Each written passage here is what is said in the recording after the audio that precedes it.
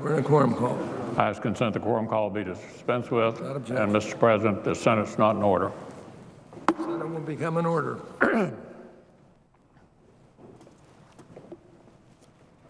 Colleagues, before the Senate is a resolution that would disapprove of the Joint Comprehensive Plan of Action agreed to by the United States, China, France, Germany, the Russian Federation, the United Kingdom, the European Union, and the Islamic Republic of Iran. I've long said the Senate should assess this deal by employing a simple standard.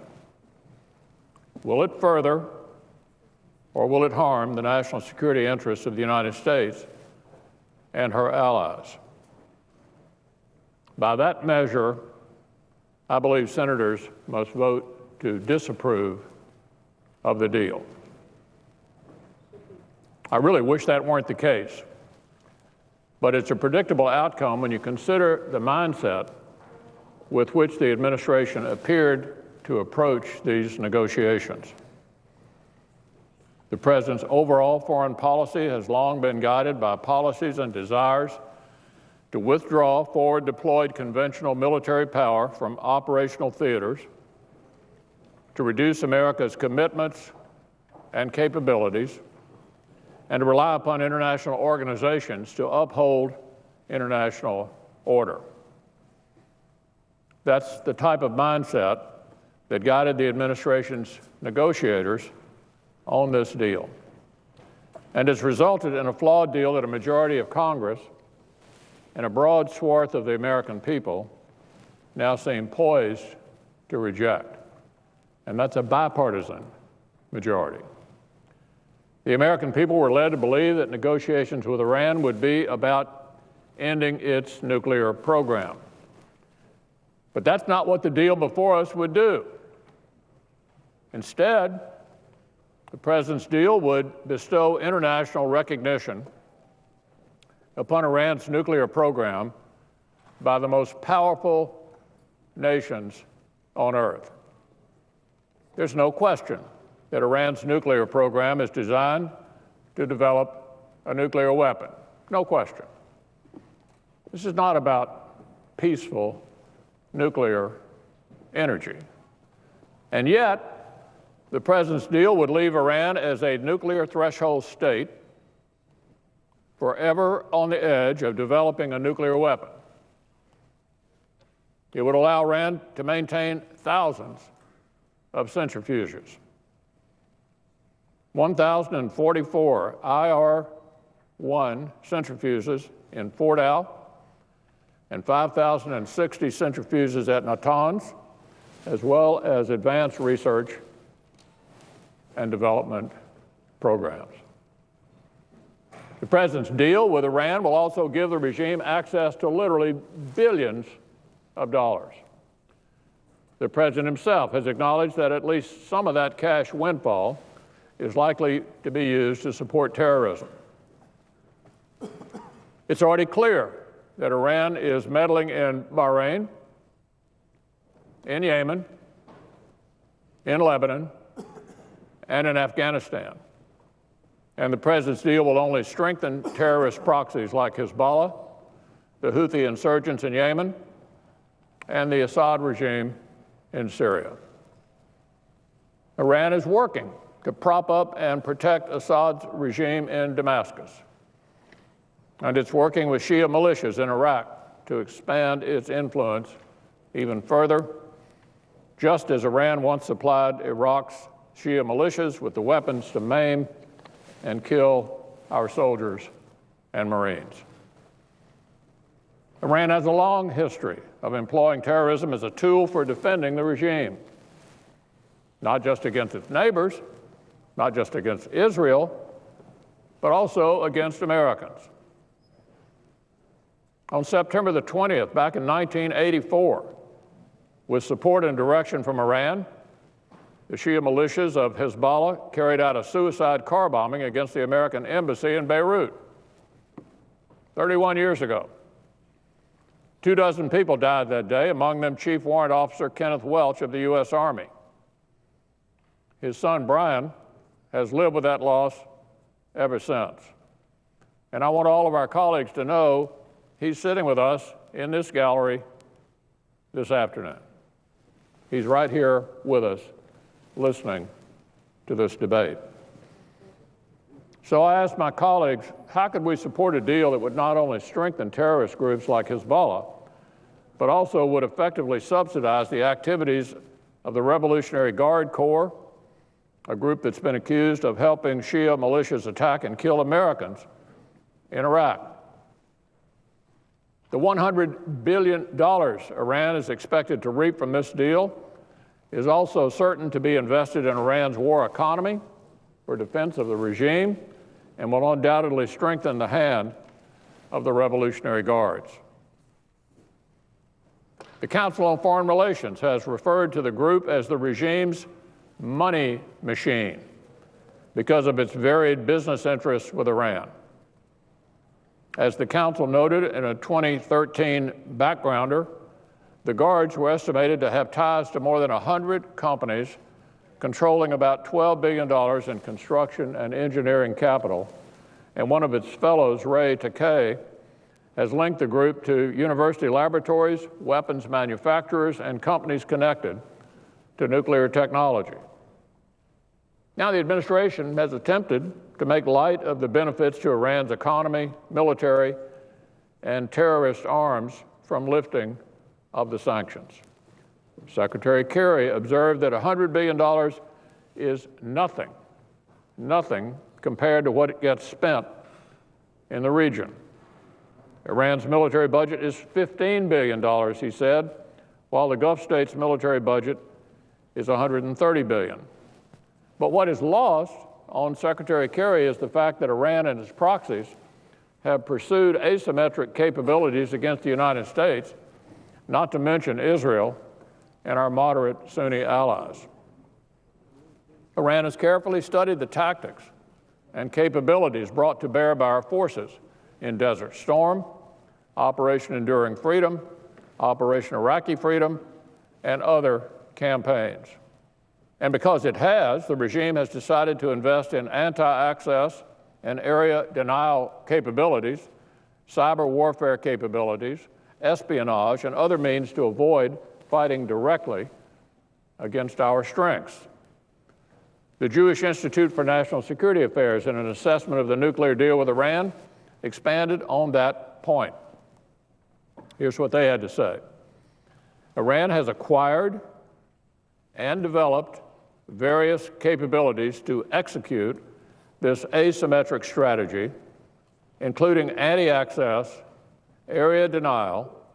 It possesses the region's largest arsenal of short and medium ballistic missiles, as well as a growing arsenal of cruise missiles and unmanned aerial vehicles to target military and energy installations throughout the Gulf, including U.S. ships.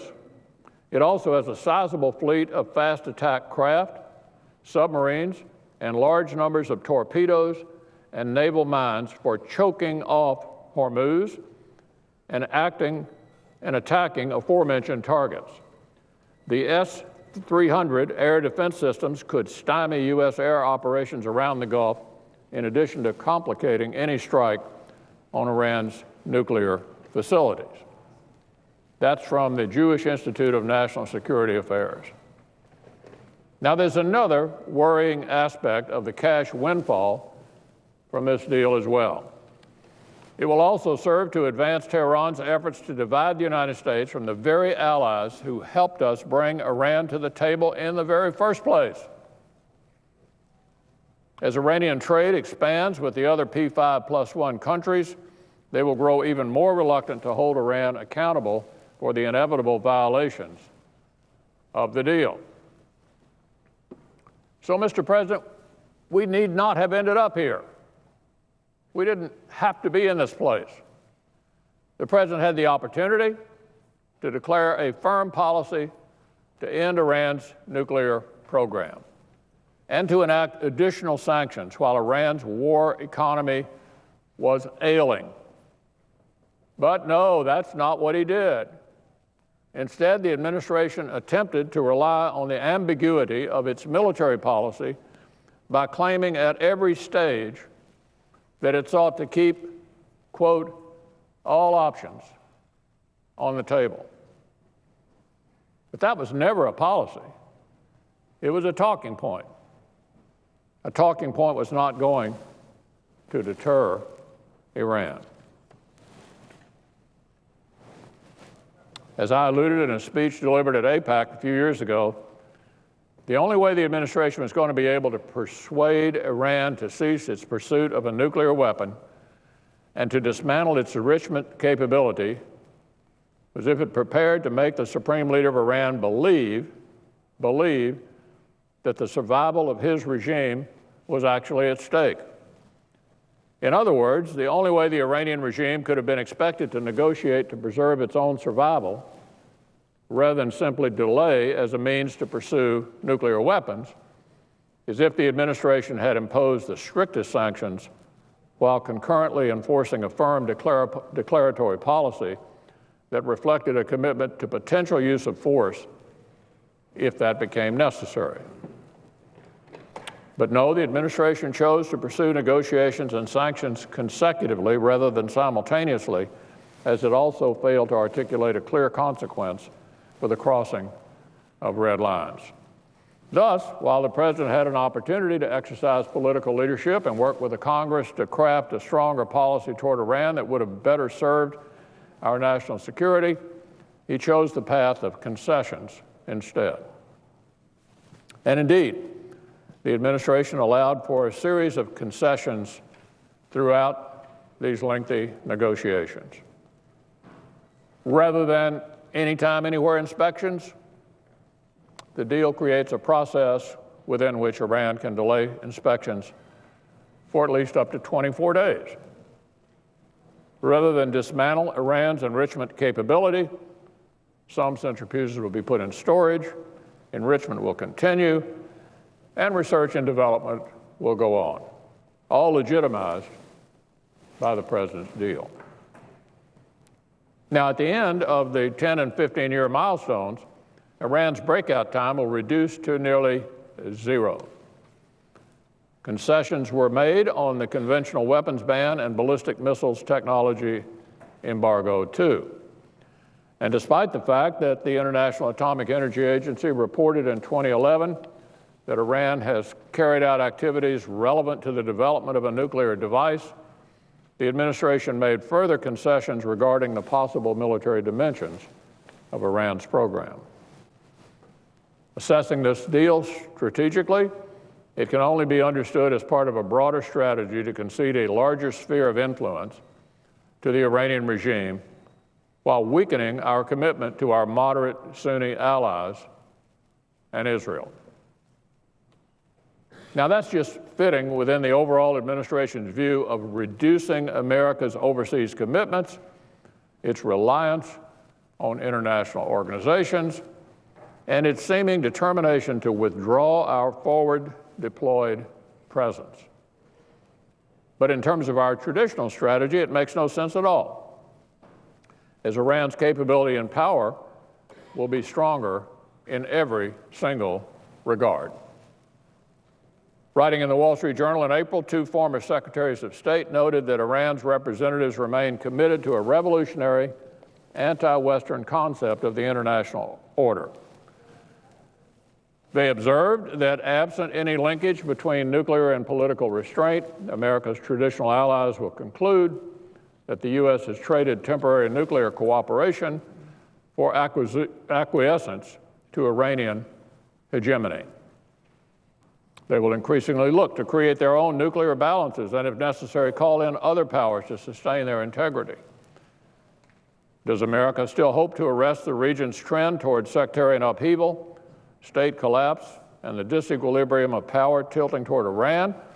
Or do we now accept this as an immediate aspect of regional balance? So regrettably, it appears that the administration has traded the appearance of nuclear cooperation for acquiescence to Iranian hegemony. Now, the president famously suggested that if countries like Iran were willing to unclench their fist, they'd find an extended hand. From that hand, the Iranians took concession after concession after concession on enrichment, on UN Security Council resolutions, on centrifuges, on missiles, on the conventional arms embargo, and on sanctions, concessions on every one of those issues. Under the president's deal with Iran, nearly every aspect of Iran's national power will be strengthened. Economic power, diplomatic power, espionage power, conventional warfare power, and the power Iran derives from supporting proxies like Hamas, Hezbollah, the Houthis in Yemen, and the Assad regime. So when supporters of the deal, Mr. President, ask what is the alternative, there is a simple answer: political leadership. It is the next president and the next Congress that will have to deal with the consequences of this deal. And if we're united in ending Iran's nuclear program, we can make clear to the Iranians that their weapons program is simply unacceptable. Remember, it was the sanctions enacted by Congress over the objections of President Obama. Many people have forgotten that. He didn't want the sanctions that he ended up getting, that caused sufficient concern within the regime to compel the supreme leader to allow the negotiations in the first place. That's why throughout the previous Congress and the beginning of this Congress, I attempted to pass additional sanctions and made a commitment to a strong declaratory policy against Iran, an idea that some of our colleagues may now deem necessary to pursue through legislation given the terms of the nuclear deal with Iran. But Congress alone cannot provide presidential leadership. It can provide for the defense capabilities required to contain and combat threats like Iran. It can reassure regional allies like Israel that this executive deal is not a treaty and can be revisited. And when Iran cheats on this deal, we can resolve to use the tools available to us to stop its nuclear weapons program. In short, Congress can lay the groundwork for the next president, but Congress needs real presidential leadership too. Just this morning, we saw reports that Iran's supreme leader had ruled out any real rapprochement with the U.S. after the nuclear deal. We saw the supreme leader state his desire to see Israel cease to exist in the coming years. And against that backdrop, we now have the president's deal with Iran before us. Any objective net assessment of this deal must conclude that it will strengthen the supreme leader's regime. No question about it. Any objective assessment would also conclude that America and her allies will be made less safe by the president's deal with Iran. Well, certainly that's the conclusion I've reached. This is the conclusion many Democrats have reached. This seems to be the conclusion the American people have reached as well. I wish this was a deal I could support, but it isn't.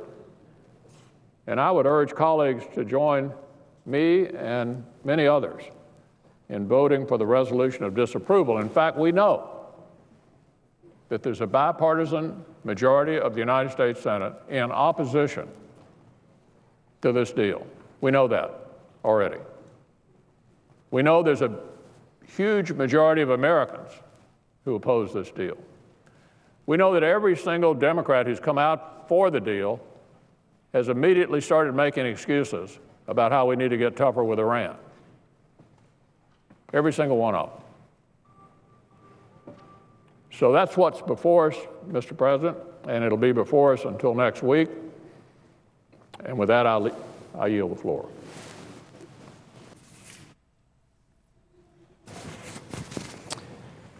Mr. President, I would just ask, is Senator from Tennessee. Is the minority leader of the Senate planning to speak, or has he decided not to? Okay, very good. Well, thank you. First of all, I want to thank our leader And I want to thank Senator Reid for allowing us to come to this vote without a motion to proceed so we could begin this debate in a sober and responsible manner. I also want to thank the leader. I know that many members on the other side of the aisle were concerned about maybe nefarious amendments being a part of this debate on the front end. And I want to thank you for the way you've set this procedure up so that we're focused only on the resolution of disapproval. That's something that I know the other side had wanted, and I appreciate you setting it up in that manner. I also want to thank Senator Cardin. I want to thank him for being such a tremendous partner on the committee itself. I want to thank him for his diligence in making, I know, what was a tough decision on the substance. But I really appreciate his ability and the way he worked with us to ensure that we even have this debate and we have this opportunity to vote. And let me just step back and refresh people's memory. I know there's been a lot of discussion, and there are some who purposely try to confuse what is happening here, but the fact is that the President decided long ago that he was not going to pursue a treaty, that he instead was going to pursue what's called a non-binding political commitment, and he was going to go directly to the UN Security Council for approval of that. As a matter of fact, he's already done that.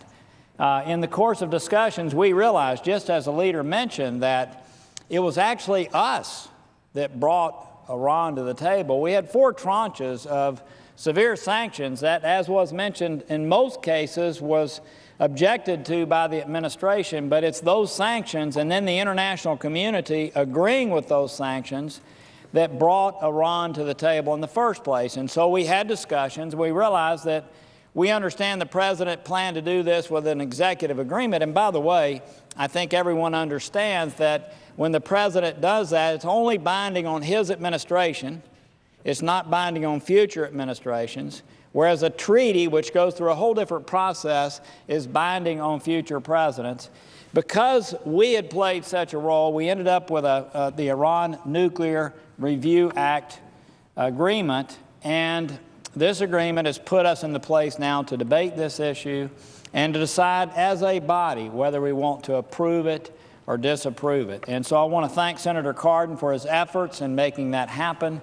I want to thank all the senators in this body, 98 of them, one was missing that day, that voted to put us in this place. As a matter of fact, I think all of us know that if it weren't for that, we'd be having no discussion.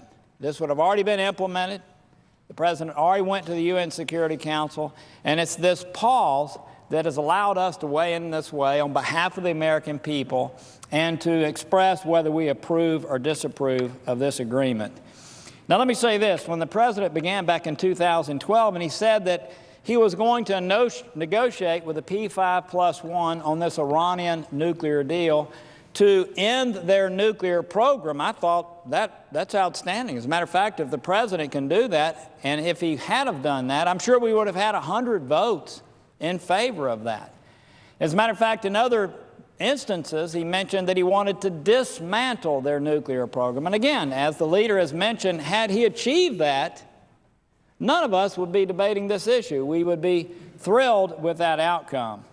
But it was very evident that that was not the course of action that was being pursued when we had the first agreement, the JOPA, and then we had another round which further, as you noted, we had additional concessions, and finally we got to the point where we all realized that what was happening, instead of a dismantling or instead of ending Iran's nuclear program, what this agreement does, if we were to approve it, it agrees to the industrialization of their nuclear program. We have a state sponsor of terror, and this agreement is approving the industrialization of their program. I think everyone knows one of the great fallacies in this deal is not only with our approval are they industrializing their program, but in 9 months, all the leverage shifts. In 9 months, this state sponsor of terror that has a gross domestic product, their country has a $409 billion economy, $409 billion.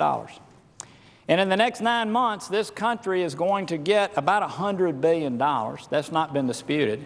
And so think about it. 25% of their economy is going to be given to them in 1 year. Think about an $18 trillion country like ours, if we were to get $4 to $5 trillion, what we would be able to do with those resources. And over that 9-month period, regardless of what they do with PMD, regardless of what they do with other issues, the rest of the big economic sanctions are going to be relieved. And so their economy is going to be growing.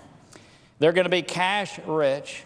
They're going to be a much, much stronger country. I think it's probably important to talk about who we're dealing with here. I know Senator Cotton has alluded to this before, as have many others, but most of us, when we went to Baghdad, through the years, sat down with General Odierno, and on his coffee table, he would have in front of him all of the devices that Iran was using to kill and maim our soldiers. I think you remember there was actually a rush at one time to rush out Humvees to try to protect our soldiers from having their limbs and body parts dismembered. And once we did that, what the Iranians did, they developed another device, and it was made of copper. And when it exploded, it would go through any type of metal. And what it was used to kill Americans. It was used to dismember them. As a matter of fact, when you see people in Tennessee or in Wyoming or in Kansas or in other places walking up and down the street with prosthetics, that was Iran. That was Iran that was responsible for the dismembering of so many Americans. They're the same people, by the way, that are supporting Assad right now.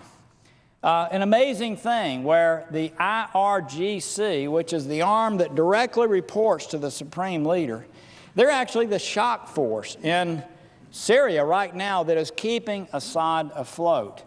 The ranking member and myself went over recently to see a display by the Holocaust Museum, and a gentleman named Caesar had documented what Assad, with Iran support, is doing to everyday Syrians in the country. What they're doing is torturing people as we sit here.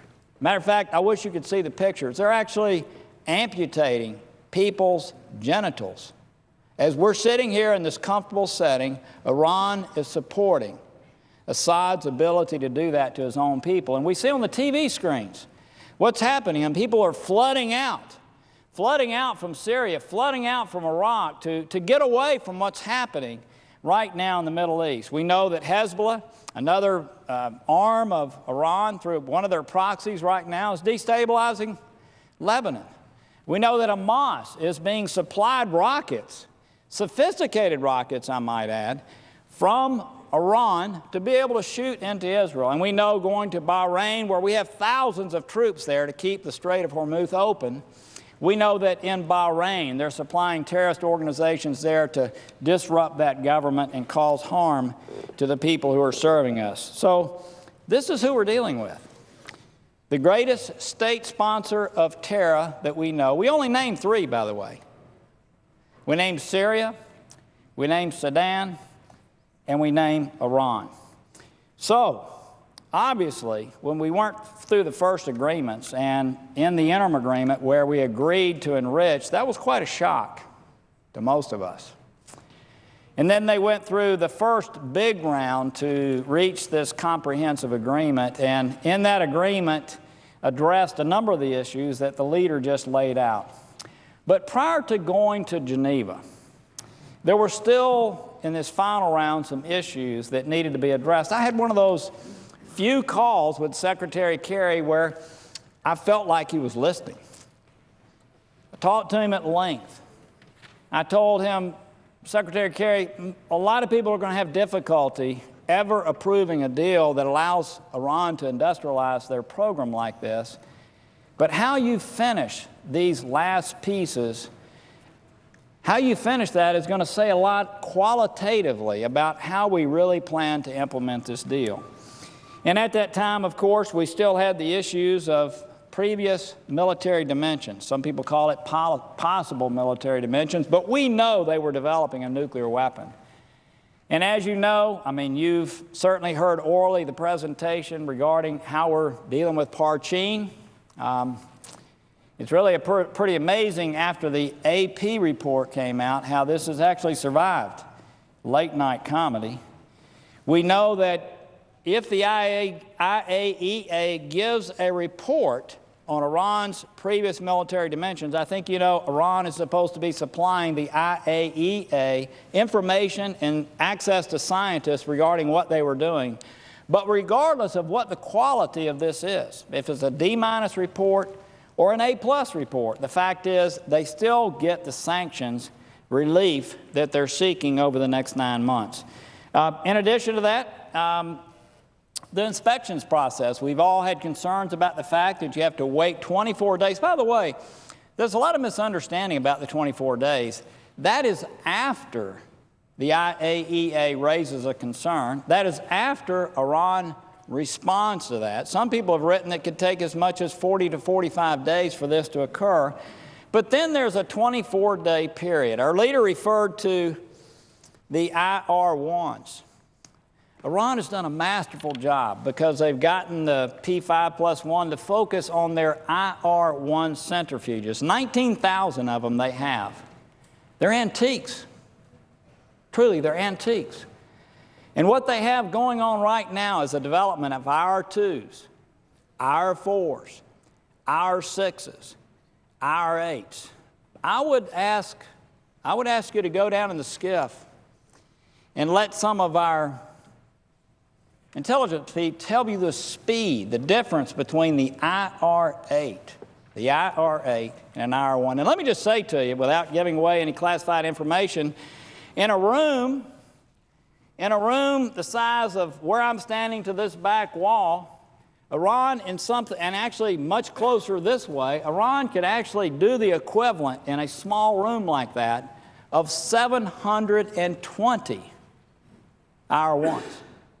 And so for our ability, again, with a 24-day inspection process to detect in very small areas of Iran, a very large country, this type of thing is going to be very difficult. So I talked to Secretary Kerry about those two things, and I'm sorry, I feel like we totally punted on those issues. And then for good measure, as has been mentioned many times, we threw in the lifting of the conventional arms embargo. I mean, where did that come from? What did that have to do with the nuclear file? We threw in the lifting of ballistic testing in 8 years. Again, what was that about? And then with some really special and peculiar language, meant, I think, to confuse, we've lifted immediately their ability to test ballistic weapons. So let me just say, again, all of this we know is being done with a country that has no practical need for enrichment. They have one nuclear reactor. One. They could buy enriched uranium so much cheaper on the market. They have absolutely no need for 19,000 centrifuges. They have no need for an underground facility to protect from bombing. They have no need for the facility at Iraq that produces plutonium. Many people have said, well, Iran wants to have the ability to deal with medical isotopes.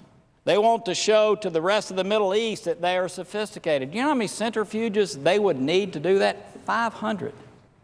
So what has all this been about? I mean, they've put their people through such grief, such economic depravity. They've been isolated from the world. They're a rogue community, and they've done all that to create a program that has, as we know, only one need, and that is so that they can develop a nuclear weapon. So look, I'm very disappointed with where we've come up, and I'm disappointed to add this as another problem. We're doing all this without a strategy in the Middle East. I wrote an op-ed in the Washington Post, not that anybody reads them, to talk about my disapproval of this deal. And when you think about it, one of the great tragedies, and again, we're seeing it play out on television. John McCain has been so good at talking about this issue. But what we're seeing play out right now is no strategy in the Middle East. It's the greatest humanitarian disaster of my lifetime. And so what's going to happen without any strategy to push back against Iran, to push back against what they're doing in Syria, what they've been doing in Lebanon, what they're doing in Yemen, what they're doing in Bahrain, what they're doing certainly against Israel and Hamas, without a strategy, this is going to be the de facto strategy. And let me remind you again, in 9 months, all the leverage goes away. Right now, we have leverage over them. In 9 months, they have all their money. The sanctions are relieved. And many of you have read statements that have been issued by the Supreme Leader and others that if we try to put sanctions on them for their terrorist activities, for violations of human rights or other activities, you know what they're going to say? They're going to say, hey, I'm sorry, you're violating the agreement. Remember, this president has tried to obligate not just us from putting additional sanctions in place, but he's tried to keep state and local governments from putting sanctions in place. So he's actually acting as a buffer against those people in good conscience that would want to push back against the terrible human rights activities that are taking place and certainly the terrorism that is being exported. So again, this is going to be our strategy. Think about it. In a year, before the next president takes office, we want to push back because Iran is supplying additional arms to Assad, as it appears Russia is doing right now. We want to put sanctions in place to push back against that. What is Iran going to say? Well, we're just going to begin development of our nuclear program. Or what if we say, we know you're in violation of this program, and therefore we're going to put the nuclear program, and therefore we're going to put sanctions in place. What are they going to say?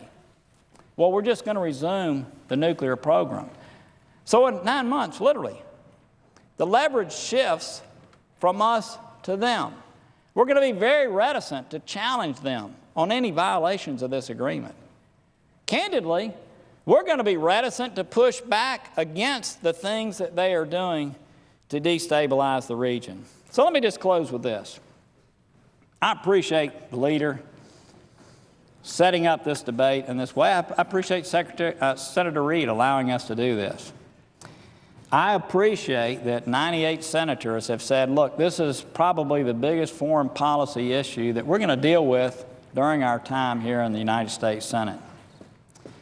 And I hope that what is going to happen is we will continue over the course of the next several days to express our approval by some, our disapproval by more, a bipartisan majority, our disapproval and the reasons that some approve this. And at the end of the day, what I hope is going to happen is that since all 98 senators in this body said that they wanted to debate this and they wanted the opportunity to vote up or down on the substance of this deal, I hope we're going to have enough colleagues in this chamber that will agree that because it's the biggest foreign policy issue of our day, because 98 senators stood up and said, no, Mr. President, you cannot implement this deal until we express whether we approve or disapprove this deal. I hope that we'll have far more than 60 senators that will agree to allow us to get to a final vote so everybody in this Senate can be accountable. This is an important issue. I thank you for the time to be able to discuss it in this way. And with that, I'll yield the floor to, I thought Senator Cardin, but it looks as if maybe Senator Durbin. Mr. President, the minority leader, or excuse me, the majority whip. Mr. President, I'd ask unanimous consent that the senator from Arizona, the chairman of the Armed Services Committee, be recognized and I be recognized following his remarks. Mr. President, reserving the right to object.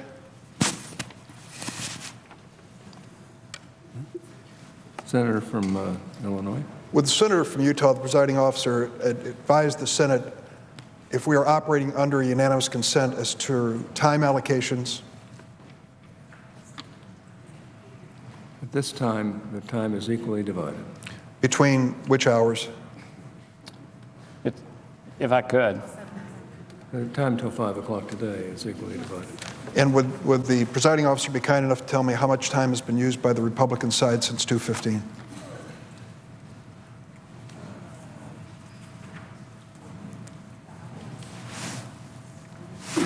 Approximately 45 minutes. I do not object. If I could. Not objection, so ordered. So I'm really glad that the distinguished leader of our Armed Services Committee is going to speak next. He's got probably more knowledge of the Middle East than almost anybody in this body. But it was my understanding we were going to rotate back and forth. And we actually have people who have, Senator Reid had asked to speak. He decided not to do so. Senator Cardin was going to speak, and we were going to rotate back between Republicans and Democrats. Senators had signed up for time, and that was the way it was to be. It wasn't going to be just Republicans on the floor and then Democrats, but it may appear that the whip would like to alter that status. We have senators on the Democratic side prepared to speak when you're ready to yield. Well, would you...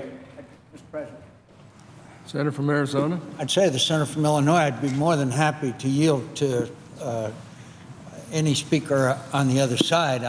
I was under the impression that we were going to be going back and forth. I think that would contribute to the debate. So if the senator from Illinois or the senator from Hawaii or anyone wants to speak, I'd be glad to yield. Mr. President, Senator from Texas. I'd ask unanimous consent that the time be equally divided between the sides of the aisle, and that following the recognition of a speaker on our side, an opportunity be given to a speaker on the Democratic side to speak, and we alternate back and forth using the time that is allotted for the debate. Reserving the right to object. The Republican side has already used 45 minutes. So I hope that you're saying that between 2:15 and 5, the time will be equally divided, and we will rotate from one side to the other.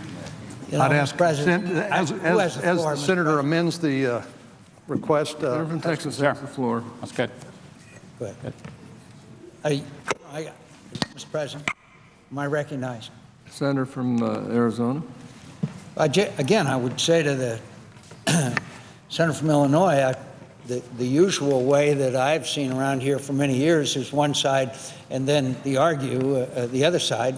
If the senator from Illinois wants to stack up all of his time on that side so there's no back and forth, I don't think that's the intent of what we're trying to achieve here. I'd say to my friend from Arizona, I've told you, we have Democratic senators prepared to speak. So when you're ready to give up the floor, we'll be glad to recognize our Democratic senators. We've been in since 2:15. We've been waiting patiently. Their schedules are very crowded, but I would hope that maybe one of them could wander over and speak. My friend from Arizona, we have a Democratic senator prepared to speak at this moment. Are you prepared to yield? Prepared to speak at this moment? I yield to whatever senator on the other side wants to speak. Senator from Hawaii. Thank you, Mr. President. A president of the United States once said that of his nation's enemy, that we cannot wish away the differences between our two societies and our philosophies, but we should always remember that we do have common interests, and the foremost among them is to avoid war. In pursuing that cause, he said, we will be prepared to protect our interests and those of our friends and allies. But we want more than deterrence. We seek genuine cooperation. We seek progress for peace. It was President Reagan who seized the opportunity during the Cold War, and President George H.W. Bush who carried it forward. Together, they achieved commitments from the United States and the Soviet Union, enemies through and through, to reduce their stockpiles of nuclear weapons, bringing us ever closer to a world free of the threat of nuclear annihilation. It ingrained in us a tradition of pragmatism, the idea that even with countries we deeply distrust and whose behavior we abhor, we cannot ignore the opportunity to prevent the proliferation of nuclear weapons. The Joint Comprehensive Plan of Action that the United States negotiated with Iran and the other members of the P5+1 preserves that tradition to seek progress for peace. This deal is not perfect, as the chairman of the Foreign Relations Committee so ably explained. We had to make concessions. That's because it was negotiated between sovereign countries pursuing diplomacy and not unconditional surrender. I hear complaints about one provision or another, and some of those criticisms are valid. But we don't have the luxury of sending our negotiators back to Vienna. If we do that, things will fall apart. Every ambassador from the P5+1 has made clear that the multilateral sanctions that brought Iran to the table will be upended. We would be isolated diplomatically, Iran's nuclear program would be unconstrained, and Iran would get most of its money too. Of course, we could levy harsh unilateral sanctions ourselves, and that would be emotionally satisfying to many, but they won't bite. They did not when Iran went from only 300 centrifuges to more than 18,000, and they won't now. The question in this debate is whether to approve the deal or to dump it. There is no door number 3. But we don't need to feel resigned because as a deal, it's quite a good one. Experts in the non-proliferation space almost unanimously affirm that it's a strong deal. It blocks each one of Iran's pathways to the bomb and places its nuclear program under strict international supervision. There is no alternative to this agreement, certainly no military option that eliminates 98% of Iran's fissile material or 2/3 of its operating centrifuges. Now, I want to grant that critics make a few very persuasive arguments that have more to do with how we view Iran than how we view this deal. First, they say that it places too much trust in Iran. But the opposite is true. This agreement is not based on trust or shared values, and we have no reason to assume that Iran will comply with its terms in good faith. That's why the agreement adopts a robust inspections and verifications regime that will be in place for up to 25 years. We will be monitoring Iran's entire nuclear supply chain, from uranium mining, milling, and enrichment to the manufacturing and replacement of centrifuges. So we will know if Iran is diverting uranium or centrifuges to secret facilities. If Iran does try to break out to acquire the bomb, all options remain on the table to stop it, including the use of military force. And because the agreement provides us more information about Iran's nuclear program, our military options will be more effective and have the backing of the international community because we will have exhausted diplomacy first. The other concern, and I think this is a valid one, is that this deal should not be overstated in terms of its impact on our priorities and alliances in the region. It's important on the nuclear issue, but in October, we will have many of the same challenges in the Middle East that we have in September. Iran is still the world's leading state sponsor of terror, and nothing in this deal will deter us from working to contain Iran's regional aspirations, including its support of Hamas and Hezbollah. But our efforts can now occur with a nuclear-armed Iran off the table. I want to personally offer some words to those Americans who love Israel with a personal passion and commitment that I share.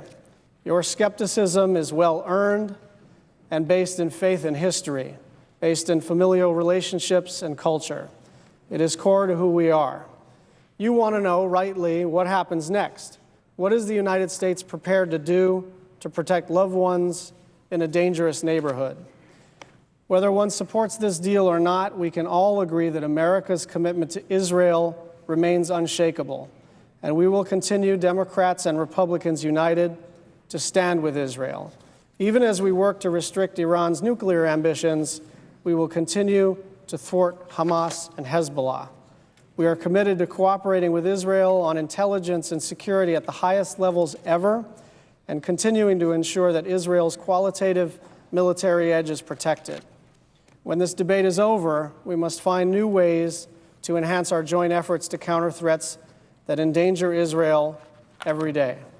Mr. President, we are debating what may be the most important foreign policy choice of the decade. Our decision will have consequences for the security and the stability of the new Middle East. If Congress chooses to oppose this agreement, we will witness an unraveling of the international sanctions that brought Iran to the negotiating table, with Iran moving ever faster towards the bomb and our country left with few choices besides another war in the Middle East. We have shown as a country that we have the will to protect ourselves, our allies, and our interests, using military force when truly necessary. We will continue to stand with Israel despite whatever temporary disagreements our governments may have. We don't underestimate or understate the challenges that we have and the role of our military in shaping events for the better. But in this instance, with eyes wide open, we ought to pursue peace first. Thank you, Mr. President. I yield the floor. Senator from Arizona. Mr. President, I want to thank the Majority Leader of the Senator from Kentucky for conducting the debate on this agreement with the seriousness and gravity that it deserves. In doing so, he has acted in the best traditions of the Senate, and I thank him for it. I'd like to thank my colleague, Senator from Tennessee and the Chairman of the Foreign Relations Committee, who I believe just gave a very eloquent presentation of the situation as we are debating today. Today begins the culmination of a monumental debate that our nation has conducted for the past 3 months. This debate is not about whether we support diplomatic solutions to international challenges, or whether we're willing to negotiate with the Iranian regime, or whether we should go to war with Iran. That's not what this debate is about, despite the President's sad partisan attempts to make it so. It's always preferable to solve international problems without resorting to military force.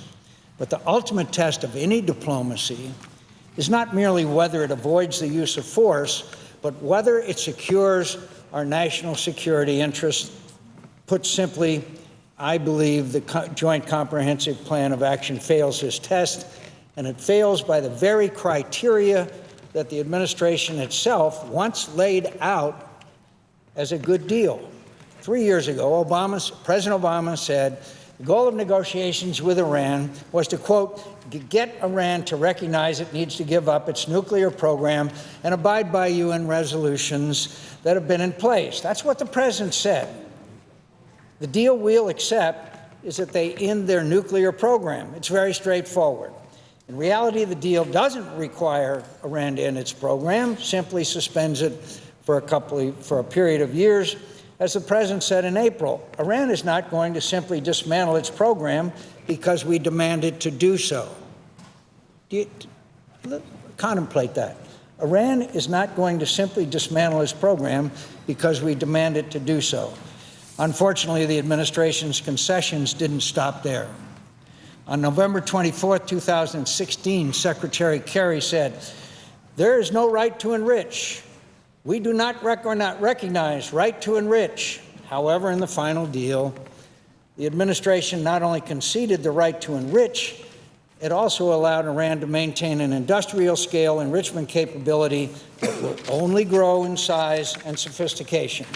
On the issue of Fordo, the once covert nuclear facility that was built deep into a mountain, President Obama said in December 2013 that Iran had no need for such a facility if all it sought was peaceful nuclear energy. And yet the final deal allows Iran to maintain nearly 1,000 centrifuges at Fordo and conduct nuclear-related testing there during the entire life of the agreement. On the issue of Iran's breakout capacity, President Obama said in December 2013 that in the deal he envisions, the Iranians, quote, as a practical matter, do not have a breakout capacity. Here, too, the administration reversed itself, conceding to a breakout capacity and establishing the arbitrary standard of 1 year. Similarly, on the so-called possible military dimensions, or PMD, of Iran's past nuclear activities, Secretary Kerry said this April, they have to do it. It will be done. It will be part of a final agreement. It has to be. 2 months later, Secretary Kerry reversed himself, saying, quote, we're not fixated on Iran specifically accounting for what they did at one point in time or another. We know what they did. We have no doubt. We have absolute knowledge. You know, my friends, this kind of hubris is astonishing. I know of no intelligence professional who would share that level of certainty. But perhaps Secretary Kerry's reversal is because the final deal does not require Iran to resolve the PMD issue prior to receiving sanctions release. Furthermore, the chief of Iran's Atomic Energy Agency has said sanctions relief will proceed regardless of the resolution of the PMD issue. That was the chief of Iran's Atomic Energy Agency.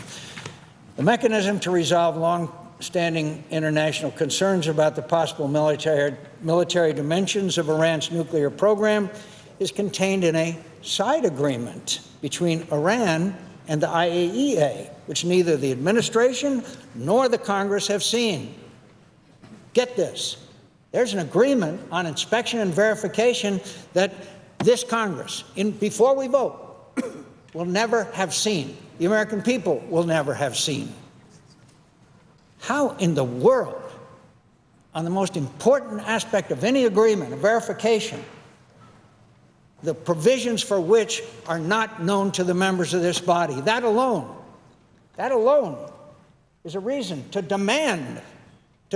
What are those side agreements? Maybe they're nothing. Maybe they're something we would approve of. We don't even know what in the world we are. The administration provided a classified briefing on what they know to be in this side agreement, and suffice it to say, I think most of us, even on both sides of the aisle, would agree that that briefing is one of the more bizarre and disturbing aspects of this deal.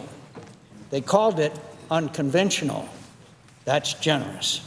What's more, the inspections of Iran's facilities will be conducted by the IAEA, the International Atomic Energy Agency. There will be no Americans allowed on the ground, and the details of how these monitoring activities will occur are contained in another side agreement between the IAEA and Iran.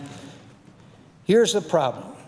Verifying that Iran is not cheating on this deal requires a full accounting of the possible military dimensions of Iran's nuclear program. To verify that Iran has ceased its nuclear weapon-related activities necessarily requires that we know the full extent of these past activities, the personnel, facilities, equipment, and materials used, and over what time period. We do not have that information. President Obama has said that this deal is based on verification, not trust.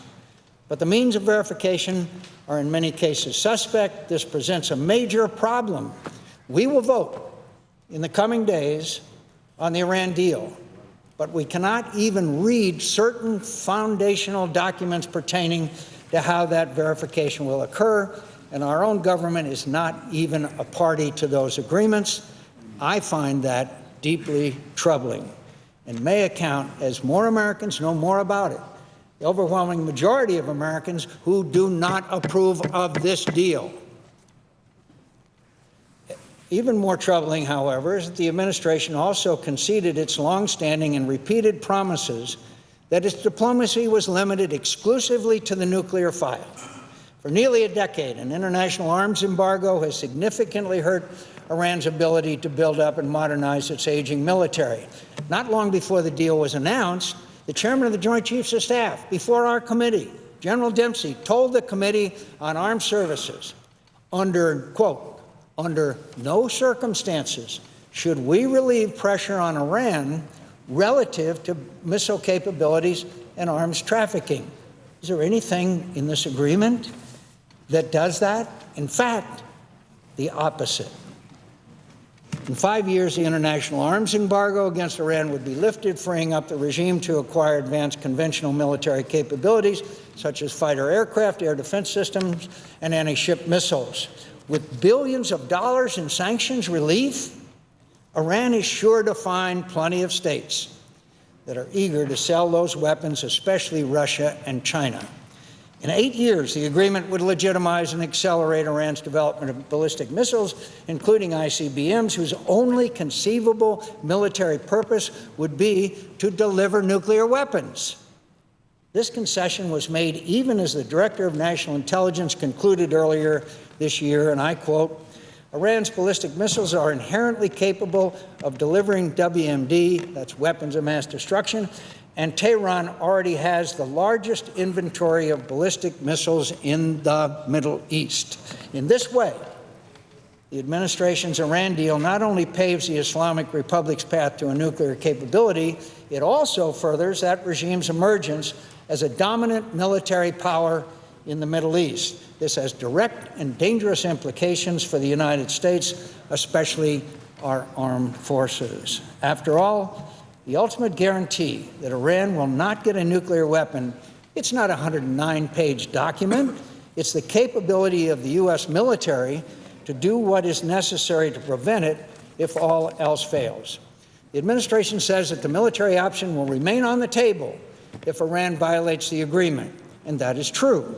Yet the agreement itself would enable Iran to construct the very kind of advanced military arsenal that could raise the cost of employing our military option should it become necessary. In short, if this agreement fails and U.S. service members are called upon to take military action in Iran, their lives clearly would be at greater risk because of the terms of this deal. As we debate the technical details of this agreement, this is the bigger picture that we must stay focused on. The strategic implications of this agreement for nuclear proliferation, regional security, and the balance of power in an increasingly chaotic Middle East. This has been the focus of our oversight in the Committee on Armed Services. And from this perspective, this bad Iran deal only looks that much worse. Iran's not just an arms control challenge, it's a geopolitical challenge. For years, many of us have urged the administration to adopt a regional strategy to counter Iran's malign activities in the Middle East. The Senator, Chairman of the Foreign Relations Committee, pointed out what has been done by these IEDs that Qasem Soleimani sent into Iraq to kill and maim our men and women who are serving in the military. Unfortunately, if such a strategy exists, there is no evidence of it. Instead, we've watched with alarm as Iran's military and intelligence operatives have stepped up their destabilizing activities in Iraq, Syria, Lebanon, Yemen, Bahrain, Gaza, and elsewhere. Iran did all of this under the full pressure of sanctions. Now Iran will receive tens of billions of dollars in sanctions relief. To be sure, a good amount of that money will go to Iran's priorities, but much of it will also surely flow to Iran's Revolutionary Guards Corps and Quds Force, groups that, as the chairman of the Joint Chiefs of Staff also mentioned, were responsible for the deaths of several hundred U.S. service members. This will have enormous consequences for stability in the Middle East and for America's credibility. For decades, Republican and Democratic administrations have sought to contain the malign influence of the Iranian Republic of Iran and prevent it from acquiring a nuclear weapons capabilities. Our allies and partners have entrusted much of their own security to the United States because they believed that our commitments were credible. In this way, America's role in the region has been to suppress security competition between states with long histories of mistrust and to prevent that competition from breaking down into conflict. I fear this agreement will further undermine our ability and willingness to play that vital stabilizing role. Our allies and partners in the Middle East have increasingly come to believe that America is withdrawing from the region and doing so at a time when Iran is aggressively seeking to advance its geopolitical ambitions.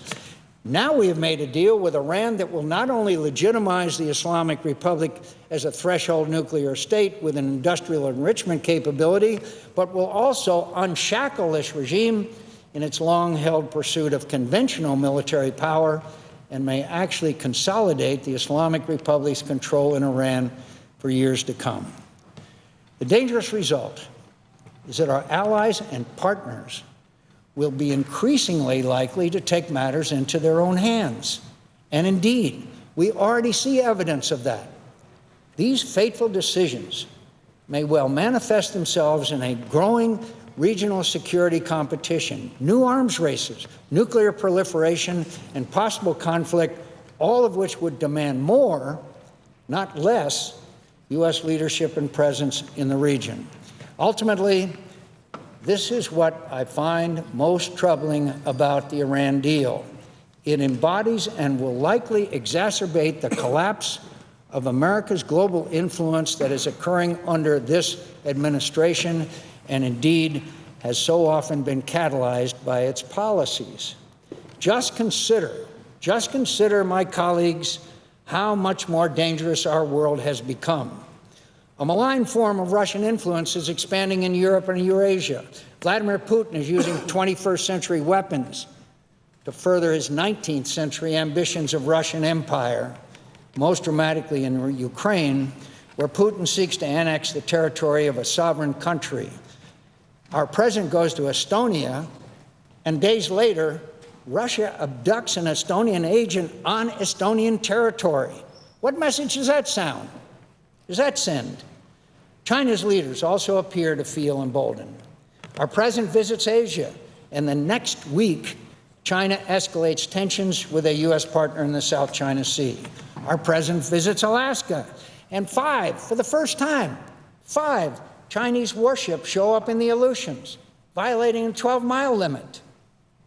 Meanwhile, China continues its military modernization while building and militarizing land features in international waters. Again, there's no deterrence. Cyber attacks against our nation are increasing in regularity and severity. In just the past year, we've been attacked by North Korea, Iran, China, and Russia, and the administration does what? Nothing.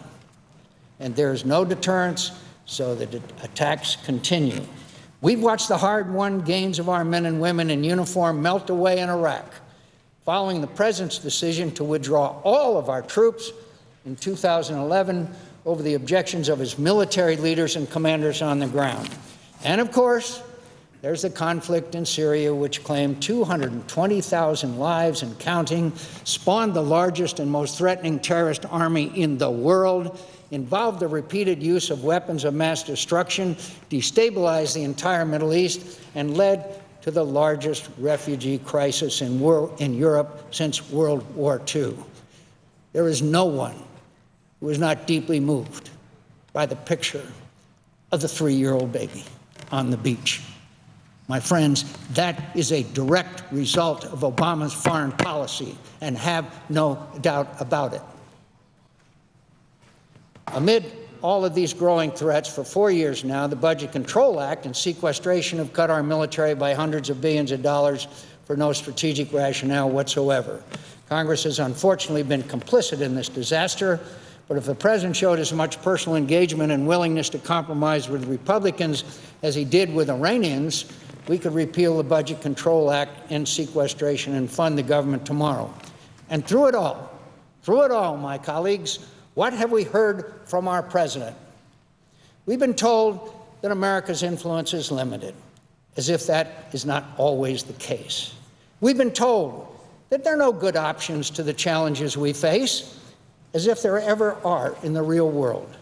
We've been told that we cannot solve every problem in the world, as if that absolves us from ever attempting to solve any problem. We've been told that the administration's worst failures are always someone else's fault, and that no policy of theirs, after 6 years in power, is ever to blame. And we've been told that the only alternative to our current mess of a foreign policy is war, and that anyone who disagrees with this president, Republican and Democrat, they make no distinction, is a warmonger,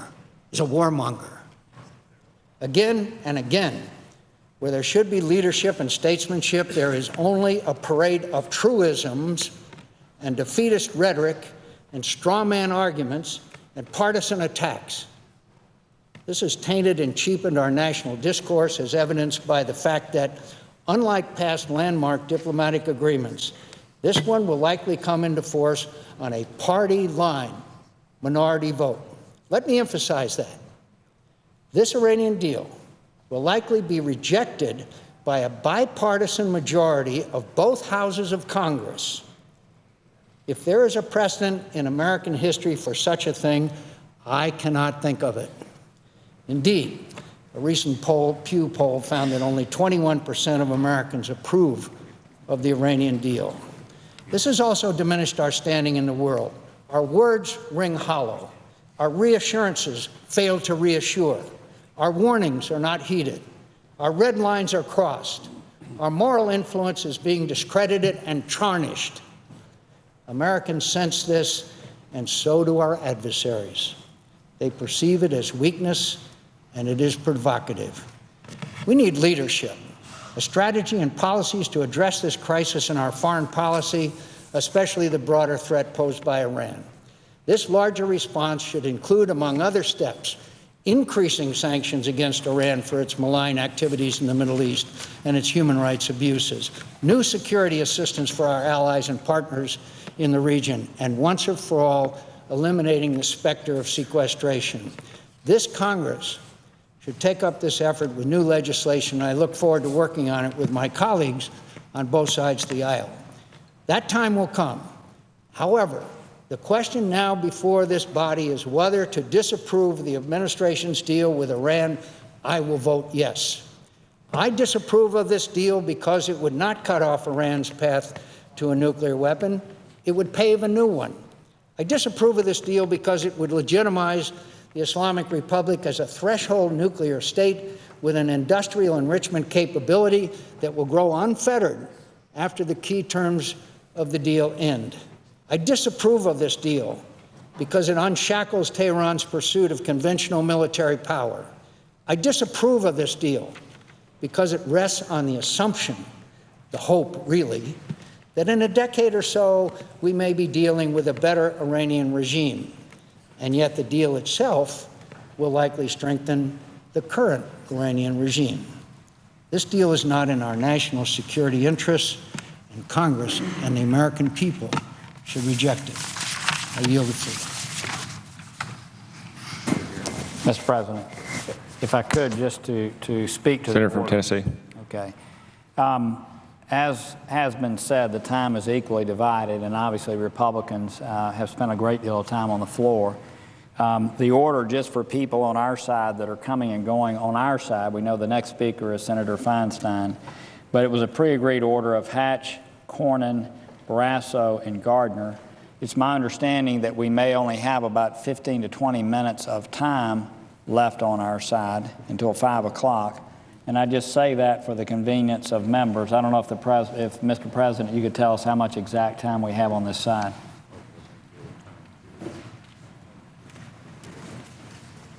The Republicans have approximately 10.5 minutes remaining. I say that for the convenience of people on our side who may come and go. That's the order, and I know that obviously, how much time does the Democrat side have?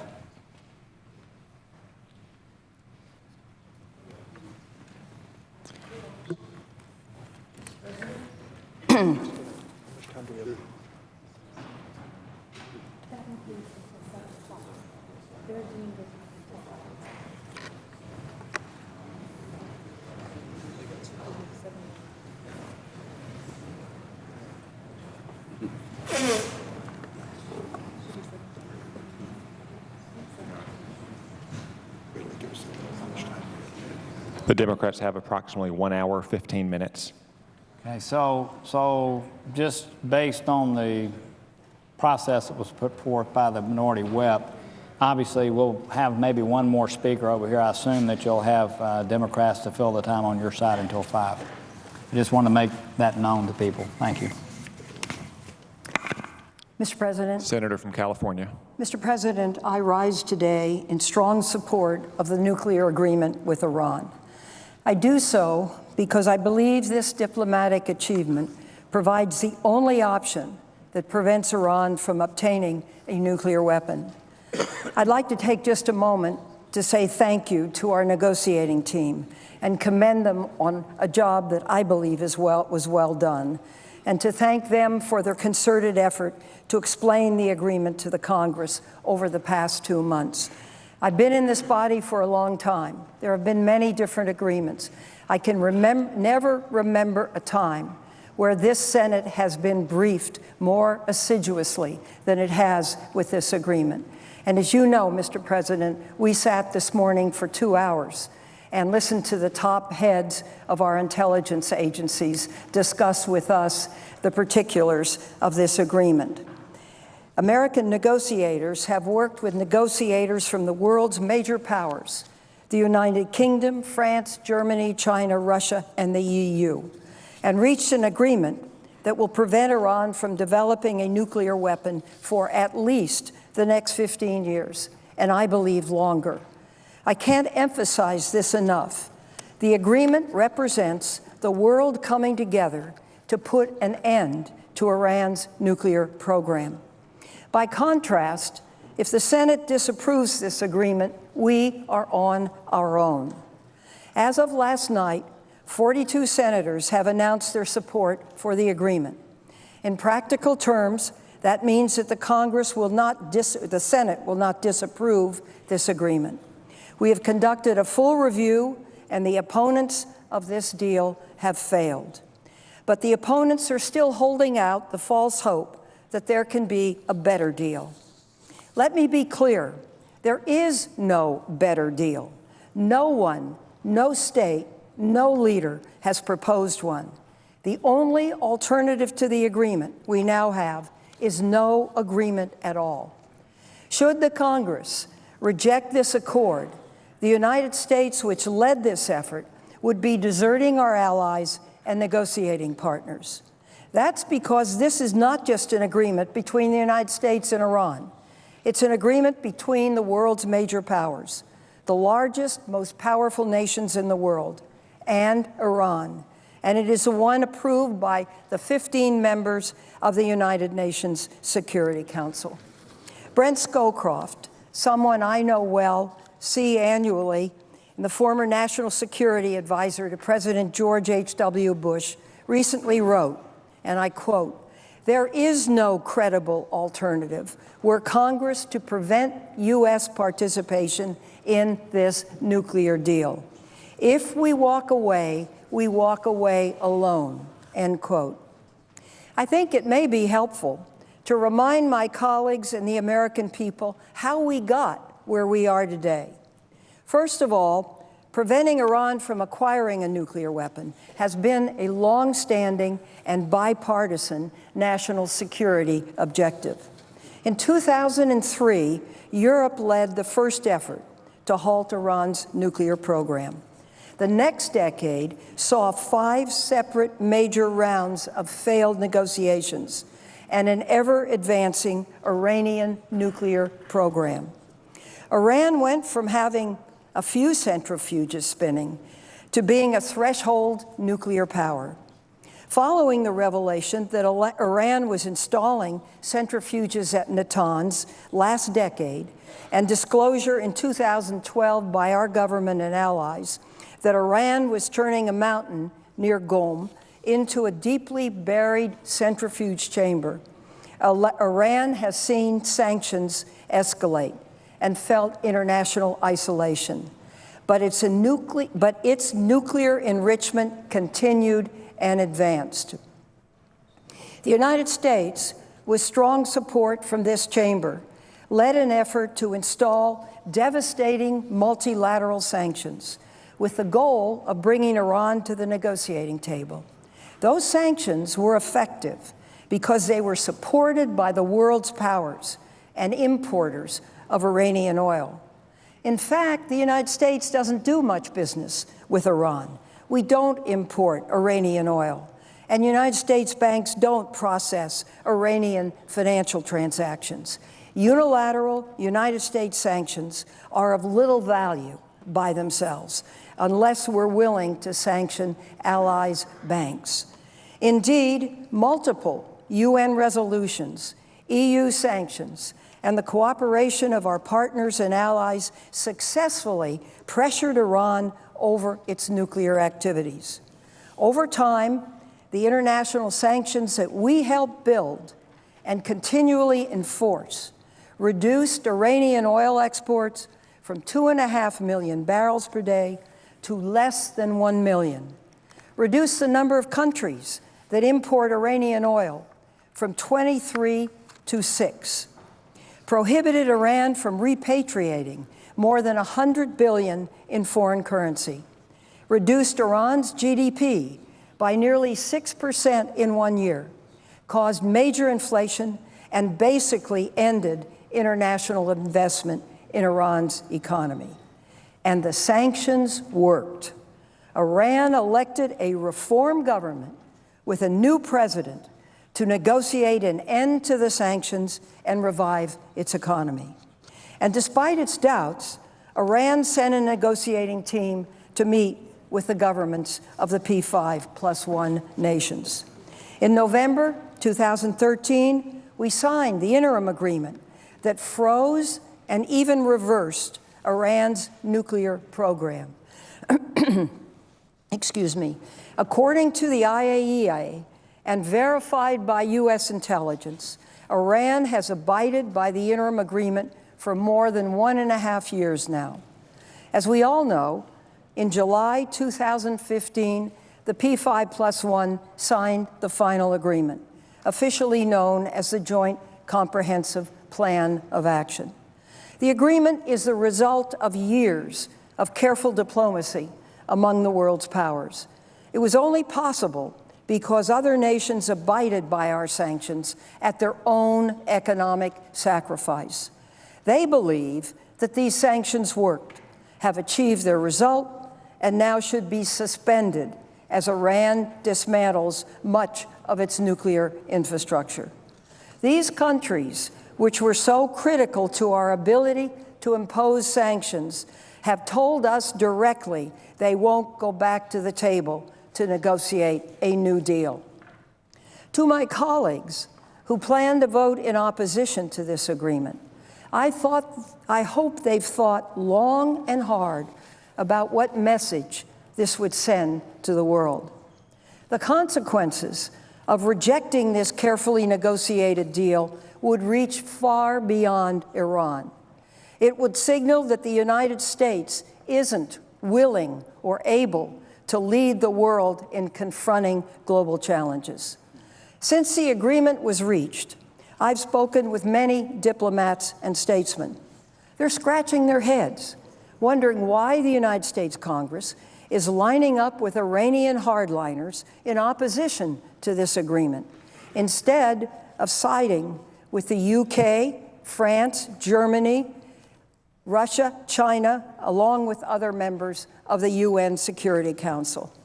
Last week, Saudi Arabia announced its support for the agreement.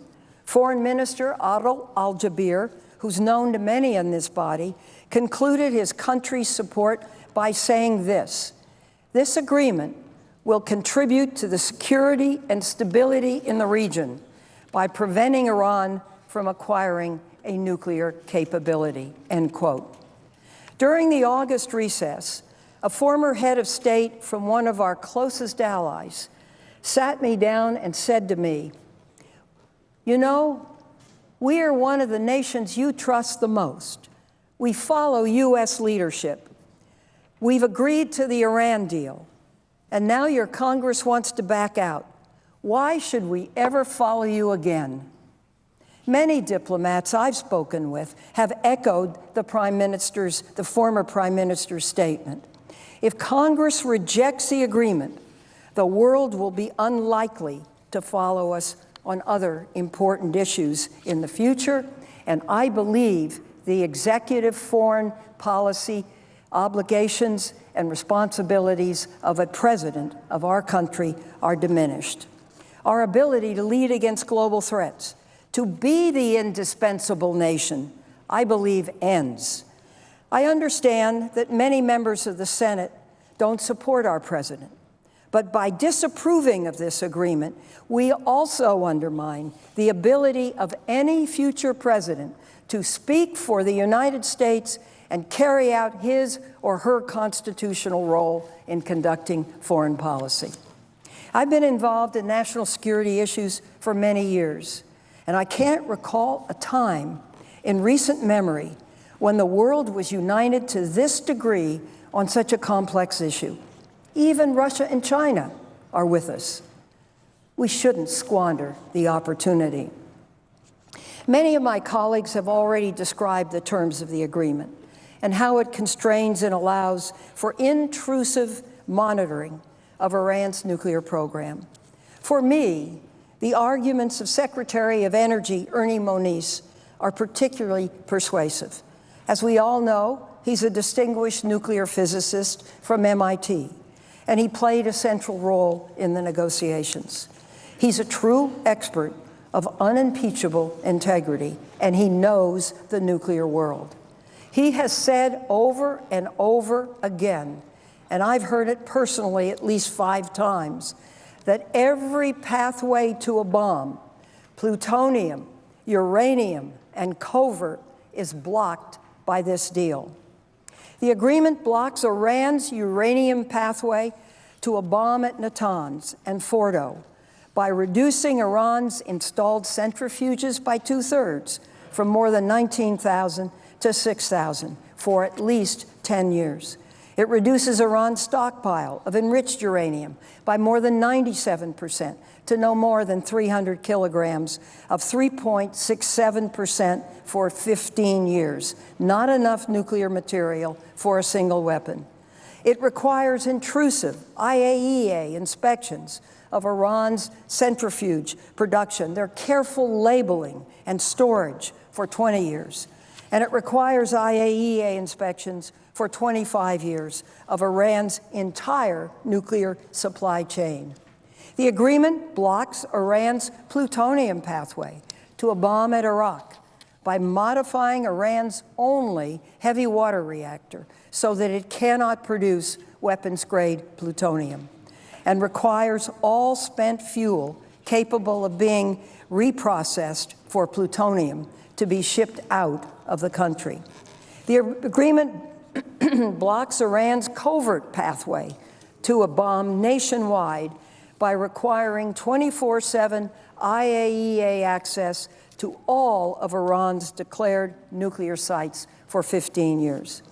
Empowering the IAEA to use its most advanced monitoring techniques and equipment to ensure Iran cannot tamper with its devices or evade nuclear monitoring.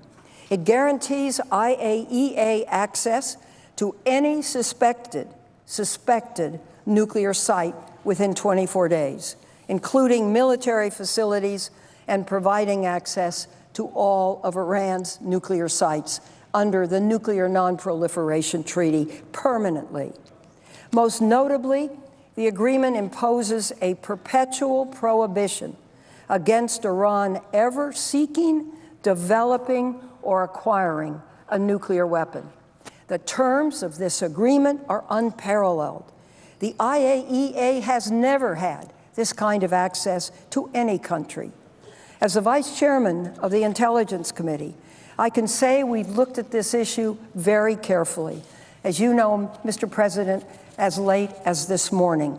I can say that if Iran doesn't comply with its obligations, we will know about it, and we will be able to snap back the sanctions that are suspended under this agreement.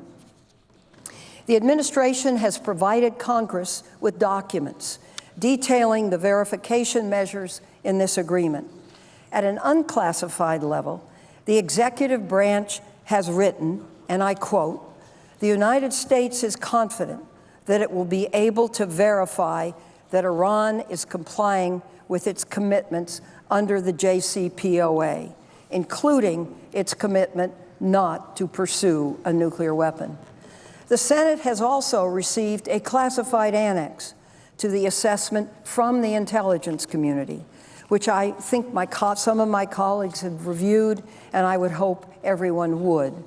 The Senate Intelligence Committee has met with the heads of the U.S. intelligence agencies, as I just said, as recently as this morning, to receive testimony and ask questions on our ability to ensure that Iran is complying with the terms of the nuclear agreement. From the reports and those hearings, I am very comfortable saying that the covert path to a bomb is closed, period. I recognize that this agreement doesn't address other problems the United States and international community have with Iran. Iran continues to support terrorist groups, prop up Bashar al-Assad, and undermine stability across the Middle East.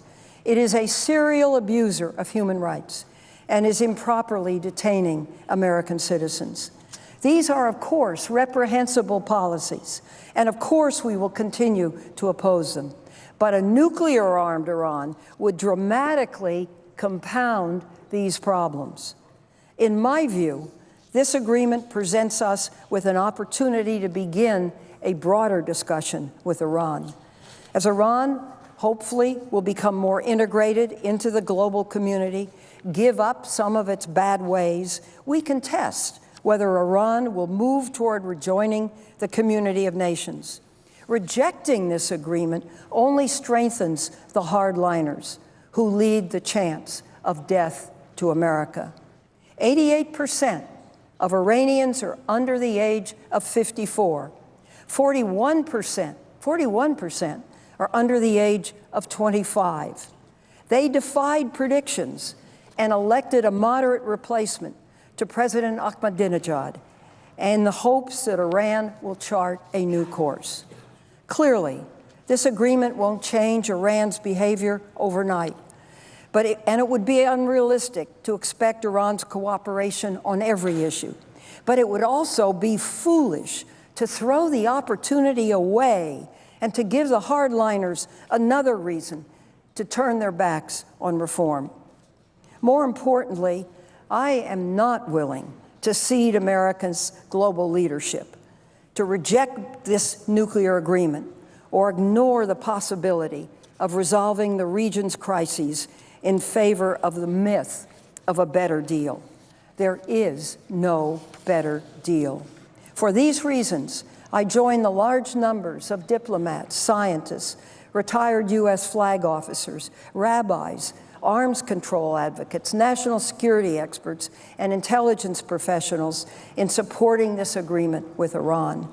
I urge my colleagues most sincerely to oppose the resolution of disapproval and support this historic agreement. Thank you, Mr. President. I yield the floor. Mr. President. Majority Whip. Mr. President, I listened carefully to the eloquent remarks of the distinguished senator from California, of all of the countries around the world that embrace this deal. And I didn't hear her once mention the nation of Israel, our most significant, important ally in the Middle East, and because, in fact, they do not approve of this.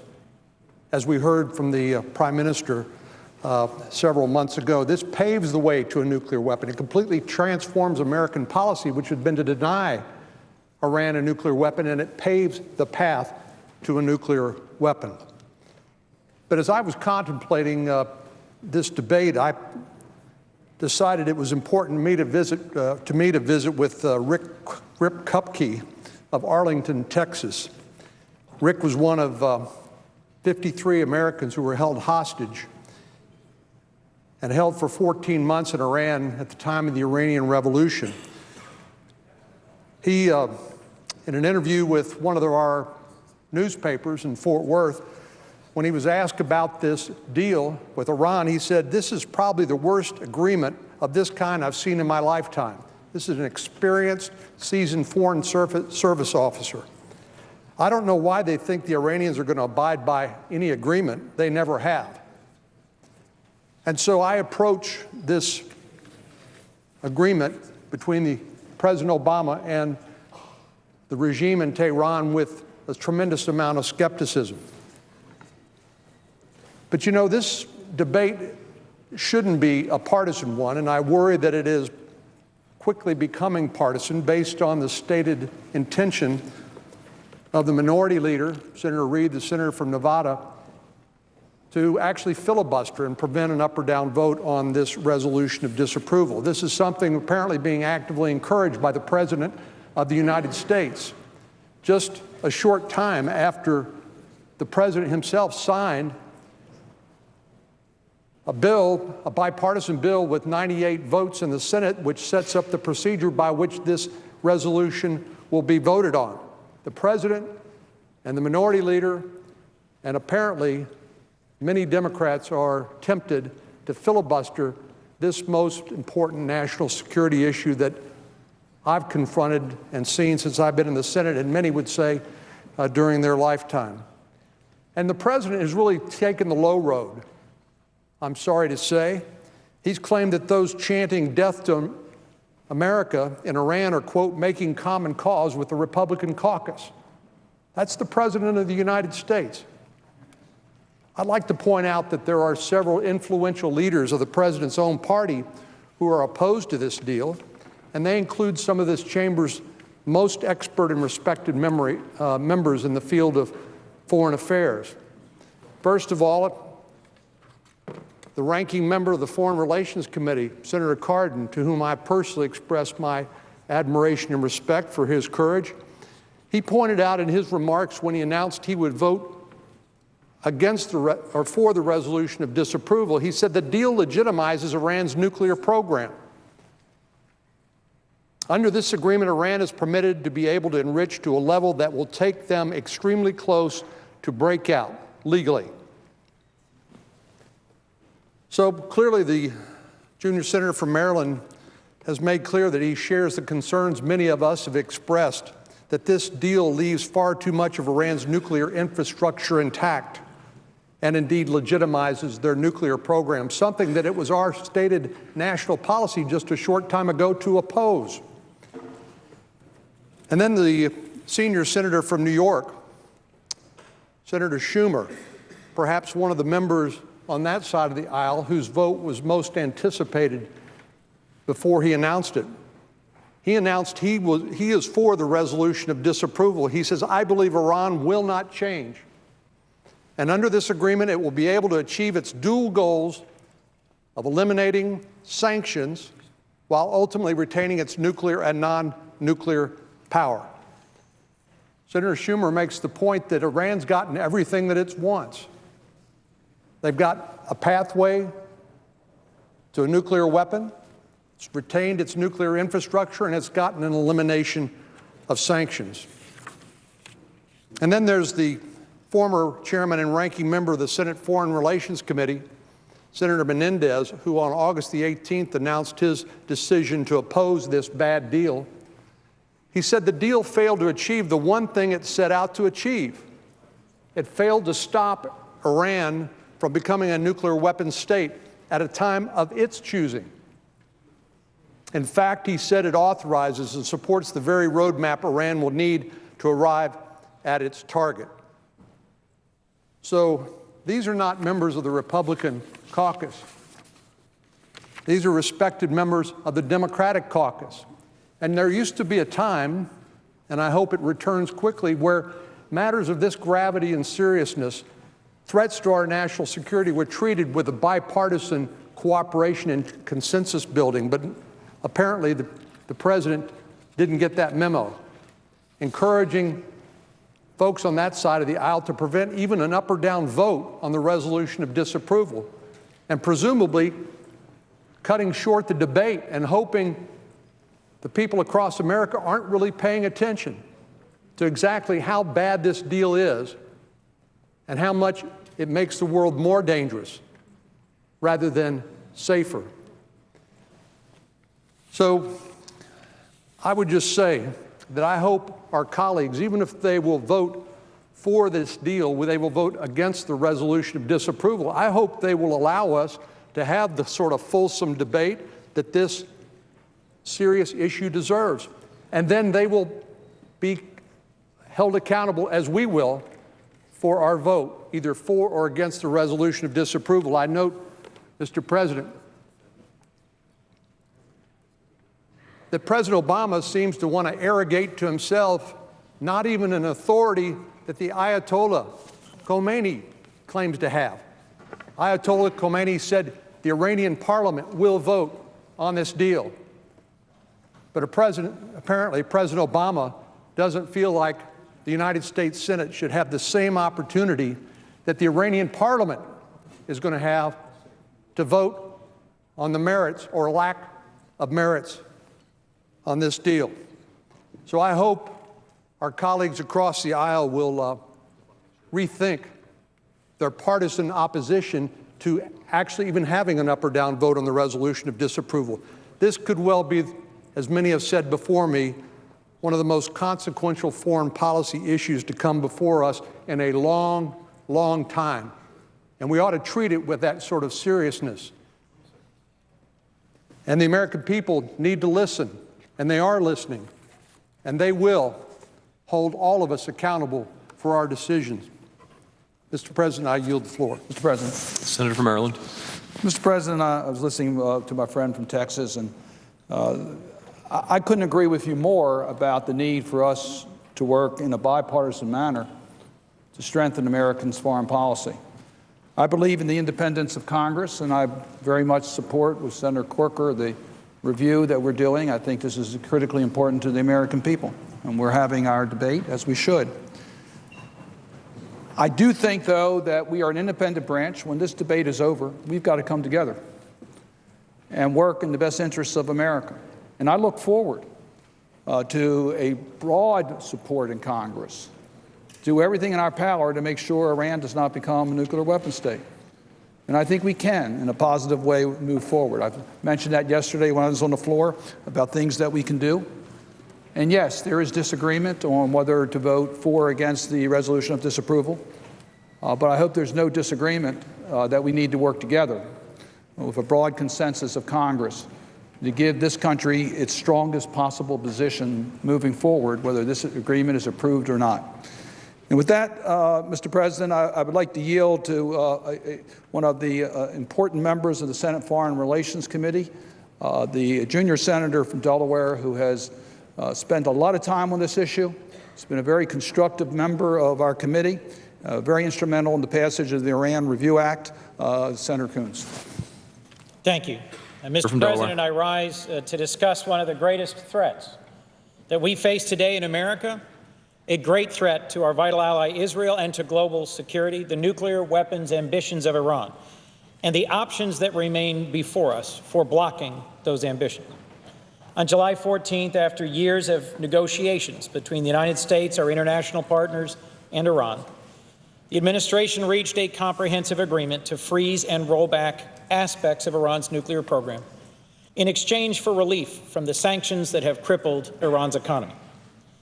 Our key partners in imposing and enforcing the sanctions that drove Iran to the negotiating table, the UK, Germany, France, the EU, China, and Russia, also joined in negotiating and ultimately ratifying this deal. Thanks to bipartisan legislation that passed this chamber nearly unanimously, Congress is now fulfilling its duty to review this deal under the authority of the Iran Nuclear Agreement Review Act. And as a public servant and member of this body, I'm grateful for the opportunity to join my colleagues to thoughtfully debate this vital and important issue. As a body, we owe that to the American people. As a senator from Delaware, I owe that to Delawareans to participate in a vigorous debate on an issue with profound and far-reaching consequences, not just for our nation, but for the whole global community. And in preparation for this vote, I've dedicated myself to studying and understanding the content and consequences of the deal. And I'm grateful to the bipartisan leadership of Chairman Corker and Ranking Member Cardin in convening more than a dozen hearings of the Foreign Relations Committee, as well as classified briefings, to the dozens of experts who came before us, both against and in favor of the deal, to provide us with analysis and insight, and to the thousands of Delawareans who've reached out to me by phone, by email, by text, in person, to express their strongly held views, both against and for this agreement. Mr. President, like many of my fellow Delawareans and Americans, I am deeply suspicious of Iran, the world's leading state sponsor of terrorism. I'm also deeply suspicious of Iran's intentions for its nuclear program, given its long record of cheating on past deals and of consistently expressing virulently anti-American, anti-Semitic, and anti-Israel views. Iran is a dangerous regime that is today dangerously close to having enough fissile material to build a nuclear bomb. A nuclear-armed Iran would be a profound threat to our nation's security and our interests around the world, as well as the security of our vital ally Israel and all of our partners in the Middle East.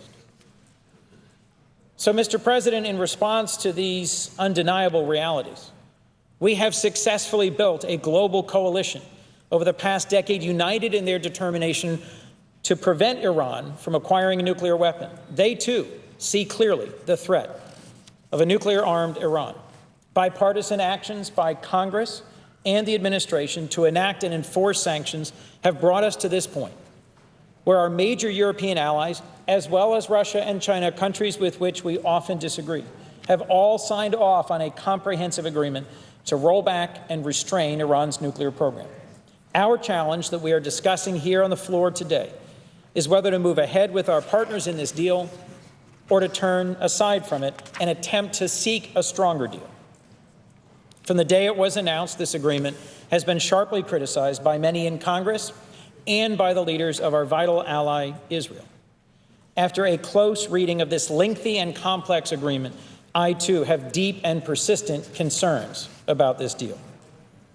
If Iran simply complies with the plain language of this deal, it will first gain tens of billions of dollars in sanctions relief that it will likely use to strengthen its support for terrorism and its proxies and rogue regimes, and that will make it more resilient to future sanctions. Most importantly, the deal leaves in place key nuclear facilities and programs that over 10 to 15 years or more will allow Iran to develop a large-scale uranium enrichment capability that could be used to quickly make material for nuclear weapons if it decides to violate this agreement and the Non-Proliferation Treaty. To look at those realities and not recognize them as significant challenges or flaws would be to miss the core content of this deal. On the other hand, the agreement achieves several critical goals that could not be easily achieved by any other means that freeze or roll back Iran's nuclear ambitions. To get any sanctions relief, Iran must give up 97% of its existing stockpile of 12 tons of enriched uranium. It must disable 2/3 of their 19,000 centrifuges and permanently restructure its heavy water reactor at Arak so it can no longer produce weapons-grade plutonium. I have heard no questions or challenges to the technical aspects of these significant accomplishments in the deal. Most importantly, in my mind, Iran has agreed to thorough, intrusive, around-the-clock inspections of all of its declared and known nuclear sites, its uranium mines, uranium mills, centrifuge production, and uranium enrichment facilities for 15 years and more. Iran pledges under this agreement to abandon all efforts to develop or acquire a nuclear weapon, and the UN has ratified a unique arrangement under which the U.S. alone is able to reimpose UN sanctions on Iran for cheating on this deal at any point.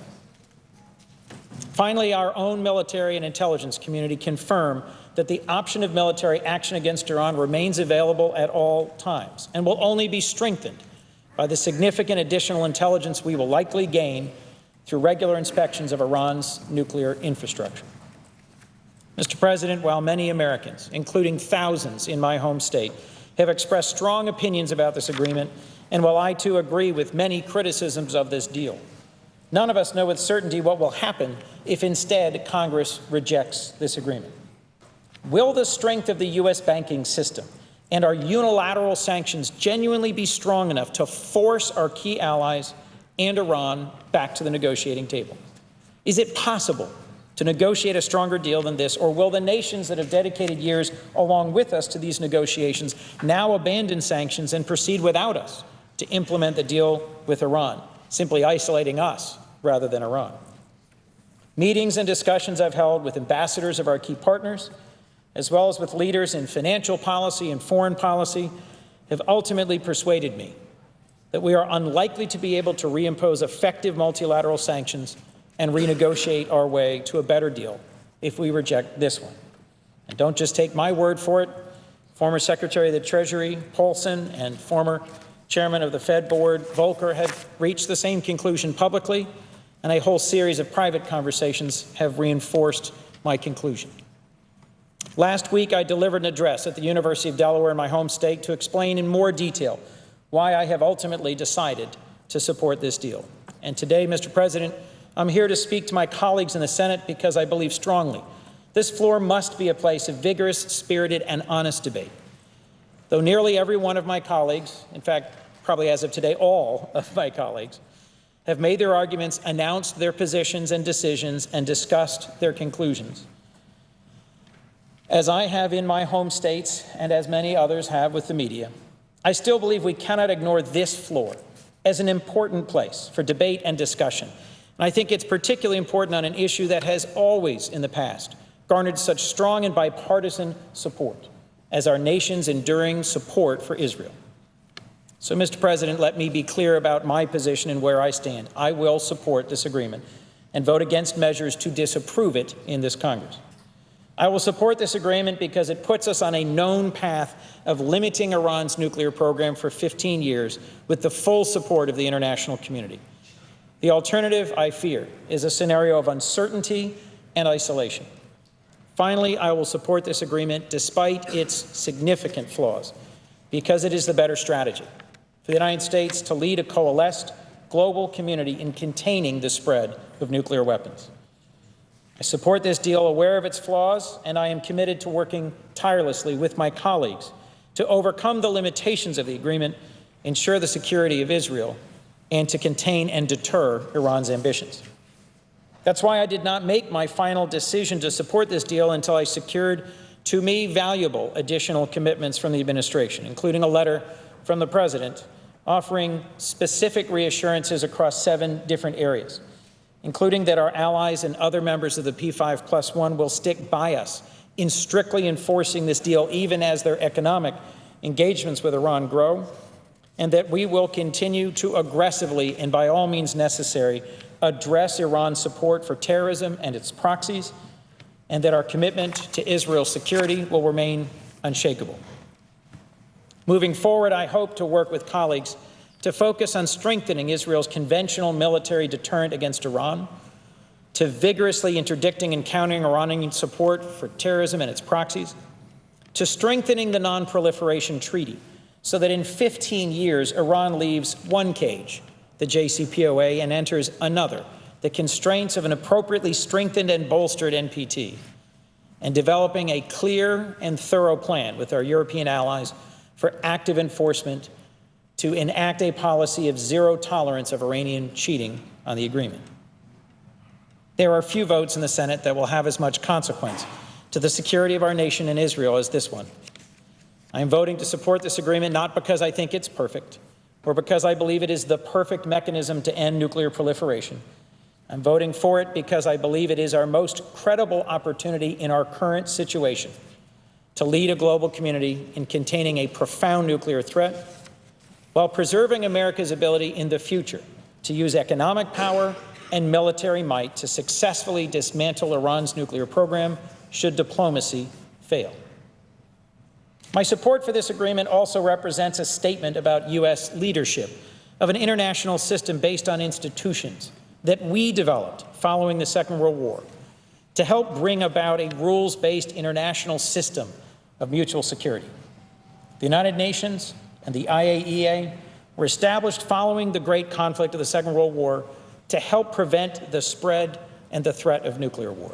We, the United States, helped lead the establishment of these institutions, just as we've led the international community to reach this deal to limit Iran's nuclear program. While neither our current international system nor this deal with Iran are perfect, they represent the collective will of our international partners and a vision for America's place in the world for which I will fight. While we reserve the right to use force, if necessary, to prevent Iran from acquiring a nuclear weapon, we should uphold the international system that we helped create, and to do so, we should support this deal. The legitimacy of this order is yet another reason we must ensure adequate oversight and verification of this nuclear deal, because its failure will be a blow to the international system which gave it birth. In closing, Mr. President, Scripture offers us many stories, from Genesis and Deuteronomy to Isaiah and the Gospels, in which we are encouraged to pursue diplomacy before resorting to conflict. My support of this agreement, in no small part, is an attempt to heed that advice. We cannot trust Iran, but this deal, based on distrust, verification, deterrence, and strong multilateral diplomacy, ultimately, I have concluded, offers us our best opportunity to prevent a nuclear-armed Iran. I support this deal with my eyes wide open, aware of its flaws as well as its potential, and I will remain committed to working with my colleagues to minimizing the negative consequences and ensuring we reap the maximum benefits of this agreement. Thank you, Mr. President. With that, I yield the floor. Mr. President. Senator from Maryland. First, again, I want to thank Senator Coons. I know that he went through a very deliberative process in reaching his conclusions. I know of his commitment of preventing Iran from having a nuclear weapon capacity, his strong support for regional security in the state of Israel. And I just really know the process he went through because we had many conversations during the August recess. And I know that his statement is heartfelt, and I know that he did what he thought is best. And I just really wanted to underscore that and thank him for his counsel and friendship. Mr. President, I'm going to yield to Senator Kaine, but before I do that, I think it's important to point out that we are here today in this review in a very open, transparent way, in large measure because of Senator Kaine. Senator Corker filed a review statute, I guess it was now several months ago, and through conversations with Senator Kaine, he was able to get a framework that ultimately led to the passage of the Iran Review Act by a 98-to-1 vote on the floor of the United States Senate. I was proud to be part of that effort, working with Senator Corker, but it would not have been possible without Senator Kaine. He was the one who recognized that we need to find a common path, a nonpartisan path for a transparent review that protected not just the role of the United States Congress, but the executive legislative branch. And I applaud him for those efforts. Senator Kaine is a very valuable member of the Senate Foreign Relations Committee, one of our most trusted members in so many areas of foreign policy. And I'm proud to have him as my friend and colleague, and I yield the floor to Senator Kaine. Senator from Virginia. Thank you, Mr. President, and thank you to my ranking member and friend, the Senator from Maryland, for those kind words. I'd like to first ask unanimous consent for Michael Pasquale, who's a fellow in my office, to have floor privileges during today's session. Without objection. Mr. President, I rise to discuss this debate, the Iran deal. We've not had a national security issue during my time in the Senate that has received so much attention on the floor in committees and on the floor of this body as this, and that's appropriate. The debate has been and will continue to be thorough and vigorous. I respect the views of my colleagues regardless of how they will vote on this matter. I want to spend a few minutes recapping why I support the deal. I did speak on it on the floor early in August. Since that time, a number of leaders have come out in support of the deal. Former Senators John Warner, Richard Lugar, Sam Nunn, and Carl Levin, General Brent Scowcroft, General Colin Powell, today former head of the Israeli Atomic Energy Commission, Uzi Ilam. And after I talk about my reasons for support, I want to address three final points. One, the Republican argument on the floor today that it's wrong to have a 60-vote threshold for a vote on a resolution of disapproval. Two, the arguments that Vice President Cheney made against the deal yesterday. And finally, the place of vigorous diplomacy as a tool of American strength. So first, quickly, to recap why I support the deal. I support it because it's better than the status quo for 15 to 25 years. I don't compare it with a hypothetical alternative. You can create a hypothetical to justify your position. Let's just talk about the status quo. Before diplomacy started, Iran had rocketed ahead in 19,000 centrifuges and 12,000 kilograms of enriched uranium, a plutonium reprocessing facility under construction, and we had very few inspections. The system was very opaque. That was the status quo. The best description of the Iranian status quo was the description that Prime Minister Netanyahu made to the UN in September of 2012. That was a speech known because he drew a bomb dialogue, and that sort of cartoon was known. But if you go into the guts of the speech, he gave the description of where the Iranian program was. And then he concluded, and he said this: I want to thank the international community because the sanctions you have imposed together have hurt the Iranian economy. But, and here is the quote, we have to face the truth. The sanctions have not stopped the Iranian nuclear program. In fact, there's a pretty good argument that the sanctions accelerated the program. And so if we go back to the status quo, it's an accelerated program with 19,000 centrifuges and enough enriched uranium for multiple weapons. What we get with this deal, for 15 years disabling 2/3 of the centrifuges, for 15 years rolling back enriched uraniums to 300 kilograms, not even enough for one weapon, for permanently disabling the plutonium facility, for 25 years enhanced inspections more than any nation has to comply with. We get in this deal much better than we would have with the status quo that existed before diplomacy, and that's why I support it. Second point, the argument about the 60-vote threshold. I am surprised to hear arguments on the floor that it's somehow wrong to use a 60-vote threshold on this bill. When I was in my first 2 years in the Senate and in majority, the 60-vote threshold was used on everything. Immigration, minimum wage, turning off the sequester. Sometimes we exceeded the 60-vote threshold. Many times we exceeded 50 votes, but we couldn't get to 60 on minimum wage. We couldn't get to 60 on turning off the threshold, but there was an insistence we need to get to 60 votes.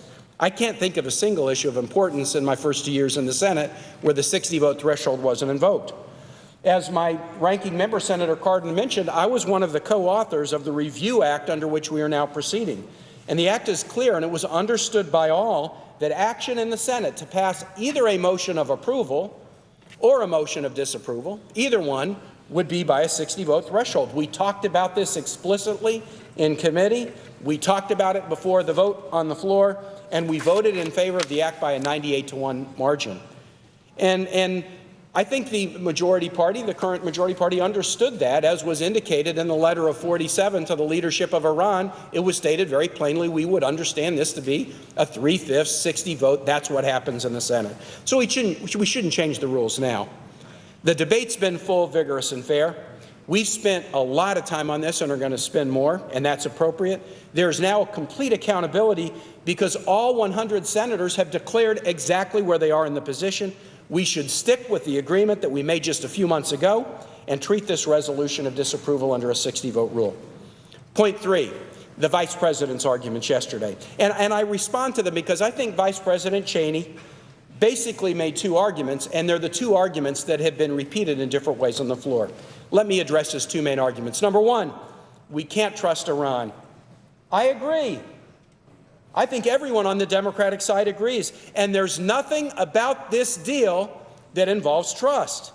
That's why we've insisted that Iran subject itself to intrusive inspections by the IAEA for 25 years, and then following that to the additional protocol inspections required of all NPT members. The IAEA inspections, 130-plus inspectors in the country, will enable us to catch Iranian cheating and give us the intel that will be incredibly helpful if we ever need to take military action against them. It's that inspections intel that caused our two former colleagues, Senators John Warner and Carl Levin, chairs of the Armed Services Committee, to write an article recently, Why Hawks Should Support the Iran Deal. It's because inspections give us intel which increase the credibility of our military threat.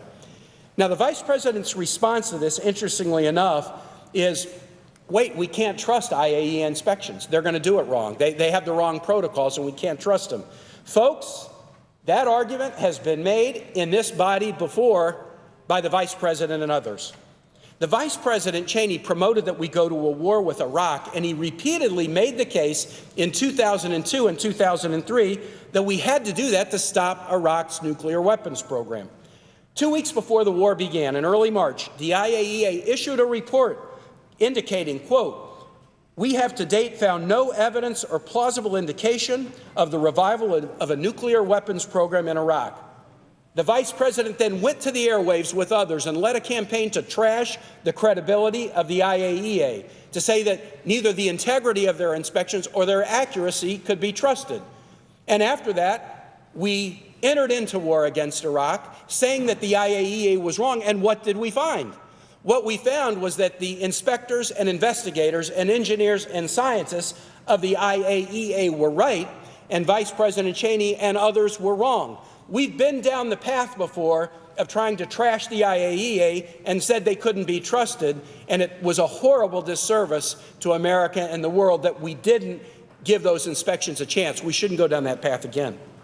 The Vice President made a second argument yesterday. Here's a different and better strategy for dealing with Iran, the same strategy that the previous administration followed. Heavy sanctions, threats of military force, no diplomacy. But the Cheney Doctrine didn't work with Iran. Under that strategy, the Iranian nuclear program rocketed ahead, centrifuges, enriched uranium growing by the day. The Prime Minister of Israel, Prime Minister Netanyahu, acknowledged this before the UN in September of 2012. And when the Vice President was confronted by this, by Chris Wallace over the weekend on television, he had no answer for it. He couldn't answer for it because the fact of the advance of the Iranian program under that Cheney Doctrine cannot be disputed. I was interested in his speech yesterday. Would he try to justify that that strategy had worked when they tried it? And again, he ignored it. So if we go back to the preferred doctrine of no diplomacy, sanctions, and military threat, we're likely to get what we just got before, and that's an acceleration of the Iranian nuclear program, and we should not go back down that path. Let me conclude with a story about my favorite president, Harry Truman. Truman was a bold and courageous wartime president. He fought in World War I as a captain. He made tough decisions to use the atomic weapons in Japan. He came back to a war-weary Congress and said, give military support to Greece against Soviet bloc expansion. He came to a war-weary Congress and said, we got to put troops into North Korea. Nobody will say Harry Truman was a softie. He had military bona fides. Truman also was the president that made sure that America was the first nation to recognize the state of Israel, and he always held that as one of his proudest accomplishments, and it's one of the reasons that he's my favorite president. Well, 70 years ago next month, October 1945, President Truman did something that seems minor but was really important. He called reporters into his office at the White House, and he said, I got something to show you. And he unveiled that he had redesigned the seal of the presidency of the United States. The seal is the eagle. The seal has the arrows of war in one hand and the olive branches of diplomacy in the other hand. And Truman had redesigned the seal so that the eagle was now turned to face the olive branches of diplomacy before the arrows of war. This wartime president. And he explained, look, I'm a wartime president and I'll use military force, but American values are such that we should always prefer diplomacy before the military. We've got the strongest military in the world, and as a Virginian, I'm so proud of it. We use it when needed.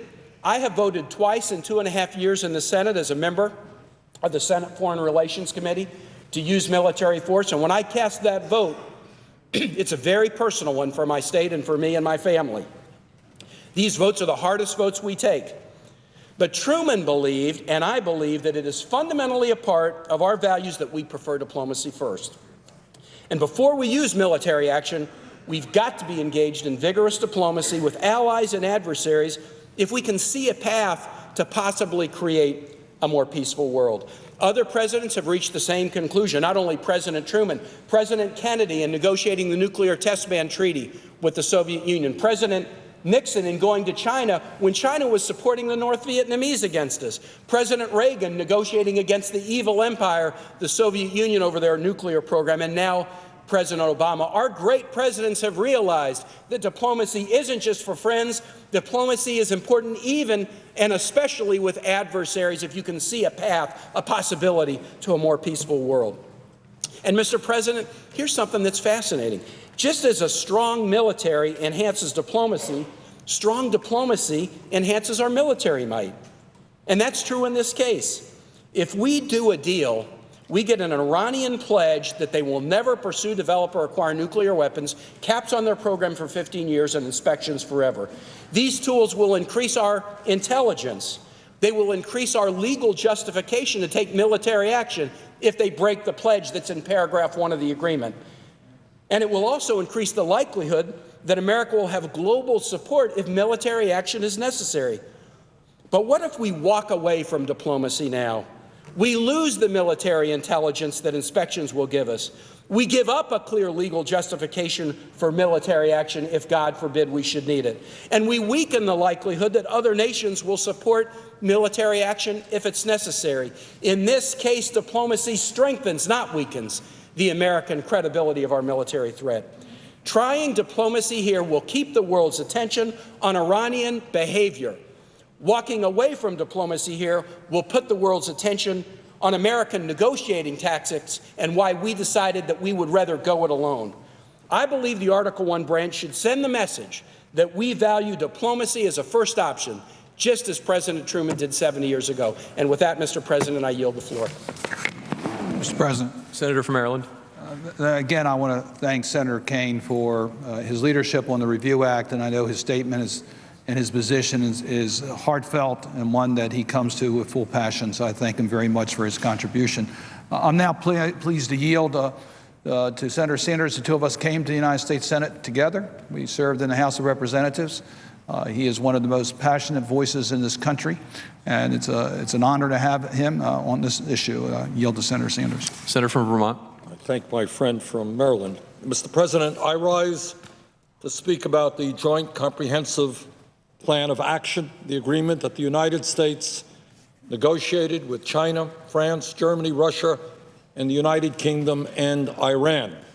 I support the agreement and will oppose the resolution of disapproval, as I believe that this approach is the best way forward if we are to accomplish what all of us want to accomplish, that is making certain that Iran does not acquire a nuclear weapon, an occurrence which would destabilize the region, lead to a nuclear arms race in the area, and would endanger the existence of Israel.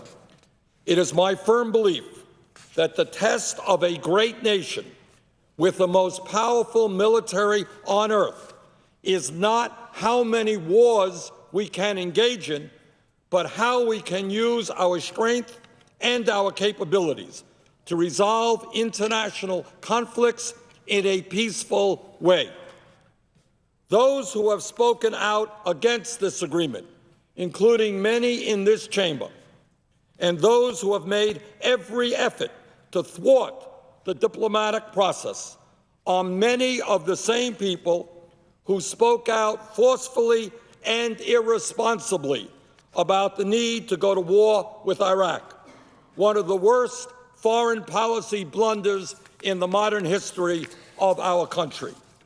Sadly, people like former Vice President Dick Cheney and many of the other neocons who pushed us into war in Iraq were not only tragically wrong then, they are wrong now.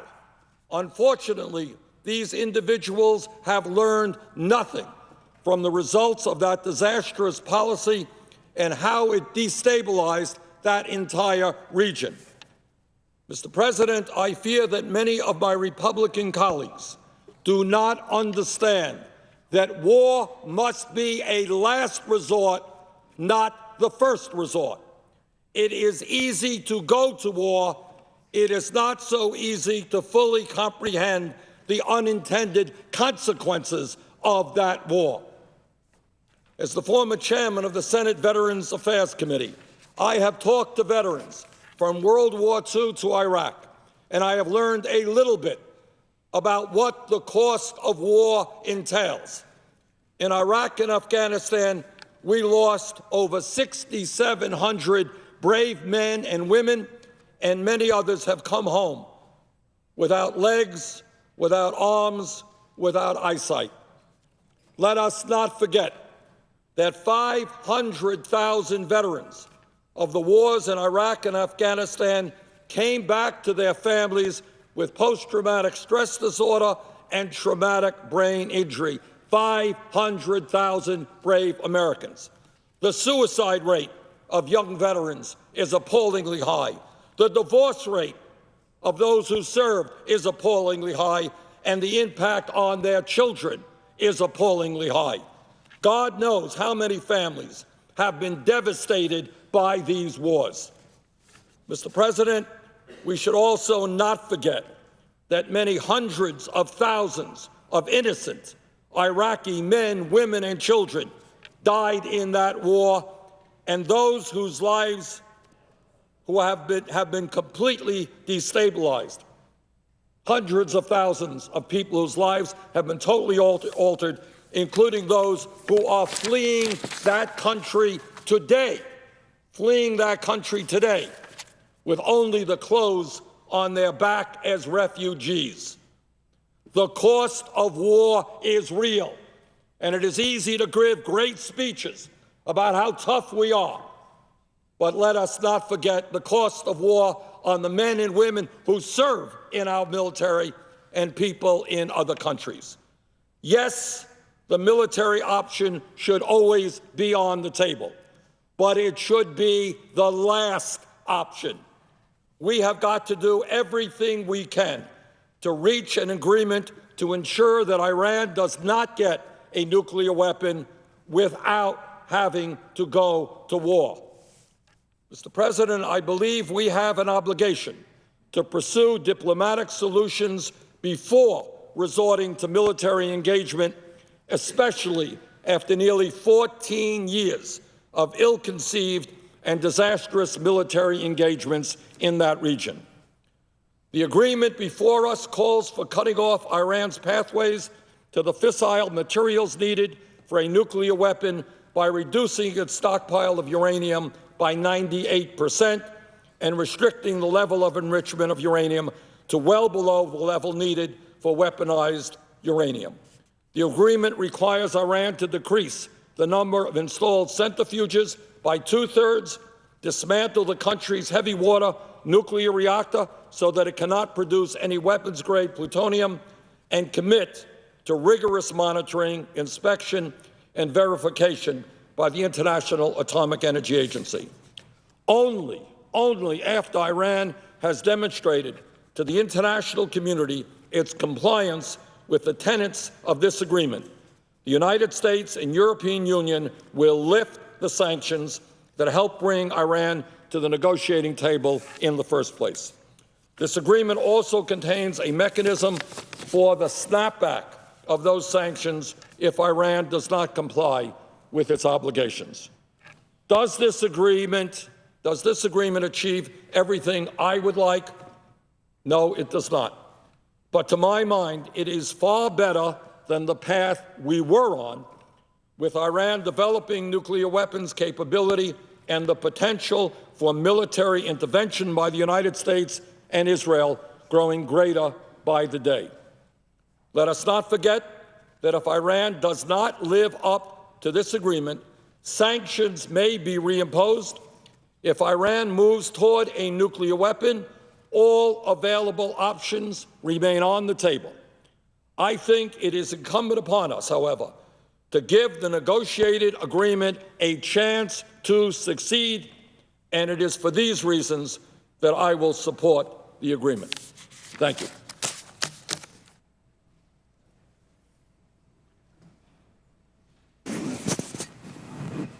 Only if there's time. If not, you take it. Mr. President. The senator from Illinois. How much time is remaining on the Democratic side? 16.5 minutes. Thank you very much. Mr. President, I don't know that we've faced a debate of this historic importance for 12 years. Because it was about 12 years ago that we voted on the floor of the United States Senate on whether to invade Iraq.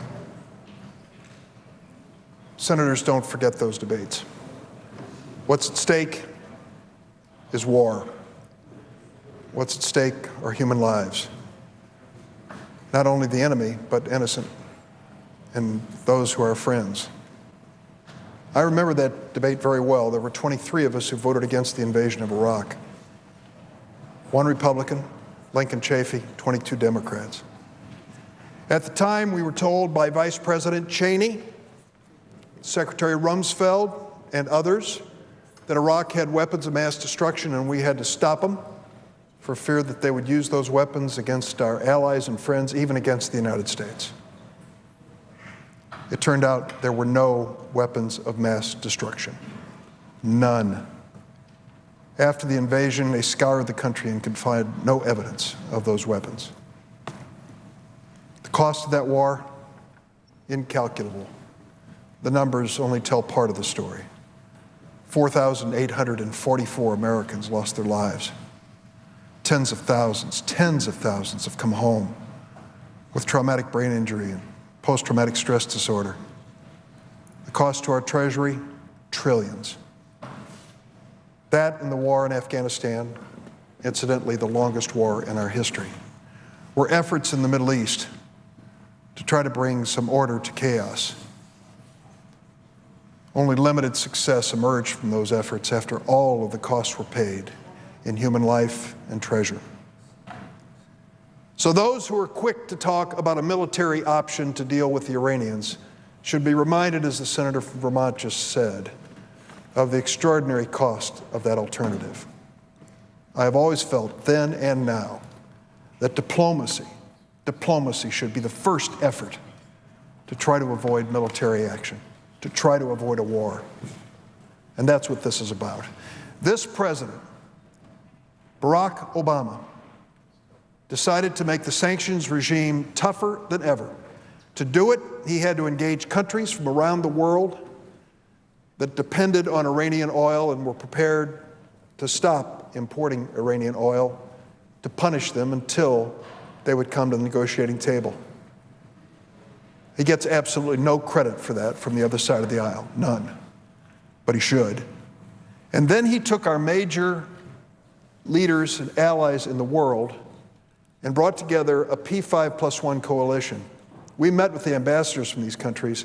It was hard as a student, just an amateur student of history, to sit across the table from the ambassadors of China, Russia, the United Kingdom, Germany, and France, and imagine that coalition coming together for any purpose that would serve the United States and the cause of world peace. But they did.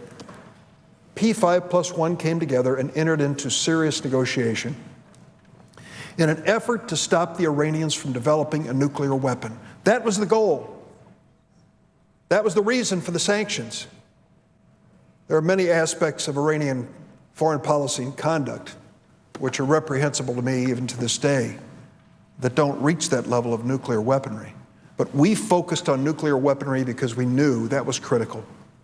If Iran developed a nuclear weapon, it would threaten our greatest friend and ally in the Middle East, Israel, as well as other countries in the region that have worked closely with the United States, and trigger an arms race on the Arabian Peninsula, which would have been devastating. So we set out to stop that from happening. Mr. President, something happened during the course of that negotiation which was unprecedented in the history of the United States. On March 9th, 2019, 47 Republican senators signed a letter to the Ayatollah, the supreme leader in Iran. It was in a letter that I've read over and over again and still cannot believe. 47 Republican senators on March 9th, 2015, open letter to the leaders of the Islamic Republic of Iran, in which it basically says, we know you're in negotiation with the United States over stopping the development of nuclear weapon, but understand, this letter makes it clear that this president does not have the last word. That's never happened before.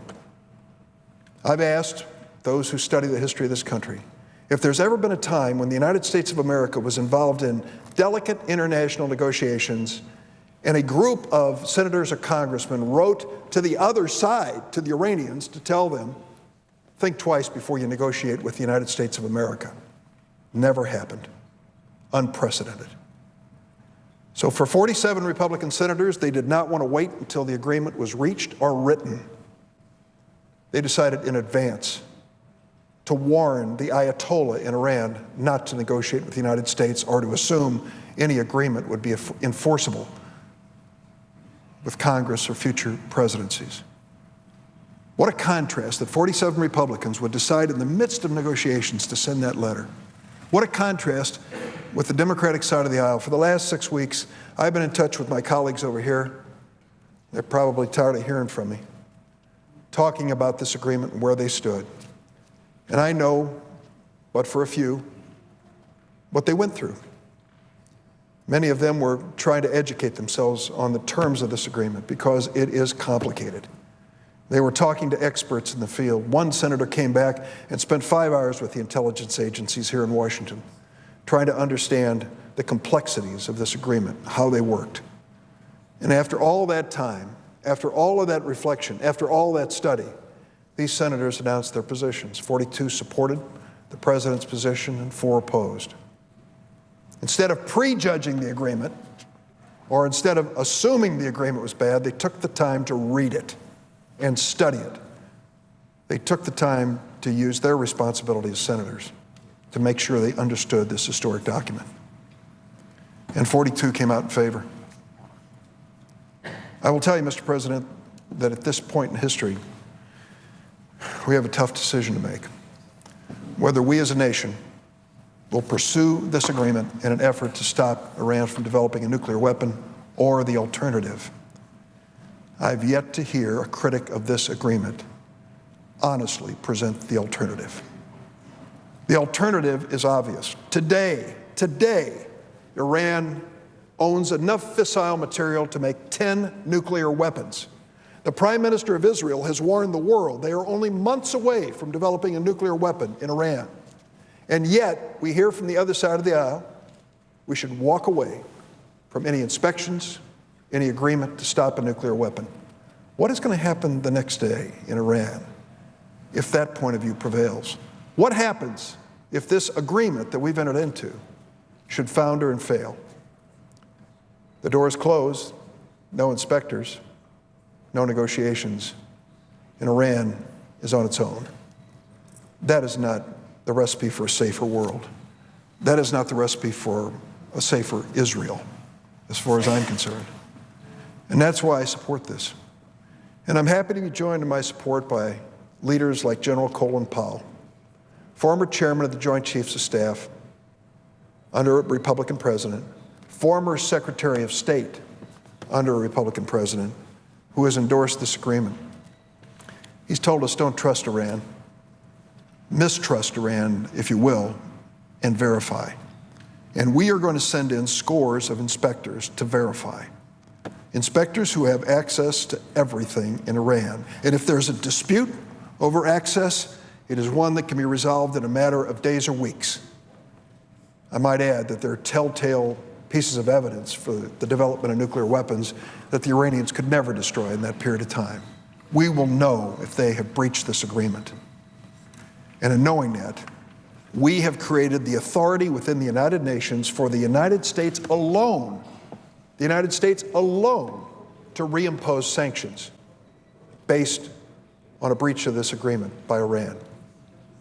It's an extraordinary agreement. Could it be stronger? Of course.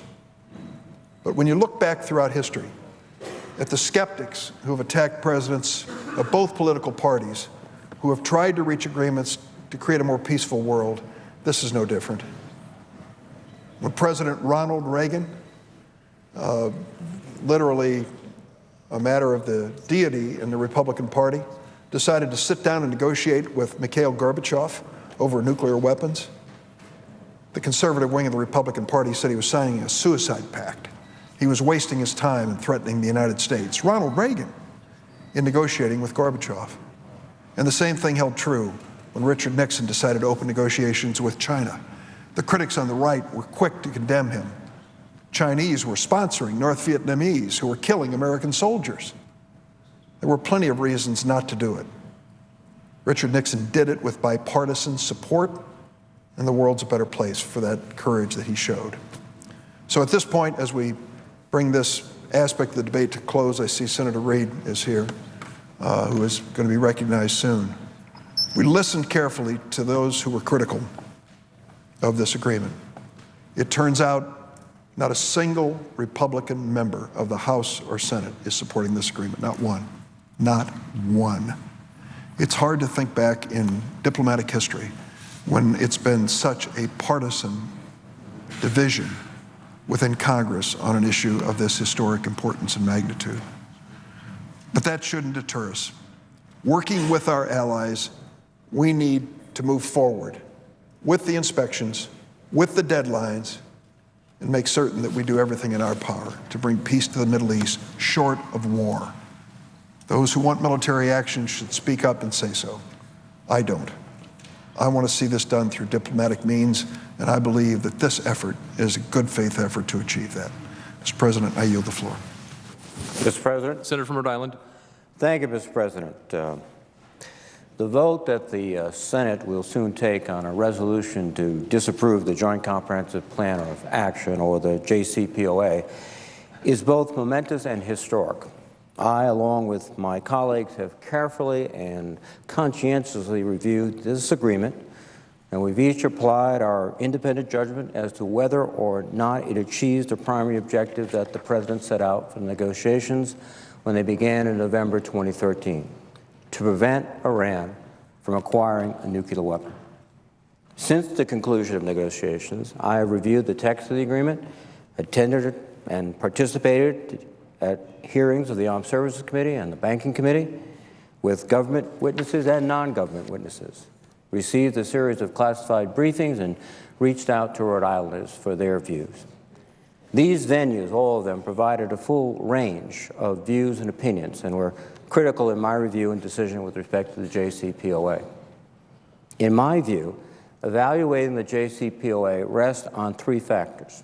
The first is the sufficiency of the provisions to cut off all Iranian pathways to a nuclear weapon. The second is the ability to conscientiously and continuously monitor and verify adherence to these provisions. And finally, we have to evaluate whether this agreement will leave us in a better position than a rejection of the agreement. This last point, whether the agreement leaves us in a better position than rejected it, touches on two alternatives suggested by opponents of this proposal. The first suggested alternative is that there is a better agreement awaiting us if we simply reject the JCPOA and impose even more stringent sanctions. The second suggested alternative is that without the JCPOA and with the possibility that an enhanced sanctions regime cannot be reconstituted, we can exercise a military option which will be more effective and less costly than following through with the JCPOA. For the reasons I will discuss in detail in the course of my discussion today, the JCPOA, in my view, does provide adequate measures to interdict Iranian pathways to a nuclear weapon and an unprecedented monitoring and verification regime moving forward. In addition, our national intelligence means will provide further insights into Iranian activities. And in this regard, we will be aided by many international partners whose intelligence activities are acutely focused on Iran. As such, I believe that the JCPOA, if scrupulously implemented, will accomplish our collective objective of preventing Iran from acquiring a nuclear weapon and is a better option than the alternative suggested in lieu of the JCPOA. That is why I intend to support the agreement and will vote against the resolution of disapproval. But to begin this discussion, I think it is important to recognize where we were when President Obama began his efforts to cut off all Iranian pathways to a nuclear weapon. Perhaps the most revealing description comes from Uzi Arad, who in 2009 was the National Security Advisor to newly elected Prime Minister Benjamin Netanyahu. Arad described Iran's nuclear capacity in an interview with Haaretz, an Israeli newspaper. In his words, quote, "The point of no return was defined as the point at which Iran has the ability to complete the cycle of nuclear fuel production on its own, the point at which it has all the elements to produce fissionable material without dependency on outsiders. Iran is now there." And that was in 2009. This was the situation that confronted the president and the world in 2009. To glibly suggest today, as some do, that the international community could negotiate Iran back after they passed the point of no return to a position of no enrichment is to ignore the reality of Iranian efforts, particularly from the year 2000 forward. For example, in 2006, the Iranians possessed less than 400 centrifuges in a research facility. By 2009, they had well over 8,000 centrifuges, together with the essential elements of a nuclear program, taking them beyond the point of no return, as indicated by Uzi Arad. Former Secretary of State and National Security Advisor to Brigadier President George Herbert Walker Bush, General Colin Powell, recently made this point as well. He said, Iran has, in his words, been on a superhighway for the last 10 years to create a nuclear weapon or a nuclear weapons program with no speed limit.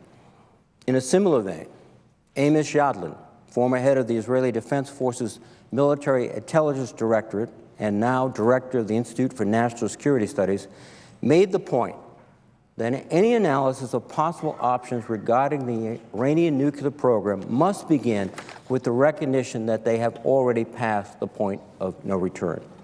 In his words, the starting point for comparing the various scenarios is not one in which Iran has zero nuclear capabilities, but one in which Iran has been, however illegitimately, a nuclear threshold state since the beginning of the current decade. The Iranians advanced their nuclear program as the international community insisted on no enrichment but failed either through sanctions, negotiations, or other actions to significantly interrupt Iranian progress on its nuclear infrastructure or nuclear know-how. Instead, when the negotiations began under President Obama, Iran had already acquired approximately 19,000 centrifuges and other essential components of a nuclear program. Indeed, the administration's diplomatic efforts to build an international coalition to give effect to the sanctions, which ultimately forced the Iranians to negotiate, was done with the P5+1's recognition that a no-enrichment approach would not lead to negotiations. This was not a realistic option. With that prologue, let me now turn to the elements of the agreement that were critical to my judgment. In the area of cutting off pathways to provide nuclear material for a nuclear weapon and Iran's enrichment capacity, this agreement accomplishes a key objective. It constrains and, through the interrelated verification measures, eliminates Iran's ability to produce either plutonium or uranium for a nuclear weapon. On the uranium pathway, the JCPOA requires Iran to cap its stockpile of low-enriched uranium, LEU, to 300 kilograms for 15 years. And why is this significant? First, before November 2013 and the initiation of the interim agreement, Iran had more than 12,000 kilograms of LEU. If fully enriched, this is enough to make 7 to 8 nuclear weapons. Second, with this cap, Iran will not have sufficient LEU in country to enrich and achieve the quantity necessary to produce a single weapon, even with additional enrichment. In other words, it will have to break a term of the agreement, the 300-kilogram cap of LEU, to have enough feedstock to further enrich and to make the quantity needed for even a single weapon. On the plutonium pathway, Iran has agreed to redesign and rebuild the heavy water research reactor in Iraq. The redesigned and rebuilt reactor, the design of which must be approved by the P5+1, may only support non-military nuclear research and radioisotopic production. Why is this significant? Iraq has been one of the most concerning elements of Iran's suspected nuclear weapons infrastructure, and this fundamental change to the reactor ensures Iran's plutonium pathway to a nuclear weapon is shut off. In an alternative scenario, if completed, the heavy water reactor at Iraq could have been a proliferation risk of unmatched proportion within their program. It could have allowed Iran to take easily acquired natural uranium from the ground and, over a period of time and through a series of reprocessing steps, make weapons-grade plutonium without the need for centrifuges for enrichment. The elimination of this heavy water reactor, as the Iranians previously envisioned it, is enormously significant. Further, under the agreement, Iran will be forced to use its first-generation centrifuge technology, known as IR-1s. This is a significant check on the program because these are Iran's most inefficient centrifuges. While Iran will be able to install more advanced centrifuges in the future, it will be required to abide by the enrichment plan submitted to the IAEA and to be consistent with the limitation inherent to the additional protocol.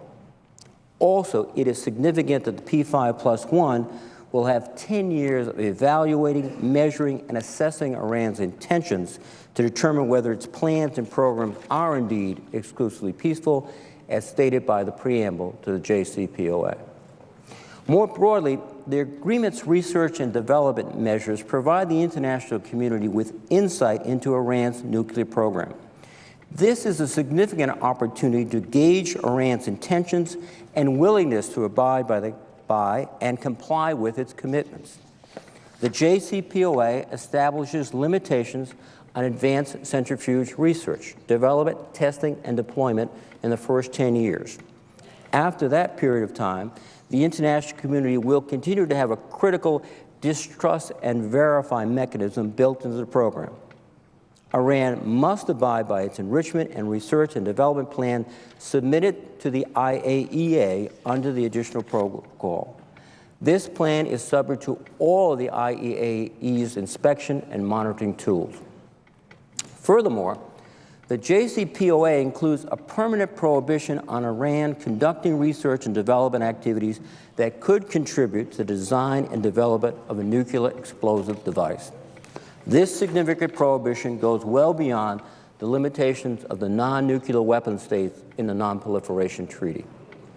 Taken together, closing off the pathways to a weapon and the constraints on enrichment and R&D, Iran's breakout time for a single nuclear weapon will remain at least 1 year for each of the first 10 years of this agreement, and, critically, Iran's breakout time will remain longer than the 2 to 3 months it was in November 2013. Before I move on to the next area of discussion, I acknowledge that legitimate concerns have been raised about Iranian activities after the first 10 years of the agreement, sometimes referred to as the out years. During this time, Iran's breakout time could shrink substantially. However, the initial 10 years of the JCPOA will be critical for the international community to measure and assess Iran's intentions. A recent analysis of the JCPOA by Robert Einhorn, a noted expert in nonproliferation and a senior fellow at the Brookings Institution, is instructive in this area. In his words, if Iranian leaders believe their national interests were best served by having nuclear weapons, they would run major risk in going forward with no guarantee of success. Even in the out years, the JCPOA's rigorous monitoring arrangements will remain in force. The world will have gained intimate knowledge of Iran's nuclear program, which would give the United States prompt warning of any Iranian effort to make a dash for the bomb. In any case, the P5+1 must begin now to communicate its insistence that Iran operate consistent with a peaceful nuclear program after the initial 10-year period. The international community must convey in stark terms to the Iranians that a rapid buildup of enrichment capacity after 10 years, beyond what they need for their existing nuclear fuel cycle, will be considered an abandonment of the principles embodied in the JCPOA, and that the P5+1 will need to evaluate alternative options. Now, if you'd allow me to discuss the area of inspections, monitoring, and verification. For me, the agreement must be built on a principle of distrust and verify. Former Secretary of State Colin Powell put it nicely. He said, it's don't trust, never trust, and always verify. And the architecture our negotiators designed to verify compliance with this agreement took this approach and set new precedents in key areas: access, modern technological monitoring, and the requirement for affirmative approval for certain actions. Thus, it is a custom-built, rigorously red-teamed verification regime that is more stringent than any other previously created. Specifically, the JCPOA does the following. Inspectors from the International Atomic Energy Agency, the IAEA, will have regular access to all of Iran's nuclear-related facilities. This includes Iran's 2 primary sites at Natanz and Fordo.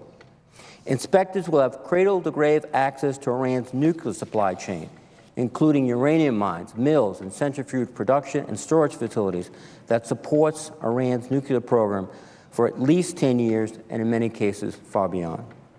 The verification regime established by this agreement has the effect of making the entire Iranian nuclear program auditable. This is a powerful tool that will make it possible for IAEA inspectors to know whether Iran is diverting material to a possible covert program.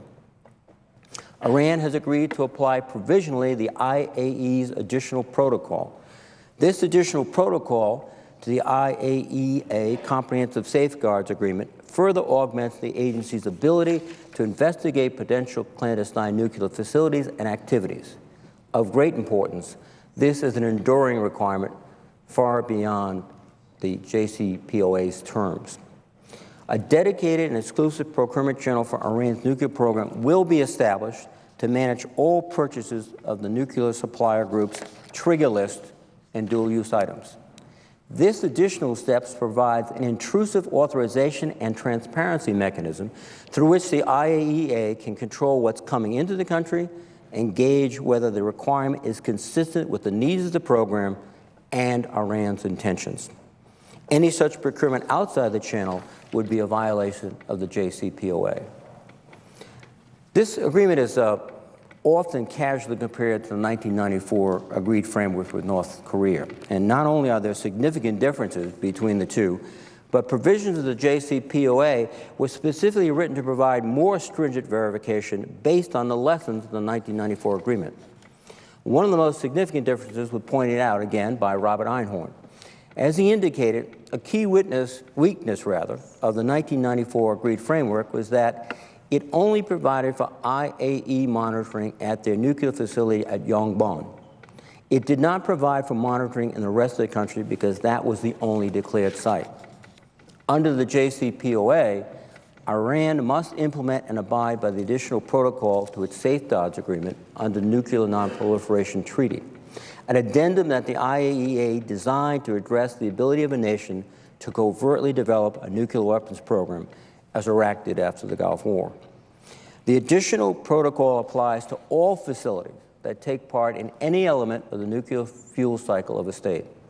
The JCPOA is significantly more stringent in this regard than the 1994 framework. More specifically, the additional protocol will allow IAEA inspectors access to suspected and undeclared nuclear sites anywhere in the country so as to prevent Iran from conducting clandestine nuclear activity.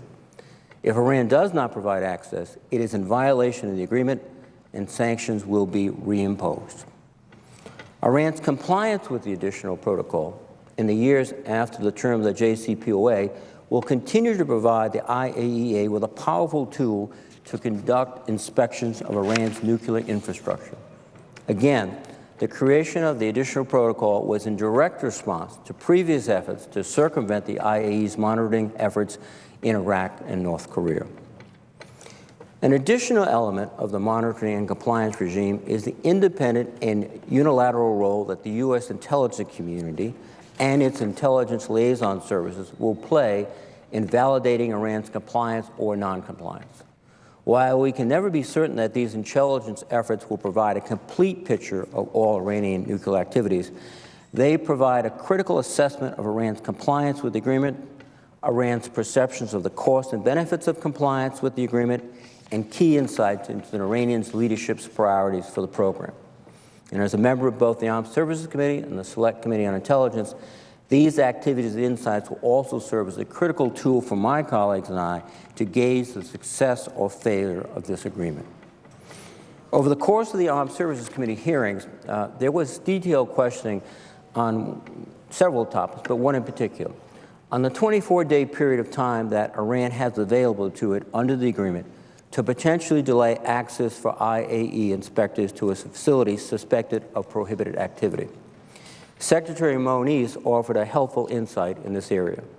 He said, in his words, the 24-day period in itself is new in the sense there has never been any time limit in terms of access to undeclared sites. Again, to repeat, on nuclear materials, we have very, very sensitive capabilities, and historically, those have been proved.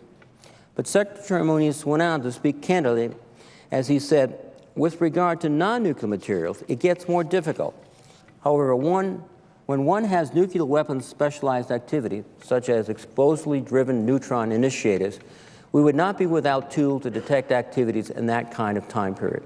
But clearly, as one gets farther and farther away into, let's say, just conventional explosive testing, which is something militaries do normally, then it's a question of intelligence putting together the context for suspicious activities. But nuclear material, in the end, you need to do nuclear materials to get to the weapon, and that's where we have extraordinary techniques. Now, critics of the agreement have said that this 24-day period of time is too long and offers Iran too much time to cover up its activities. As Secretary Moniz stated clearly, this is a possibility as it relates to certain non-nuclear activities. However, if Iran introduces fissile materials into these activities, Iran's ability to cover its tracks in 24 days is extremely, extremely unlikely. I also believe this part of the agreement is an area where Iran's intentions need to be subjected to constant questioning and evaluation. If Iran is challenging the IAEA inspectors at every turn, It should be interpreted as an indication of its intent with respect to the permanent commitment it made on the third page of the agreement. I quote, "Iran reaffirms that under no circumstances will Iran ever seek, develop, or acquire nuclear weapons." This is a strong restatement of its basic obligations as a non-nuclear weapon state under the Nuclear Non-Proliferation Treaty, and a pattern of frustrating IAEA inspectors should be seen as a clear warning of possible reneging on this central commitment. Let me at this juncture discuss the duration of the agreement. Critics have made a variety of comments in this area of duration. Some argue that Iran can begin enriching beyond the low enriched limit of 3.67% fissile uranium at year 16. That is true, but Iran could do that tomorrow without this agreement. Nevertheless, some argue that this agreement simply suspends Iran's program in place for a decade. In my view, this is not an accurate characterization, as many of the access and verification elements of the agreements go well past 10 years or 15 years. Indeed, some are permanent. And Iran's commitments under the Nuclear Non-Proliferation Treaty and its additional protocol remain in place, and their compliance with it will be a key metric for the P5+1. Further, the international community's ability to impose sanctions always remains available. Now I want to address the area of possible military dimensions, or PMD. Iran has agreed to address all the past and present outstanding PMD issues in a comprehensive and time-limited manner.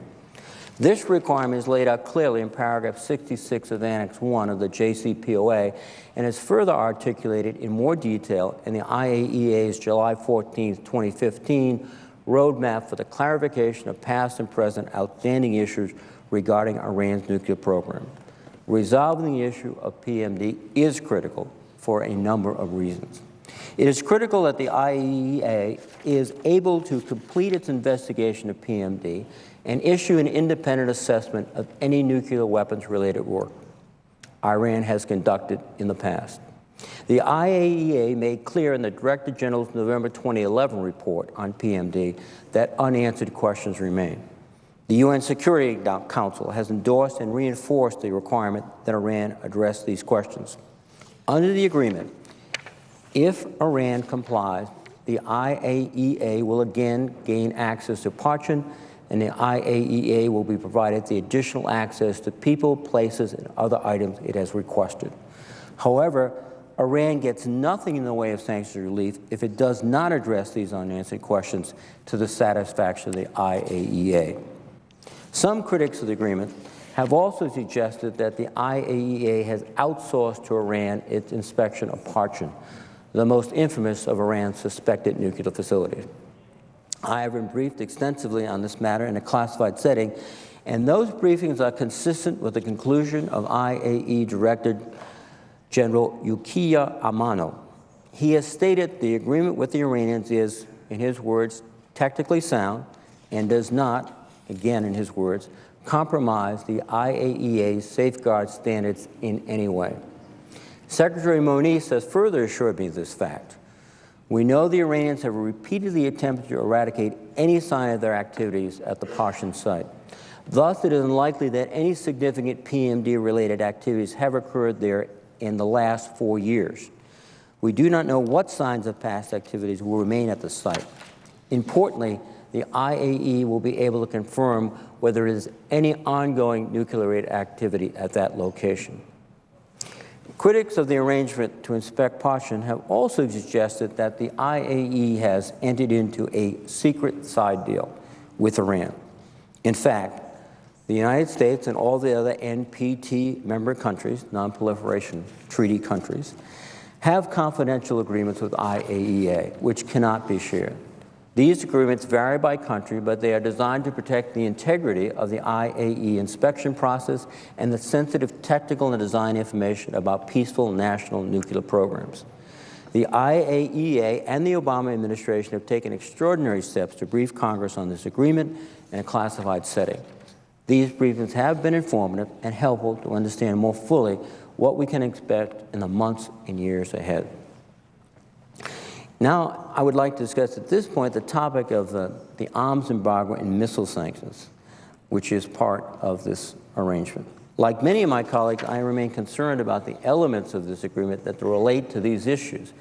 The inclusion of these provisions in the JCPOA is directly related to the fact that the United States secured these measures in UN Security Council Resolution 1929 to pressure Iran to address the international community's concerns with respect to its nuclear program. Since these sanctions were deemed by the P5+1 to be related to the nuclear program through the UN resolution, they were deemed to come within the ambit of sanctions relief. Nevertheless, moving forward, this is an area where the United States needs to leverage the available sanctions and additional tools under other UN Security Council resolutions to keep pressure on Iran. For example, other UN Security Council resolutions prohibit Iranian transfers of arms to groups such as the Houthis in Yemen, non-state actors in Lebanon, which includes Hezbollah, the Taliban in Afghanistan, and Shia militias in Iraq, as well as North Korea, Libya, and several sub-Saharan states in Africa. This will mean the Treasury Department, State Department, and intelligence community must double their efforts to identify prohibited activities and build the international architecture necessary to counter it and detect them. It also means working with our partners under the Missile Technology Control Regime, or the MTCR, to prevent the spread of critical missile technologies, and with our more than 100 partners under the Bush administration's Proliferation Security Initiative, or PSI, to help limit Iranian missile-related imports or exports. It may also mean what former Undersecretary of State for Political Affairs Nick Burns recently suggested to the Senate Armed Services Committee, which is that we will need to, in his words, reconstitute a coalition of sanctions countries against Iran 5 years from now on conventional weapons and 8 years from now on ballistic missiles. I believe that the next 5 years will provide the international community a critical measuring stick for Iranian intentions, and we must be prepared to lead efforts to preclude Iran from maintaining enhanced military technology. Now, a bulk of the work that will be done and will be so central to our efforts will be done by the IAEA. The IAEA will be responsible for carrying out on-the-ground implementation of this agreement on behalf of the P5+1. While critics of the agreement are quick to call into question the technical expertise and skills of the IAEA, it is comprised of individuals with extensive training and experience and a deep commitment to the importance of nonproliferation work. A recent study by Tom Shea, a noted safeguards expert with experience at the IAEA and in the laboratory community, concludes the IAEA's capabilities have been extended, strengthened, and refined over the years in response to real-world proliferation cases in Iraq and North Korea. Its current capacity reflects the international community's decades-long investment in the organization and the continuing commitment of states around the world to its mission. I would also note that upwards of 200 IAEA technical experts will be devoted to implementing this agreement. This number far exceeds any number of experts and inspectors devoted to any one country by the IAEA. Allow me now to focus on the area of sanctions and our ability to reapply them. First, it is critical that we remember Iran will receive no new sanctions relief if it does not complete its nuclear commitments and the IAEA's inspectors verify those steps. Let me be specific here.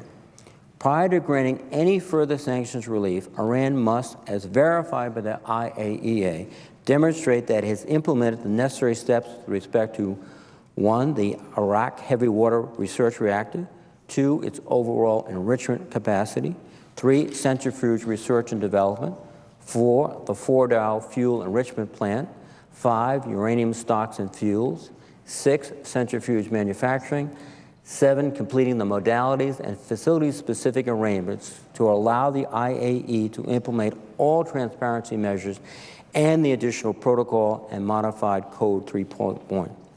8, centrifuge component manufacturing transparency, and 9, addressing the past and present issues of concern relating to possible military dimensions of its program. This means that Iran must take significant steps to roll back and freeze its nuclear program before it gets anything in the way of new sanctions relief. In testimony before the Senate Banking Committee, Adam Zubin, the acting Undersecretary of Treasury, said, "We expect that process to take at least 6 to 9 months. Until Iran completes those steps, we are simply extending the limited relief that has been in place for the last year and a half under the Joint Plan of Action. There will not be a cent of new sanctions relief." Moreover, while the President will waive the application of the nuclear-related sanctions on the terms of the JCPOA, the U.S. sanctions, which include the central bank and other financial sanctions, will remain available until Congress acts to terminate them. This will allow Congress to monitor an extended period of Iran's compliance before taking any such action. This gives the President a strong hand, because the ability to quickly snap back nuclear-related sanctions means that we can again shut off, to a substantial degree, Iran's access to the international financial system, to international markets, and to international financing that relies on access to the U.S. banking system. It is important to note that this agreement does not take away the tools available to the President to target sanctions against Iran's violation of human rights or to damage Iran's ability to finance terrorism. U.S. secondary sanctions remain in place. As Richard Nephew, a fellow at the Center on Global Energy Policy at Columbia University, recently told the Senate Armed Services Committee, under the agreement, the United States will still be able to pressure banks and companies into not doing business with the IRGC, the Quds Force, Qasem Soleimani, and Iran's military and missile forces. This is both due to direct risks of U.S. secondary sanctions, which remain in place, and an improvement in international banking practices since 9/11. These secondary sanctions are not insignificant tools, and our use of them in response to human rights violators and terrorism are not a violation of the agreement. As Undersecretary Zubin recently told the Senate Banking Committee on the matter of terrorism sanctions, one of the most powerful tools is that when we sanction Iranian terrorist supporters, our designation is amplified internationally.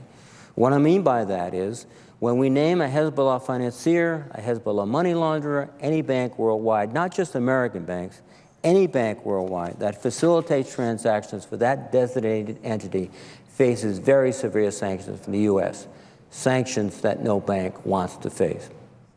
Undersecretary Zubin has also indicated that the United States will do more in the area of terrorism-related sanctions. Should Iran decide to continue its destabilizing actions in the region, increasing the cost in this area will be critical, so it is important to note the administration's willingness to ramp up pressure in the face of such conduct by the Iranians. Particular attention has rightly been paid to the amount of sanctions relief Iran will receive and Iran's likely use of that sanctions relief. This is an important issue. While we do not know what Iran will do with it, we do know a couple of things. First, the amount of sanctions relief is not 100 or 150 billion, as some critics of the deal have suggested. According to the Treasury Department, the number is between 50 and 60 billion. While this number is significant, it's 1/3 of what many critics have asserted.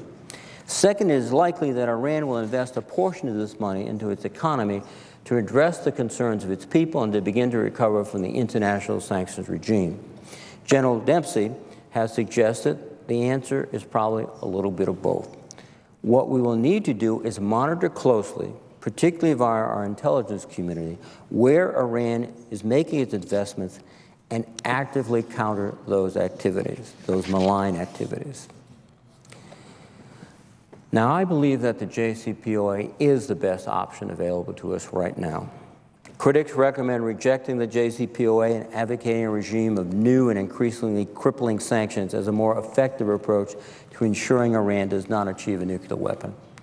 It is my view that this alternative is not feasible at this time and may indeed be counterproductive. Moreover, the option for enhanced sanctions and even military operations remain available to the United States and our P5-1 partners should Iran at any time fail to comply with the JCPOA. Indeed, noncompliance would be more likely to find an international commitment for aggressive action than a rejection of the JCPOA. Such a rejection could give the Iranians the opening to argue that it can resume all of its existing activities prior to the interim agreement and insist that international sanctions have been nullified by our rejection of the JCPOA. If the United States were now to say this deal isn't good enough, it would likely have the immediate effect of alienating our partners and therefore empowering Iran. Iran would seize this opening to drive a wedge between us and our European allies, as well as Russia and China. Such an action by the United States would play right into the hands of Iran, both in terms of the viability of the multilateral sanctions regime and in terms of the obligations it has already agreed to take under this agreement. It is difficult to imagine a scenario in which the United States can break at this juncture with its most critical diplomatic and economic partners on the Iran nuclear program and then secure more stringent sanctions. Another complicating factor in this scenario is the outcome for the hardliners in Iran. Undoubtedly, their narrative will gain additional traction in Tehran, and they may be able to seize an even greater amount of power and influence. This makes the more sanctions approach more concerning, but it could produce the unintended consequence of empowering the most strident elements in Iran. The second most common option discussed by critics of this agreement is the military option. In this regard, it's critical that we understand some points up front. Unless we're prepared to invade and occupy Iran, executing a military option to destroy the nuclear infrastructure will only delay Iran's nuclear program. It will not bomb away Iran's knowledge, and it will empower significantly the hardliners in Iran who are committed to developing a nuclear weapon. They will likely disperse to disguise their activities so that military strikes are increasingly ineffective and produce significant collateral damage which will be exploited by the Iranians for propaganda purposes. General Dempsey, on this issue of delay, provided two important insights. First, in response to a question asking for his military assessment on what is more effective in delaying or stopping the Iranian nuclear program at this time or in the near future, a military strike or this P5+1 agreement, he said, first, I would like to point out that the military options remain. Secondly, I think a negotiated settlement provides a more durable and reduces near-term risk, which buys time to work with regional partners to address the other malign activities. He also said, our government's policy has been they will not get a nuclear weapon, and nothing we're talking about here today should change that policy. This agreement does not change that long-standing and clearly articulated U.S. policy. I also agree with the assessment of former Senators John Warner and Carl Levin, both of whom served terms as the chairman of the Armed Services Committee, that a vote against this deal is a vote to undermine the deterrent value and credibility of our military option. Closer examination of the military option raises the critical question of our objective if we were to use force: to delay the nuclear program or to overthrow the regime so as to eliminate the nuclear threat. In either case, a daunting scenario emerges. As previously discussed, if our focus is limited only to Iran's nuclear program, the United States, likely alone or nearly alone, will need to conduct a similar option every few years, as the Iranians will undoubtedly make their nuclear program an operation that is conducted in smaller and more numerous locations in areas that are increasingly difficult to locate and deeper in the ground or masked by civilian activities in populated areas. If we conduct such targeted strikes, analysts suggest the Iranians will respond.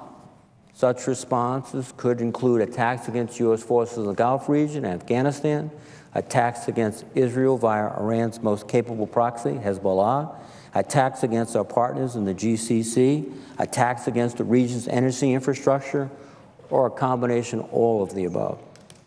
Along with the significant economic consequences, the resource drain on our nation's military could be severe.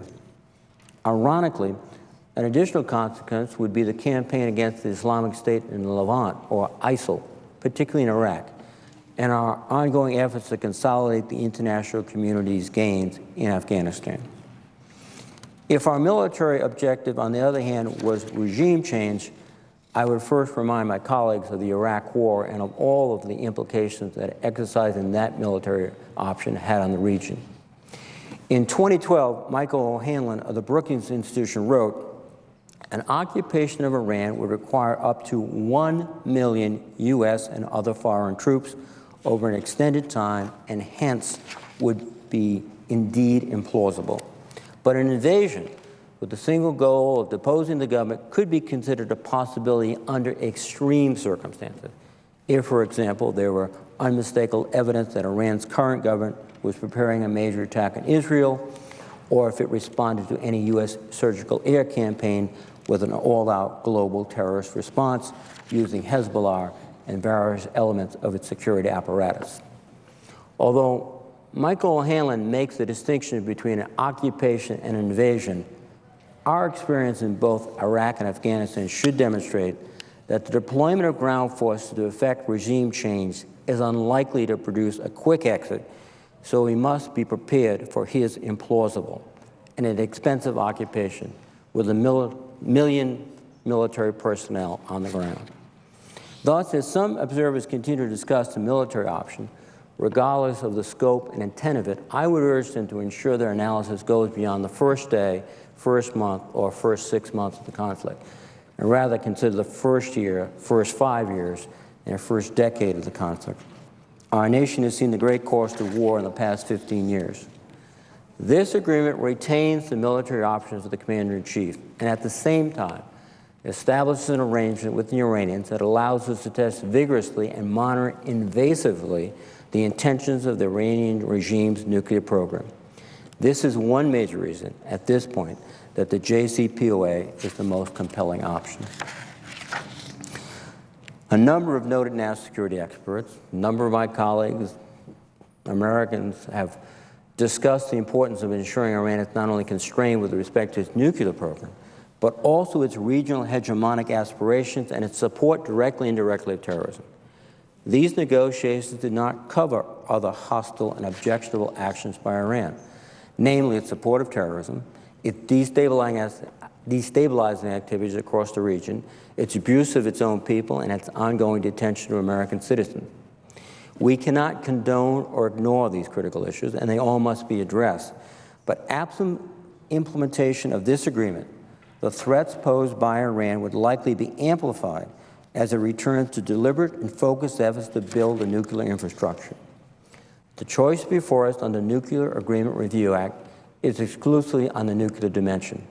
But without the JCPOA, I suspect the Iranian nuclear challenge will grow quickly, adding further menace to their regional aspirations and their support of terrorism. Critically, any of these other objectionable Iranian behaviors would be far more dangerous if Iran acquired nuclear weapons. As I said earlier, I evaluate this agreement with grave skepticism. Iran is a major sponsor of terrorism and a leader in other destabilizing activities across the Middle East. As I mentioned previously, though, the negotiations to secure this agreement were not focused on the issue of Iran's support of terrorism. This matter remains outstanding, and charting a pragmatic and implementable strategy to counter it is critical to U.S. national security interests. More broadly, however, these negotiations are not without precedent. During the Cold War, we negotiated with the Soviets despite their persistent destabilizing activities in many parts of the world. In fact, President Nixon was in negotiations with the Soviets even while they still supported the North Vietnamese. Graham Allison, a noted nonproliferation expert at Harvard's Belfer Center, noted in testimony before the Senate Foreign Relations Committee recently that claims that the U.S. cannot reach advantageous agreements to constrain nuclear arms with states we are seeking to contain or subvert or even overthrow are wrong. The Reagan administration's core national security strategy for competition with the Soviet Union states that U.S. policy towards the Soviet Union will consist of three elements: external resistance to Soviet imperialism, internal pressure on the USSR to weaken the sources of Soviet imperialism, and engaging the Soviet Union in negotiations to attempt to reach agreements which protect and enhance U.S. interests and which are consistent with the principle of strict reciprocity and mutual interest. I do not, even with the JPO, suspect that the Iranian support for their proxies will automatically abate under this agreement. And I do not think this agreement is a forcing mechanism for modifying Iranian behavior in the region. I do, however, think that this agreement takes the near-term scenario of a nuclear-armed Iran bent on supporting its proxies in the Middle East off the table. And I believe it is, for the time being, sensible for the United States and our partners to take stock of Iran's willingness to comply with this agreement monitored its activities close in the region to see if they increase, decrease, or remain the same, and in parallel, work with our regional partners to build their capacity to counter Iran's asymmetric threats. On the matter of our regional partners in the Middle East, I see two critical matters that must be addressed moving forward. First, our partners in Israel rightly see Iran as a significant ongoing threat to their national security. It is incumbent upon the United States to better understand the concerns of the Israelis with respect to their gaps in addressing the Iranian problem set, and to identify areas of cooperation on military and intelligence matters that address these gaps, and to maintain their qualitative military edge at all times. Second, it's also critical that our partners and allies know that the United States will not abandon the region in the wake of this nuclear agreement. This message is critical for all of our partners to hear and understand. The May 2015 joint statement following the United States and Gulf Coordinating Council meetings at Camp David provided a roadmap of how the administration intends to proceed. The joint statement indicates the United States will be increasing training and exercising engagements with GCC Special Operations Forces elements so as to better enable our partners to confront Iran's asymmetric capabilities, as well as enhancing the ballistic missile defense capabilities of the GCC and improving their interoperability to increase collective defense in order to counter Iran's support of terrorist proxies. These are important and essential efforts that will consume significant time in the Middle East, and it will be critical that we ensure that they are resourced appropriately. The added benefit of these activities is that they will provide the United States military with additional access and capabilities in the region to ensure that the military option remains credible to the Iranians and available to the President.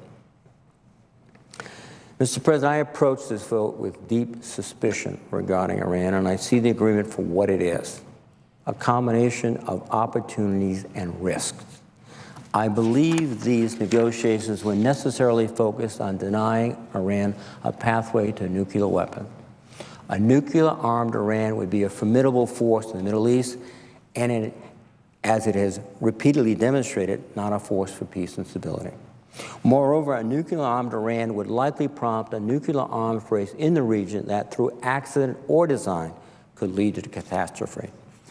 This agreement provides a framework to close off Iran's pathways to a nuclear weapon. Rejecting the resolution of disapproval is vitally important, but an effective, unrelating implementation of the JCPOA will be the real test. As such, it is critical that both the President and the Congress exert every effort to ensure that there are unstinting efforts to monitor and sustain the provisions of the agreement. This effort demands constant attention and ample, more than ample funding for the indefinite future. As General Brent Scowcroft, former National Security Advisor to President George Herbert Walker Bush, recently stated in a Washington Post op-ed supporting the agreement, implementation and verification will be the key to success, and Congress has an important role. It should ensure that the IAEA and other relevant bodies and U.S. intelligence agencies have all the resources necessary to facilitate inspection and monitor compliance. I believe General Scowcroft is correct. And Iranian compliance is critical no matter how you vote on the resolution of disapproval. It is also important that we ensure the administration is able to follow through on the commitments that they have made to our allies and partners in the Middle East, especially to the State of Israel. Again, General Scowcroft makes an excellent point. The United States must work, in his words, closely with the GCC and other allies to moderate Iranian behavior in the region, countering it where necessary. Absent support and resourcing for the implementation phase of this agreement, these efforts may not happen, and our efforts to reassure our partners in the regions may fail. Soon this debate will be over. I believe sustaining the JCPOA will leave us in a stronger position to counter potential Iranian proliferation. But regardless of the outcome of this debate, we must not relax our efforts in countering Iranian nuclear aspirations, regional aggression, and the sponsorship of terrorism. I believe the JCPOA will give us valuable tools to monitor and interdict their pathways to a nuclear weapon, but it will require day-to-day surveillance and, where necessary, intervention to increase our chances of success. In many respects, we are at a moment that recalls the emotional words of Winston Churchill.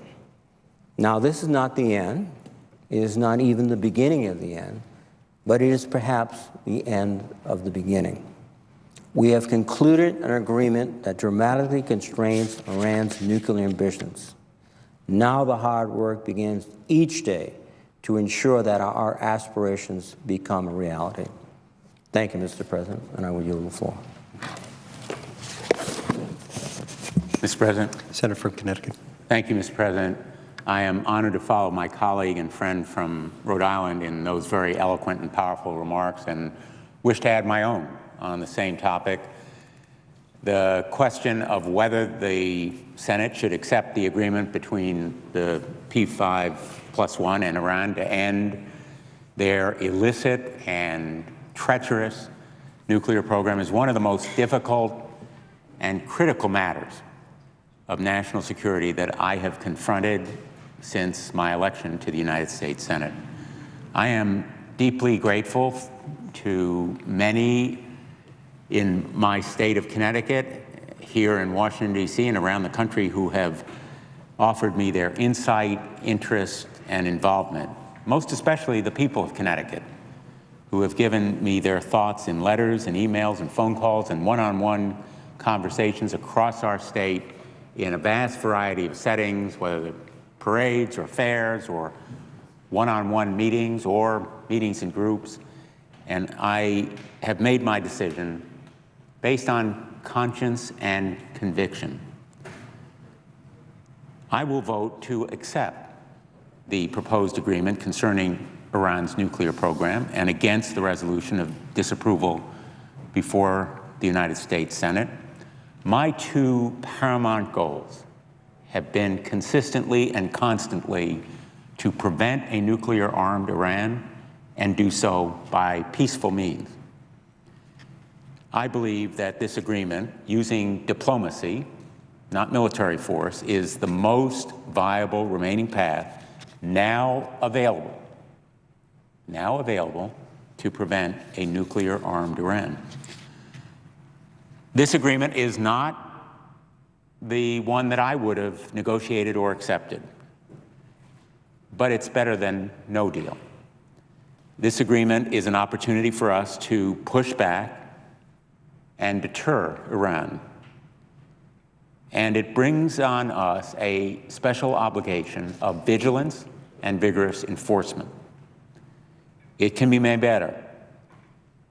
It can be improved and strengthened through unilateral action by the United States of America and through consultation and collaboration with our allies. Not resuming or reopening the negotiations, but acting in collaboration with our allies, as well as through actions that we can take as a nation alone and working closely with our ally, our friend, our critical partner in the Middle East, the State of Israel. The administration set forth a case that the current agreement immediately reduces Iran's nuclear program and places it under a series of overlapping safeguards. Together, these measures push a threshold nuclear power back from the brink. The agreement imposes an intrusive inspection and surveillance regime, relying on international certification and verification by the International Atomic Energy Agency. Future United States presidents have the authority, immediately and through executive order, to reimpose our sanctions if Iranian actions are inconsistent with our national security. Rejecting this agreement is fraught with unacceptable risk. Our formal negotiation partners and allies have signaled clearly that they are simply not coming back to the table, a point confirmed in my direct conversations and meetings. There is no better deal available now. The present sanctions will soon become unenforceable, producing an economic windfall for Iran, whether or not the United States accepts this agreement. The United States, instead of Iran, would be isolated, and Iran's nuclear program would be unconstrained. Rejection would fracture our unified efforts with our allies and greatly weaken international pressure on Iran and undermine American leadership on this issue and others, especially if economic sanctions are needed in the event of a violation. This agreement has shortcomings, no doubt, and they are serious. I've listened to my colleagues, including Chairman Corker, whom I deeply respect, and others here today enumerate a number of them. And yet I remain convinced that the most constructive and clear-eyed role for Congress is to support specific steps to make implementation and enforcement of this agreement stronger and more effective. In fact, in my view, the day after this agreement is approved and accepted is as important as the agreement itself. The day after and the months after and the years after, because that is when this agreement must be enforced vigorously and strenuously and unyieldingly. I've taken additional time to look beyond this agreement to create a blueprint for diplomatic steps to strengthen it. Specifically, I'm working with the ranking member of the Senate Foreign Relations Committee, Senator Ben Cardin of Maryland, to craft new legislation.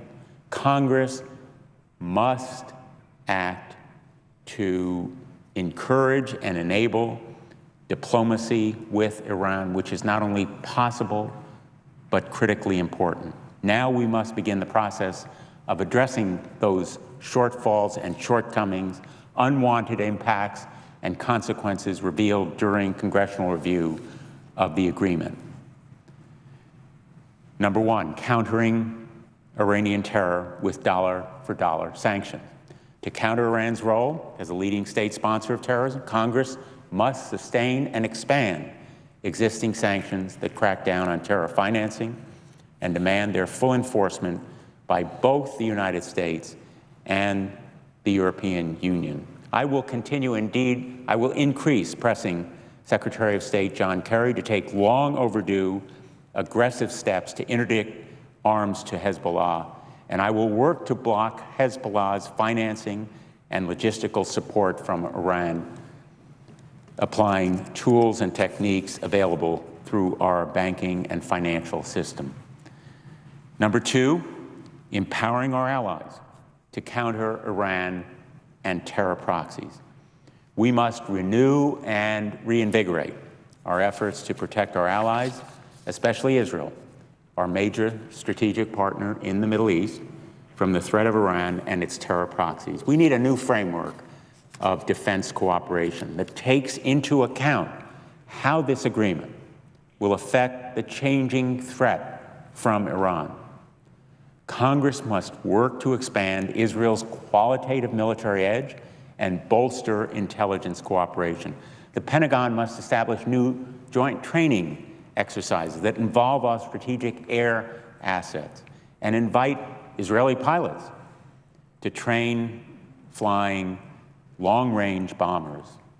Now is the time to aid Israel with extra F-35 Joint Strike Fighter squadrons and the tankers they need to cut off any threat to Israel well before it reaches their borders. No equipment should be precluded if needed for Israel's self-defense. As a member of the Senate Armed Services Committee, I will work to establish such a parallel agreement with Israel to cover threats, both nuclear and conventional, along with an ongoing joint review forum, bringing together the United States, Israel, and NATO members to enhance our deterrent capability.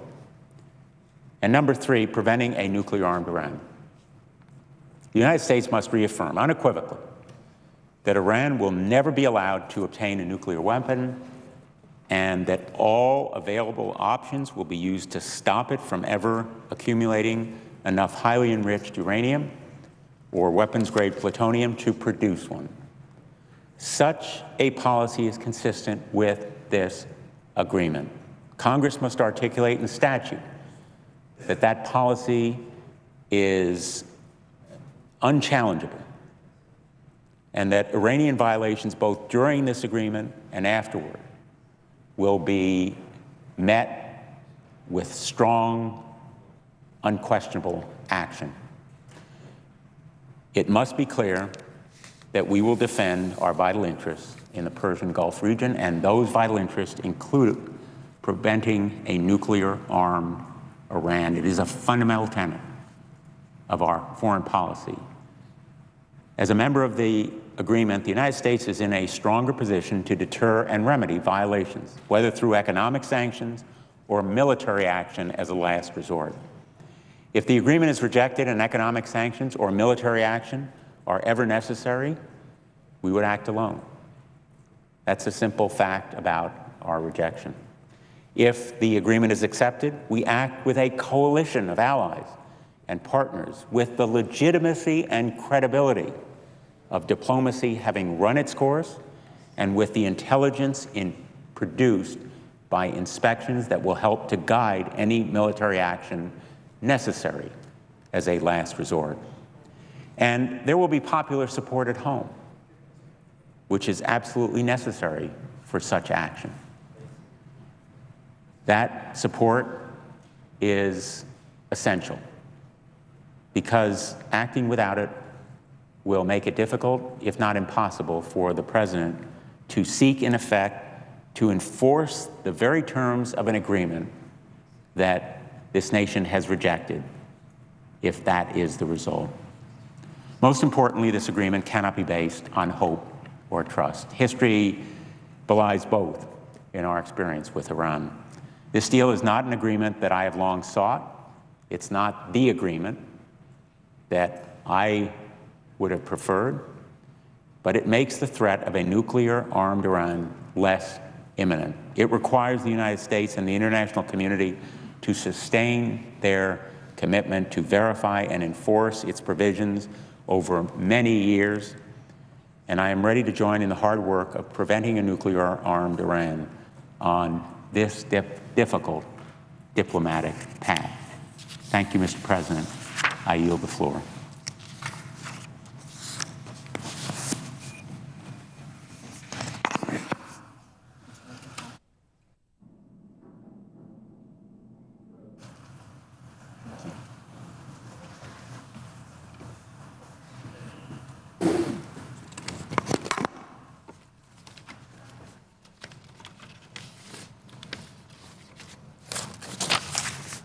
Mr. President. The senator from New Hampshire. Thank you, Mr. President. I come to the floor today. I believe this is probably the most important foreign policy issue that certainly I have worked on in my time in the United States Senate. And it is one of great consequence to our nation and also to our allies. And I don't come to this decision lightly, but there are many reasons why I would urge this body to disapprove the agreement that has been entered into between the Obama administration and the Iranian government and the P5 plus nations. First of all, we need to understand the country that we are dealing with. Just today, Iran has said, the Iranian Supreme Leader Ayatollah Ali Khamenei has said, I'm saying to Israel that they won't live to see the end of these 25 years. With Allah's help, there will be no such thing as a Zionist regime in 25 years. Of course, this is not the first time that we have heard this from the Supreme Leader or the leaders of Iran. Even now we're in this position, even after having entered this agreement and having had the President go to the UN to seek approval of this agreement prior to coming to the Congress. But we know that while this agreement was being negotiated, you had the Iranian foreign minister smiling for the cameras and negotiating the agreement, while the president of Iran was actually at rallies in Iran where they were shouting, "Down with America, death to Israel." Iran itself has a history that is important for us to understand. That history is a history of noncompliance. Iran has time and time and again failed to comply with UN resolutions and failed to meet its obligations. Iran has violated UN Security Council resolutions. Iran has violated the Nuclear Non-Proliferation Treaty in the past.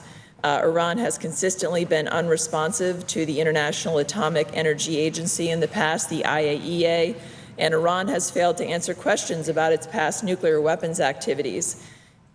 If there is no covert undeclared nuclear facility in Iran today, Oli Heinonen, a former IAEA deputy director, has said it would be the first time in 20 years. So one of the important issues that I believe for any of us in reviewing this agreement is what is the inspection regime that will be put in place to assure not only that we're doing a full inspection at the declared facilities of Iran, but also the undeclared facilities. And the reality is that under this agreement, the process for seeking inspection by the IAEA for undeclared facilities is a process that only a lawyer could love. And I happen to be one, because if you look at the language of the actual agreement, you will see that if the IAEA in paragraph 75 has concerns regarding undeclared nuclear materials or activities inconsistent with the JCPOA, or locations that have not been declared under the Comprehensive Safeguards Agreement, the IAEA first has to provide Iran with the basis for such concerns and request clarification, so that's the first step.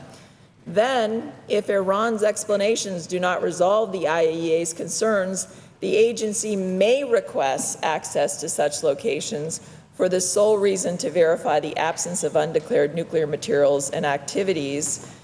And the IAEA also has to provide Iran the reasons for access in writing and make available all relevant information.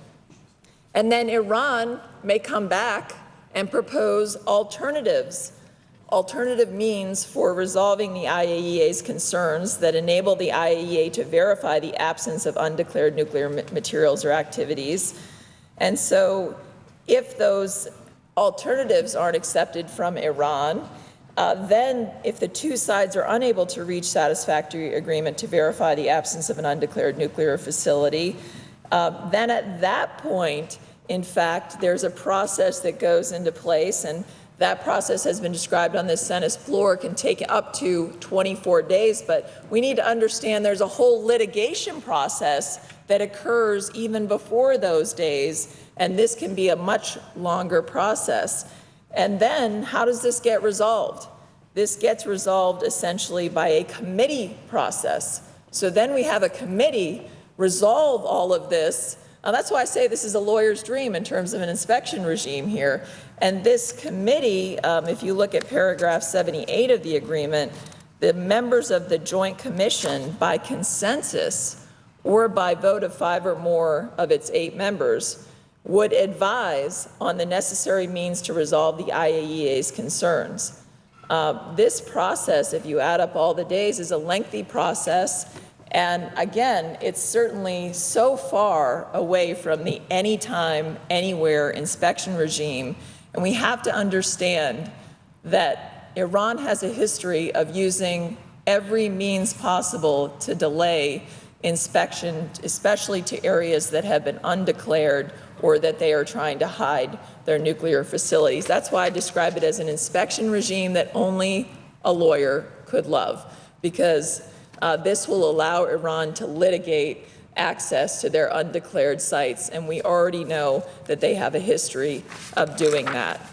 One of the issues that I have taken a keen interest in since I've been in the Senate is Iran's missile program.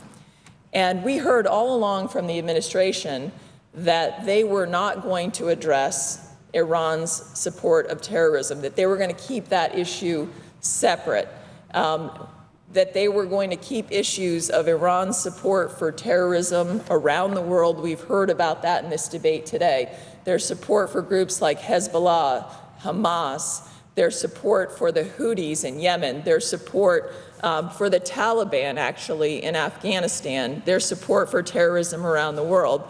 Yet, at the last minute in this agreement, the administration conceded two incredibly important points.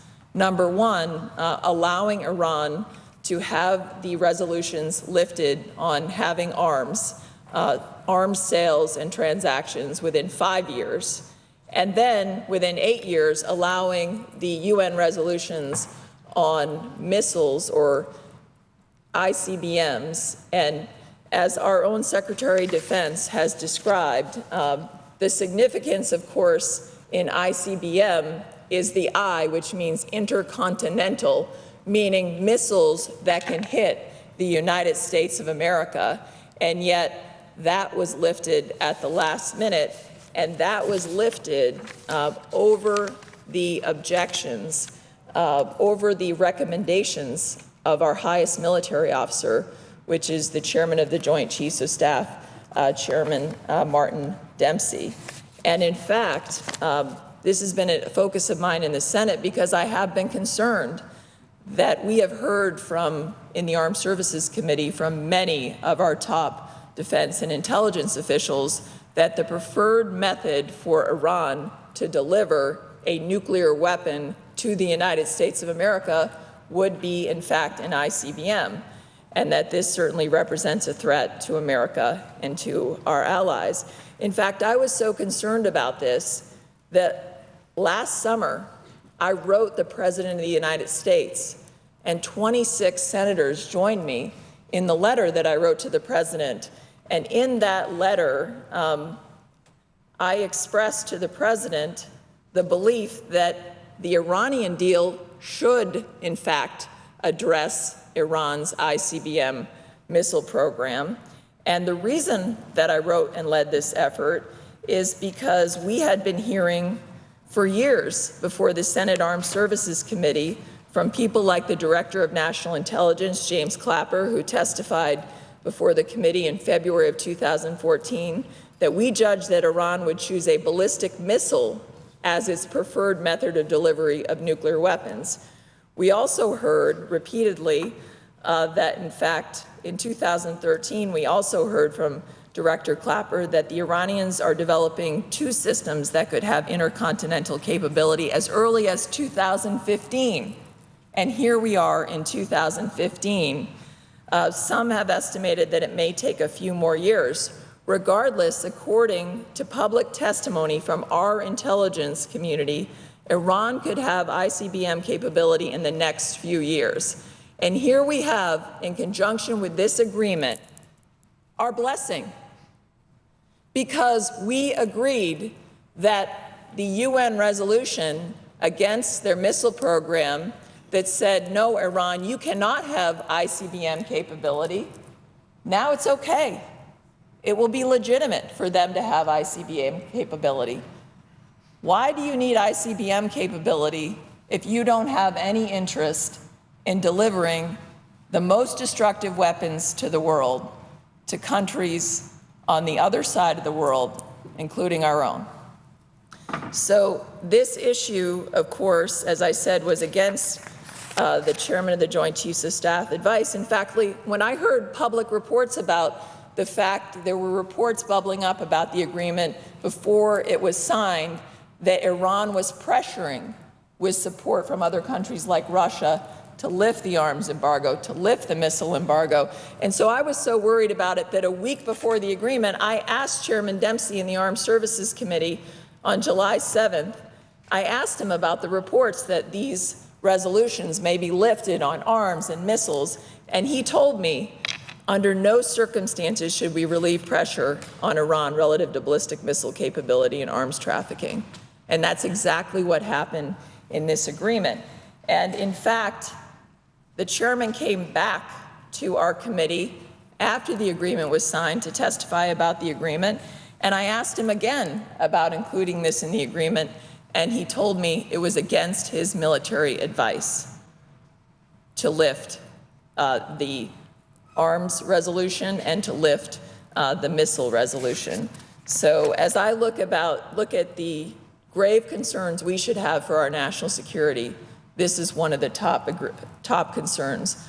An insufficient inspection regime legitimizing their ability to have ICBM capability, allowing them in 5 years to legitimately have more arms when we already know they're supplying arms and cash around the world to their terrorist proxies.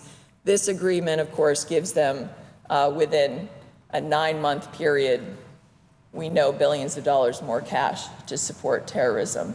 One of the things I've heard on the floor today is from my colleagues on the other side of the aisle that are supporting this agreement is that somehow this leaves on the table all of the tools that we need to deal with Iran's support for terrorism, which of course destabilizes the region. Except the problem is that nobody's told the Iranians this point because they have a very different viewpoint on this agreement. In fact, Iran has taken the position that if any of the sanctions are reimposed, that they can walk away from the agreement. If you look at paragraph 26 of this agreement, I would argue that the language in the agreement actually allows them to make that argument, unfortunately. Tehran has specifically stated that it will treat the imposition of any sanctions that are similar to those that are in place before this deal as a reason to walk away. So why is this important? It's important because we know they support terrorism around the world. My colleagues have said we have to deal with their support for terrorism, and we still have the tools in our toolbox to issue tough sanctions to deal with their terrorism, even while being part of this agreement. The problem is that the language doesn't necessarily bear that out in the agreement. And in a July 20th letter, Iran told the UN Security Council that it would reconsider its commitments under the JCPOA if the effects of the termination of the Security Council, European Union, or United States nuclear-related sanctions or restrictive measures are impaired by continued application of the imposition of new sanctions with a nature and scope identical or similar to those that were in place prior to the implementation date, irrespective of whether such new sanctions are introduced on nuclear-related or other grounds, unless the issues are remedied within a short time. So in other words, Iran is taking the viewpoint under the language of this agreement that if we reimpose any of the sanctions that are lifted as part of this agreement, which, by the way, these are the toughest sanctions, right? These are the tools in our toolbox. Even if they commit acts of terrorism, that they can walk away from this agreement. So let's put this all together. Iran, within 9 months, gets more cash for this agreement. They get to keep their infrastructure for their nuclear program because they get to keep their centrifuges. They're now in a position where people are all doing business with them because we know that many countries around the world, they want to be able to do business with Iran. So infusion of cash and relationships there. And then they're continuing to support terrorism. They commit through their proxies a major terrorist event that triggers something that we want to do here. We want to take tough sanctions against them because they've supported a terrorist attack against us or our allies, and yet they're going to take the position that we can't reimpose any of their sanctions no matter what they do, because the language of the agreement in paragraph 26, they're interpreting it that way. And so if you're Iran right now, this is a pretty good deal for you. You can get the cash, you can get the legitimization, people are doing business with you again, you can continue to support terrorism, and our hands apparently, in their view, are tied on sanctions. And so this is, in my view, when I hear from those that are supporting the agreement that somehow we still have all the tools in our toolbox to deal with terrorism, it seems to me that if you look at the language of this agreement and how the Iranians are supporting it, we have tied our hands, and we will be in a weaker position to deal with their support for terrorism around the world, no matter how egregious their behavior is. And this is a real issue when I think about our national security, when you have the largest state sponsor of terrorism in the world, and they will now have legitimate access to developing their ICBM program with the lifting of sanctions in the UN, the legitimate purchasing of arms, and we know that there are people like countries like Russia that are lining up to sell these arms to them, and then we're going to weaken our ability to impose terrorism-related sanctions in the future. Mr. President, this agreement, if I see where we stand today, I heard many of my colleagues also talking earlier about the 60-vote threshold in the United States Senate. When we voted on the Iran Nuclear Review Act, we voted on it, I believe, 98-1. So you would think that at that point we wouldn't be worried at all about actually getting to the debate on the actual bill. So I would hope that my colleagues on the other side of the aisle, when they voted for the Iran Nuclear Review Act, were serious about having a substantive vote, given that this was a vote of 98-1 on this agreement. And I believe the American people deserve nothing less than a substantive vote on the merits of this agreement as provided for by the Iran Nuclear Review Act. I know that many of my colleagues are here to speak, but I want to raise one final issue that we've heard about on this floor, and that is actually being able to see the full text of this agreement. Now, we all know that when you have an agreement, especially with a country that has a history of cheating, that language matters. We know that because the Iranians are already taking all kinds of different positions on what the language means in this agreement to their benefit. And yet we have not been given access to the two-side agreements between the IAEA and Iran. Yet what we know, and by the way, that's in direct violation of the express language of the Iran Nuclear Review Act, which says Congress should have access to side agreements. But what we do know about these side agreements that has been reported in the press is truly disturbing. And that is that, one, that the side agreements themselves, information has been leaked that indicates Tehran could declare some areas as suspected nuclear sites, including the Parchin military complex, off limits to inspectors, and that Iran could even be permitted to self-inspect there.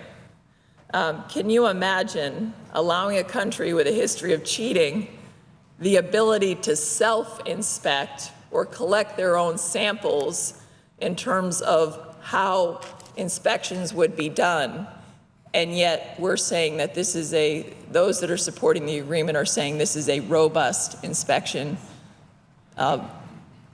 method. I would ask my colleagues on the other side of the aisle who are supporting this agreement, does it not trouble you that you've not been given access to the language of these side agreements, given that what has been leaked about them is that they pertain to the actual inspection process at important sites like Parchin? I would hope that our constituents would expect us to review every word of the language of something so important to our national security. And that in and of itself, I would say, is a reason to be highly skeptical of this agreement, along with the other issues that I have raised. Finally, we have a long history in this body of debating important international agreements, including agreements that deal with very fundamental issues involving our foreign policy, issues that involve nuclear nonproliferation, issues that involve many sensitive treaty issues. And we have a long history of actually debating these in a bipartisan manner and working in a bipartisan manner to approve agreements. Yet on this agreement, we are left in a position where a majority of the United States Senate, on a bipartisan basis, has said that we have serious reservations about this agreement and have declared that they are going to vote against this agreement. And yet, the administration is continuing to push forward to get this done, to make sure that this agreement is fully implemented without reaching out in a bipartisan fashion, to ensure that the strength of the Congress in a bipartisan fashion is behind something so important on our national security. That should say something about the merits of this agreement. This agreement is deeply flawed. This is an agreement that I believe does not protect our national security, and in fact, in the long run, will undermine our security in this country by giving Iran more cash, legitimization on their nuclear weapons program, in terms of keeping their infrastructure for that program, legitimizing their ICBM program, and again, hurting our ability to impose further sanctions if they conduct acts of terrorism, which they certainly have a history of doing through their proxies. So, Mr. President, I hope that as we continue this debate, that we will disapprove this agreement, which I do not believe protects our national security. Thank you, Mr. President. The senator from Indiana.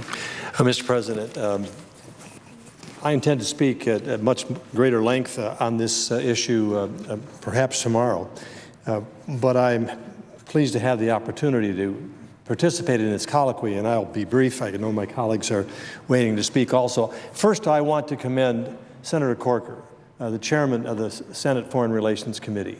Together with his work with Senator Cardin, we have a bipartisan agreement supported by some of the most knowledgeable foreign policy experts on the Democrat side and on the Republican side before us.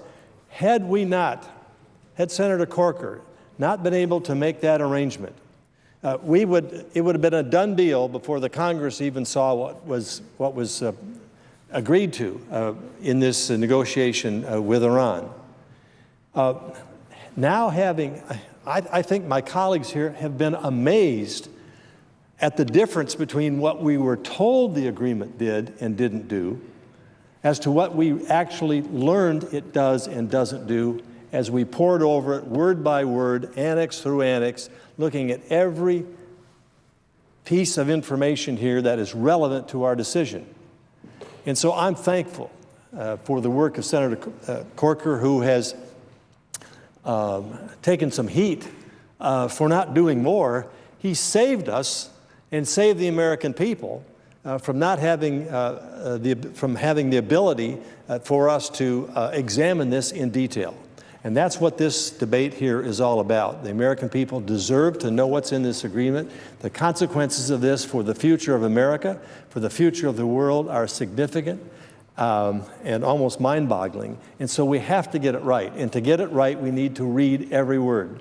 So here I am shortly after the delivery of the 157 pages together with the annexes, over a weekend poring through each sentence, trying to understand exactly what we have here and what we're dealing with, and I'm amazed at what I've come up with. Today, instead of going through the various items, and I'll talk more about this tomorrow, and it's been well presented by my colleague here from New Hampshire and by others this afternoon, including the Majority Leader, I would like to discuss something that I don't think has been raised yet, and that something is the ambiguity that exists throughout this agreement, and particularly in the annexes to the agreement. We know that there are two secret agreements which we don't have access to, and how anyone can go forward and support an arrangement when you have side secret agreements and you're not allowed to know what they are. That in and of itself should be reason not to support an agreement. But having said that, let me just spend a little bit of time regarding these ambiguities and the vagueness of some of the language here that I think can have major implications. The annex uses familiar forms of mushy language, and I'm going to quote here, as determined, where appropriate, among others, as mutually determined, when beneficial. What are the actual obligations that we are undertaking if we vote for this agreement that's full of words like that. This is not clear to me, nor I would think it's clear to anyone in the administration. We've questioned the administration on this issue, and they've essentially said, well, this is to be determined at a later date, or if this issue comes up, we will try to get some consensus on how to go forward. My own conclusion is that this language was not a mistake. I mean, these people who negotiated on our benefit have had a lifetime of negotiating engagement. I assume many of them were attorneys and lawyers that know and understand that a word, definition of a word or a phrase is everything. You have to understand exactly what it is, or you're going to end up with confusion. These ambiguous obligations, I think, were purposely designed to placate the Iranians, offering them a vision of a robust military nuclear infrastructure developed not only with the acquiescence of the West, but with our material assistance. And further, if we examine the agreement's text, let alone the annex text, this same pattern of misleading ambiguity holds. In many of the detailed commitments that are in this agreement, specified in the agreement and the annexes available to us, these conditional ambiguous terms dominate. I couldn't help but notice that this wasn't an occasional occurrence. So I asked my staff to go through and look at some of these ambiguous definitions and count the number of them. The phrase "as appropriate" or "where appropriate," achieving this as appropriate or obligated to this as appropriate or where appropriate, was sprinkled throughout the text 34 times. As mutually determined or by consensus to be concluded occurred 28 times, implying that future agreements or conditional commitments are there for as against current commitments. At the same time, the phrase "Iran intends to" occurs more frequently than it should in place of affirmative obligations. Now, any lawyer representing a client, whether you're buying a house or leasing a car or leasing an apartment or entering into a business contract, you can go to that lawyer and basically say, look, I want an out. Or if you are on the other end of the negotiating process, you can say, put some ambiguous, vague language in there to be determined as appropriate by consensus so that if something goes wrong here, I have an excuse to opt out. And I think that's exactly what Iran was trying to do. So if we come up with a breach of what we think is a breach of the amendment, it's easy for Iran to say, well, that needs to be by consensus, and without consensus, we see that saying such and such, and you see it wrong. If we press the case with Iran, that, of course, gives them the option of withdrawing from the agreement. And at an important time, now having over $100 billion in their hands, now having signed up contracts with many nations around the world, long-term contracts for delivery of oil, minerals, or whatever, now having put themselves in a much different position with the sanctions lifted, they may use that exact language as a means of escaping. Or you could turn it on its head and turn it the other way around. Iran says, well, wait a minute. Our intentions were such and such. You didn't understand what we were trying to say to you. And then how are we going to respond? And so this puts us in a very tenuous position. I can recall a number of times when I've told my wife, you know, I thought you were going to stop and pick up milk on the way home. Well, I intended to do that, you know, but I got a phone call. Oh, wait a minute.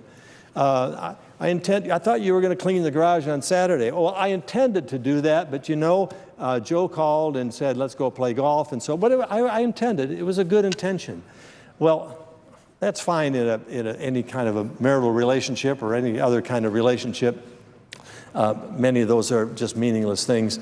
But when you're talking about an agreement that binds the United States on the basis of how its negotiating adversary interprets and uses these words, it can put you in real trouble. I don't think anybody's talked about that yet. I wanted to bring that up. As I said, I'm going to be talking about my position and how I came to the decision not to support this. I'll be doing that tomorrow. But this is a sloppily written agreement that can bind the United States to obligations that we are not even yet aware of, and that can give Iran an out if it so chooses, and comes to that point in time when, with a 3-month or so breakout toward having nuclear weapon capability, they simply say, sanctions are gone, we've got our money, we've done the research, even some with the assistance of U.S. scientists and members of the negotiating team. We're in a great position to go forward, and we're just going to do it. And we can use this language to opt out of the agreement. So with that, there's just yet one more reason why each of us should carefully try to understand what it is and what it isn't in this agreement, weigh this against as we try to make a judgment in terms of whether we should go forward or whether we have signed on to a very, very bad deal here and should vote against it. With that, Mr. Chairman, Mr. President, I want to yield to my colleagues I know who have been patiently waiting to speak. Mr. President. Senator from Oklahoma. Mr. President, I'd like to just take a moment, just be able to recap the day and some of the things that I've heard. I've been on the floor quite a bit today and heard a lot of the debate. And as I kind of process through some of the debate, here's what I've heard. We'll see if some of my colleagues agree with this and in the direction. I've heard a lot of conversation on the details of the agreement and trying to walk through the actual process. What does the text say? But there seems to be two very different opinions about this. So let me just share what I'm hearing back. There are key things that Iran needs to be able to complete a nuclear weapon. And it doesn't seem that this agreement stops them in the process. And that seems to have been the goal of this agreement, was to stop them from acquiring a nuclear weapon. What does Iran need? Well, they need time. This agreement gives them time, lays out a schedule, backs up, slows down the process of inspections. It allows them time to be able to finish their research. It allows them money. It's a key aspect that they need, not only for their funding of terrorism, but actually to be able to complete the technological research that they have to have in those facilities. Billions of dollars are released to Iran almost immediately in this agreement for them to be able to complete their research. It allows them ballistic missile capability, which is shocking to a lot of people that I've talked to in my state. They assume that this deal actually slows down their ballistic missile research and capability. It actually doesn't. It actually paves the path to them and gives them permission to continue their ballistic missile research. It allows them to be able to continue towards highly enriched uranium. Again, a lot of people that I've talked to have been surprised at that, because the assumption was, from so many times to hear from the president, they shouldn't be allowed to have uranium. They shouldn't be allowed to do that. That was the conversation 5 years ago, but now it's how much uranium can they enrich and what does that look like? Now, there has been some conversation today by individuals that have said, well, this will decrease the number of centrifuges that they have. That is entirely correct. It does decrease the number of centrifuges, but let me give the illustration. If your company had 20 computers that were built in 1995, and you were told you could replace those 20 computers from 1995 with 3 computers with this year, would you take that deal? I bet you would. That's the deal that we're giving to Iran. We're telling them their oldest centrifuges, their oldest, originally built, they're going to have to get rid of about 2/3 of those, though they can still keep 5,000 of even their oldest centrifuges. But they can install 1,000 of their newest technology centrifuges and keep those going. Well, I would certainly think that's a deal they would take, and by the way, they are taking, and they're asking us to take it as well. They have time, they have money, they have ballistic missile research, they have highly enriched uranium and the permission to be able to continue their work on their most advanced centrifuges, and they have additional defensive capabilities.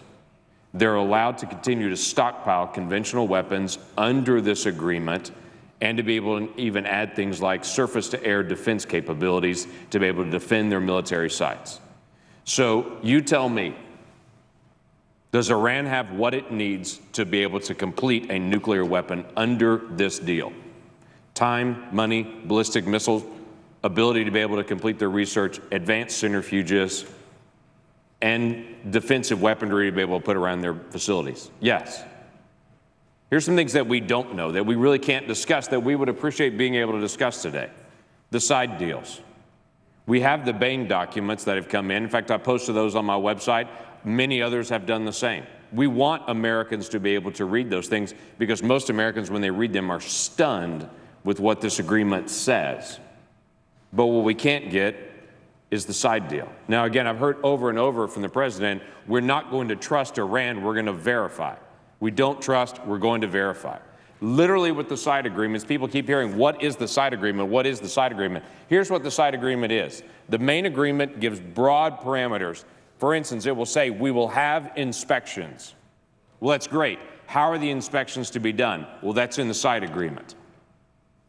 So we're agreeing that, yes, there'll be inspections. When we ask the question, how are inspections to be done, we're told we can't read that document. That's a separate agreement between the UN and Iran. Literally, I cannot verify how we're going to verify. I'm being told trust and verify. I can't verify how we're verifying. That seems absurd to me, and it's hard for me to imagine anyone in this body would say, yes, I'd sign off on something I've never read, I've never seen. In fact, the people in the administration have said they have never read, they have never seen. Yet we're being asked to sign off on it and to give our authorization to say, yes, we would support that. I have a problem with that. And it's one of many reasons why I cannot support this deal. Now, what I've heard over and over again by individuals that do support this deal today, I've heard this is the deal, it's in front of us, the president's agreed to us, and it'll look bad if we don't agree to it. You know what? My problem is not looking bad. My problem is a nuclear-armed Iran. That's the problem. And at the end of the day, this is not about saving face as America. This is about protecting United States interests, United States citizens, and those of our friends in the Gulf. This is not about saving face for the president. I've heard over and over again, it would be too hard to get the coalition back together to be able to renegotiate this. May I remind you, the reason that we have this coalition together is because the crippling sanctions are one thing. You cannot do business with America and with Iran. That's the deal. If we continue the sanctions in place, it's not about getting the band back together. It's about leaving those sanctions in place. And if you want to do business with the United States, you also have to agree to not do business with Iran. It's not about getting everyone back together. Leave them in place. Let's finish renegotiating it. I've heard over and over again, it's either war or it's this. Quite frankly, I think this deal in its place takes us closer to a conventional war. Why? Because it allows Iran to begin to almost immediately begin stockpiling conventional weapons. Those in the Gulf region are so concerned about that we're promising them they can get more weapons and buy more advanced weapons from us. How does a conventional arms race in the Middle East take us farther from war? Under this agreement, it destabilizes. I've heard over and over again today, what's our message to the world when the rest of the world has signed off on this and yet we say no? Well, here's our message to the world. Iran is screaming death to America, not death to other countries, except for Israel, which they're chanting death to Israel. Israel is also standing up and saying, this is a terrible deal for our nation and for the stability of the world. It's not about our message to the world. It's about standing up and being the world's superpower. That's who we are. Let's take responsibility for our position in the world and to be able to finish well what we're doing. I've also heard multiple times today, well, let's sign off on this deal and then we'll have tougher diplomacy in the future. I have to tell you, every time I've heard that, I've smiled and thought, are you kidding me? What do you mean we'll sign off on this deal, then we'll do tougher diplomacy in the future? With what leverage? This is our leverage. The sanctions are the leverage. We're not going to get tougher in the future. This is the toughest moment. It gets softer from here. Iran is still the single largest sponsor of terrorism in the world. They've made no change in their actions against Yemen and leading the coup in Yemen. They've made no change in their actions of propping up Assad in Syria. We're giving this away if we sign on to this agreement. This deal is built on hope, not on facts and trust. And I know everyone in this body hopes to get a diplomatic solution. We cannot base an agreement with Iran on hope. If we cannot verify it, if we cannot see the documents, if there's been no change in behavior, I think we should assume we still have status quo Iran. Let's push back. Let's get the better deal. Let's not allow advanced centrifuges to stay in place. Let's not allow them to continue their ballistic missile testing. These are not hard issues to be able to finish. The deal is half cooked. Let's get it fully baked, and then let's finish the diplomatic solution, but not just hope that this works out in the days ahead. With that, I yield back. Mr. President, Senator from Georgia. I rise tonight to speak about a very troubled time in my life and in this body. I didn't think this moment would arise in my tenure here in the United States Senate.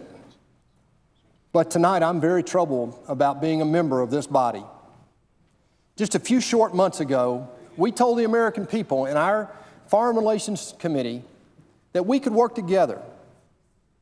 We unanimously passed a bill that gave this body, the U.S. Congress, a right that the President and his administration had denied us by not allowing this to be treated as a treaty.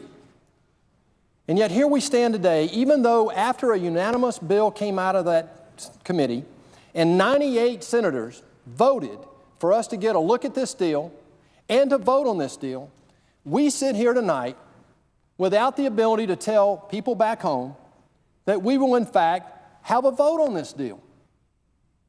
I find that terribly, terribly troubling. As a matter of fact, I'm embarrassed. I'm embarrassed. The people back home deserve better than this body is providing. There is bipartisan opposition to this deal. There are good Democrats who in their deep conscience are going to oppose the president. I respect that. But there is not bipartisan support for this deal. There's a huge difference. Only one group in this body is supporting this president's deal with Iran. I'm troubled by that. I applaud Senator Cardin, the ranking member of the Foreign Relations Committee. I applaud Senator Corker as the chairman of that committee. Under their leadership, we got to this point. Without this deal, without a vote, we wouldn't even be sitting here tonight. We would already be implementing this deal.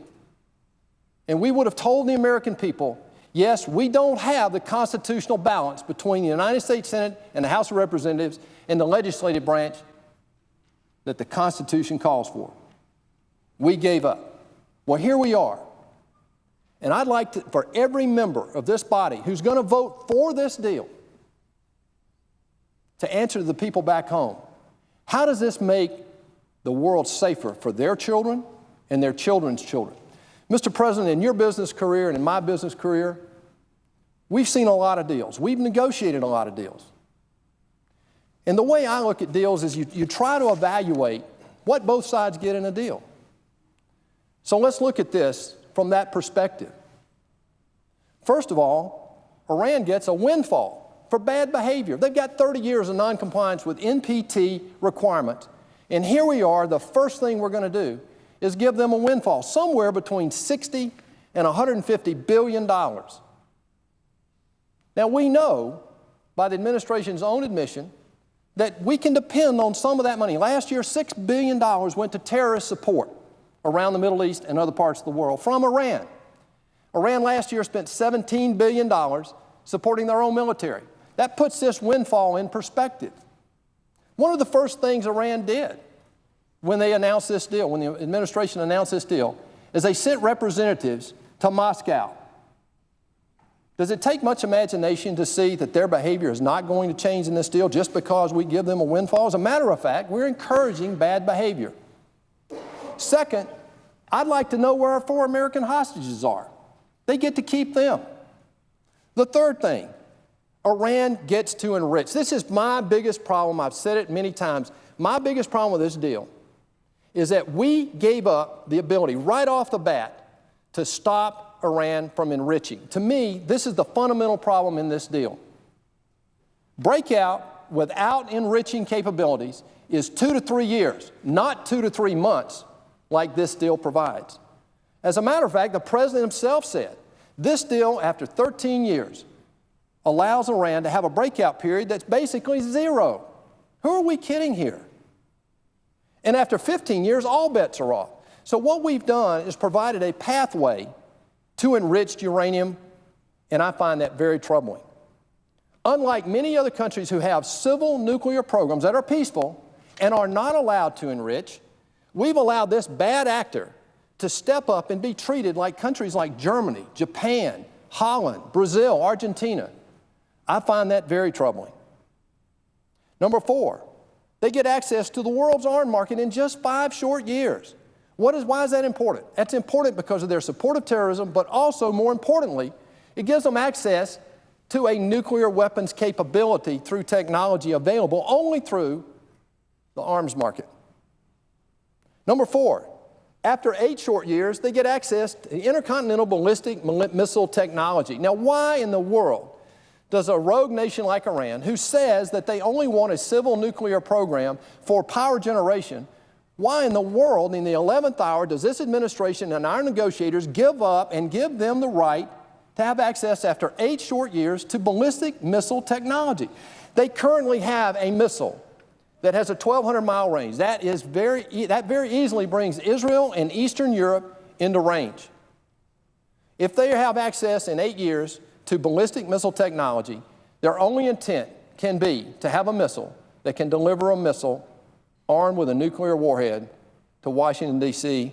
and points beyond. I find that very troubling. Number 5, Iran gets access to technology for centrifuges. This is the most unbelievable thing. Not only do they get to keep every centrifuge, they're not destroying one centrifuge. 19,000, they get to keep 5,000 or so active. They don't have to destroy any one. But I agree with what Senator Langford just said, and that is this. They have antiques right now. What we are allowing them to do is to trade up to modern technology in IR-6 and IR-8 centrifuges. There's only one reason for that. It shortens the time for them to develop enough fissile material to have a nuclear weapon. 6, Iran gets to limit and delay inspectors. This is only important because we allow them to enrich. Don't miss that. But what we've done is allowed them to dictate the inspection protocol. I've never seen a deal where that was allowed. Honest to goodness, this to me is unconscionable. The fact that we have secret deals, yes, that's important. But the fact that we are allowing them, with no U.S. participation, by the way, on the ground in Iran with the IAEA, we're allowing Iran to actually take samples under the protocol of inspection. The side deals are unconscionable. I would never, in business, sign a deal where every legal document was not exposed. How in the world? I understand these side agreements are normal operating procedure between the IAEA and their countries that they're inspecting. This is different. This is a public, global deal dealing with a rogue country like Iran, and we need to see that. I can't imagine how we would approve a deal, anybody would approve a deal and go home and explain to their constituents how this makes sense for the safety of their children and grandchildren when we don't know what's in every legal document. Now, what we get? I would argue that basically what I hear, the number one goal from this administration is a legacy for this failed president. I'm sorry, but that's the only real benefit I can see. We get Iran, the world's largest sponsor of terrorism and proven violator of past nuclear agreements, to promise to be a good actor. Really? That's what we get? And yet, the Ayatollah just today said that Israel will not exist in 25 years. This does not sound like a good actor to me, who's going to change their behavior because we have brought them into the community of nations. Why do we believe the word of a nation that has been a revolutionary pariah since 1979? Have we forgotten that 52 United States American citizens for 444 days were held hostage in Tehran, members of our embassy, just 35 short years ago? This is the same regime. These are the same clerics, the same mentality that created that situation. We just now have entered into the most devastating foreign policy agreement in my lifetime, maybe in the history of the United States. No deal that I can read in history puts the United States in more jeopardy going forward than this nuclear deal with Iran. Under this deal, we get an Iran that will continue its bad behavior. I think that's easy to predict. Their sponsorship of terror continues. Their human rights violations have worsened even during the negotiations, Mr. President. They continue to back Assad's murderous regime in Syria, which is the source of one of the most devastating humanitarian crises of the 21st century that's just now coming to light. You and I, Mr. President, made a trip along with the leader just a few months ago. We sat in Jordan and we listened to the plea of those people over there who are receiving refugees. They were telling us how serious this plight is. And now the media has picked up on it, and you see the devastating impact of what's going on in the Middle East. This deal is a manifestation of a much bigger problem. This president has failed in this foreign policy requirement that the executive branch is given in our Constitution. And this is just a manifestation of a bigger failure, but it is devastating to the future security of our kids. Today, Iran has a national holiday called Death to America Day. As a matter of fact, one of the 4 hostages just this year, earlier this year, was moved from the second worst prison in Iran to the worst prison in Iran, and guess what day he was moved on? Death to America Day. I find that insulting. Mr. President, as we just heard, there are 3 things. I have a little different look at what a country needs to have a nuclear weapon. First of all, I'm an engineer, so this will be very pedantic, and I'll be very careful with this, but quickly, a country needs 3 things. First of all, they have to have fissile material. We allow this in this deal. There's a pathway for them to get there legally. They don't have to violate this agreement. They will eventually get there in a very, very short period of time. The second thing is they have to have a device for a warhead. In 5 short years, they have access to the military arms community, where that's totally accessible today. Third, they have to have a delivery mechanism. And in 8 short years, as we just said, they have access to intercontinental ballistic missile technology so that in basically 8 years, if they want to break out, they will have missile technology that can bring a missile warhead right down on our heads here in this chamber. Without domestic enrichment, Iran's breakout period is really 2 to 3 years. Again, not 2 to 3 months. President Obama has claimed that we could not get a deal without giving Iran the right to enrich. I just don't understand that. These sanctions brought them to the table in the first place. We gave up on that too early. The president gave us a false choice, and I'm insulted by that. People back home are insulted by this. That it's either this deal, which everybody agrees is a bad deal. Even the Democrats today are telling us how flawed this deal. I didn't hear one person today stand up and tell us how great this deal was. Basically, I heard, this is the best deal we can get. Let's give it a try. We can't be any worse off in 10 years. I would argue, yes, we can, and yes, we will be worse off in 10 years. It's absolutely possible to have a better deal. We don't need a P5+1 if, in fact, we have the determination to make our own sanctions stick. This $18 trillion economy is big enough to bring them back to the table and absolutely get the kind of deal that would protect our kids and grandkids. In previous deals with South Africa and Libya, just as 2 examples, they gave up their enriching capabilities in order to be accepted into the NPT fraternity of countries that are good actors regarding proliferation of nuclear technology. This deal not only allows Iran to enrich, but it gives their illicit nuclear enrichment program the blessing of the international community. The present negotiators even threw in technical assistance for Iran's enrichment program. I just don't understand that. As a dumb business guy, Mr. President, I swear I just don't understand how they, in good conscience and without smirking, can stand in front of the American people and say, this is a good deal.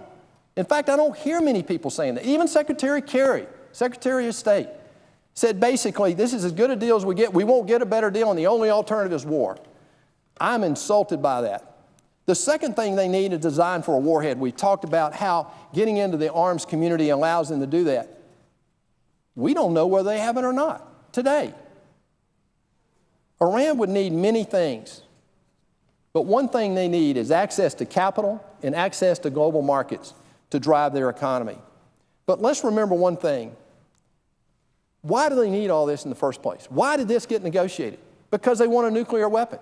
The goal in this agreement, according to the administration, was to never allow Iran to become a nuclear weapon state. And yet, we see nothing but pathways that allow them to do that, even legally. I just don't understand how the administration and a few Democrats are standing up today and saying this is a good deal and we need to vote for it because it will preclude Iran from ever becoming a nuclear weapon state. It just doesn't do that. As a matter of fact, in 1994, we signed a similar deal with North Korea. The president at that time, President Clinton, told the American people that if we voted on that deal would guarantee we'd never have a nuclear weapon on the peninsula of Korea. Well, how'd that work out for us? I would argue that today we're facing a similar situation that's just as predictable. Looking at the facts, we can see this deal all but guarantees a nuclear Iran. I can't support this in good conscience. Mr. President, this is one of the worst deals I've seen in my lifetime. I'm embarrassed that we sit here in front of the American people and actually have to discuss this. This is so bad. It is so threatening to our children and our children's children that we have got to stand up and we've got to fight this all the way through to get a vote on it, first of all, and to defeat this. I urge my colleagues to join me tonight and this week in opposing this deal. Thank you, Mr. President, and I yield my time. Mr. President. The Majority Leader. I send a cloture motion to the desk for substitute amendment number 2640. The clerk will report the motion. Cloture motion. We, the undersigned senators, in accordance with the provisions of Rule 22 of the Standing Rules of the Senate, do hereby move to bring to a closed debate on Senate Amendment number 2640, signed by 17 senators as follows. I ask consent the reading of the names be dispensed with. Without objection. And I send a cloture motion to the desk for the underlying resolution, HJ Res 61. The clerk will report the motion. Cloture motion. We, the undersigned senators, in accordance with the provisions of Rule 22 of the Standing Rules of the Senate, do hereby move to bring to a close debate on HJ Res 61, a joint resolution amending the Internal Revenue Code of 1986 and so forth, signed by 17 senators I ask as consent follows. the reading of the names be dispensed with. Without objection. Mr. President, for the information of all colleagues, this cloture would ripen on Friday, but I'm optimistic that we'll be able to get consent to have the vote tomorrow afternoon. I yield the floor.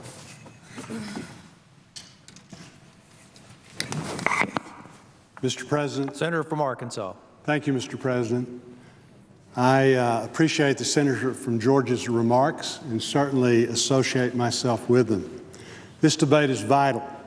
Despite President Obama's initial objections to congressional oversight, the American people deserve a say in this critical national security matter, which I note has been negotiated behind closed doors. The bill that we passed in May accomplished that. Now the Senate Democrats are talking about taking that away by filibustering this debate. How we went from passing Senator Corker's bill by a vote of 98-1 just a few months ago to a potential filibuster is baffling to the American people. Our constituents want this debate. They have a number of concerns about this deal. We are their voice. We are here to represent them, not to protect the president from a difficult veto. When these discussions began, President Obama claimed we would be able to diplomatically dismantle Iran's nuclear program. The final agreement suggests this is far from the case. It is apparent that the president and his negotiating partners were willing, eager even, to give in to every demand made by the world's largest state sponsor of terrorism. The goalpost removed from dismantling Iran's clandestine nuclear weapons programs to blindly hoping we can contain it. The deal President Obama and Secretary of State Kerry have orchestrated has several key faults. For starters, under the deal, Iran is not required to destroy a single centrifuge, not one. That means well over 1,000 centrifuges will remain in place at Fordo, one of Iran's most infamous nuclear sites. Many will continue to operate. This is no ordinary facility. It is a fortified underground military bunker built into the side of a mountain. It was constructed in secret and has served only one purpose: to covertly produce weapons-grade, highly enriched uranium. When the talks began, the president was adamant that Fordo must be closed as part of the final agreement. However, over the course of the negotiations, the president caved. The Iranians will be able to maintain the capacity to continue enrichment activities at Fordo. The President claims that verification will ensure Iran's compliance. But verification appears to be exactly where this deal is lacking any punch. There's nothing in this deal that lets us confidently say we know what is truly going on at any of the nuclear sites in Iran. There are no anytime, anywhere inspections, including at Fordo. Even worse, international inspectors won't even be the ones handling the inspections at the country's military complex in Parchin. The Iranians themselves will be. How this is acceptable to anyone is astonishing. There's absolutely no reason, given the regime's history, to believe that the Iranian inspectors will be honest about what is going on in Parchin. A lack of verification is far from the only troubling aspect of this agreement. The Iranian regime believes that the agreement gives them full, permanent relief from sanctions. Lifting sanctions will provide Iran with approximately $100 billion in previously frozen assets, which the administration has openly admitted will go, at least in part, to the Iranian military and its terrorist offshoots. It was hard enough to get the international community to commit to sanctions in the first place. With a reprieve of this nature, we will never be able to reestablish them should Iran not live up to its end of the agreement, which is a strong possibility given the Iranian regime's actions in the past. Along with the sanctions relief, the international arms embargo and ban on ballistic missile research will also be lifted. Within the next 8 years, Iran will have access to modern offensive weaponry. This does not bode well for peace in the region. It puts our security and our allies at great risk. Remember, we are talking about the world's leading state sponsor of terror. What we're giving up as a result of this deal, the sanctions relief, the arms embargo, the ongoing enrichment, makes the world a more dangerous place. We have a responsibility to ensure that Iran never achieves its goal of becoming a nuclear power. If Iran goes nuclear, Saudi Arabia and other nations in the region surely will follow. The deal gives us little confidence that we will be successful in this regard. A nuclear Iran could be devastating for America and our allies. This is about saving our children and grandchildren from the prospects of nuclear war. I cannot confidently say this agreement will accomplish this goal. In fact, I fear it moves us in the wrong direction. For that reason, I oppose the deal and intend to support the resolution of disapproval.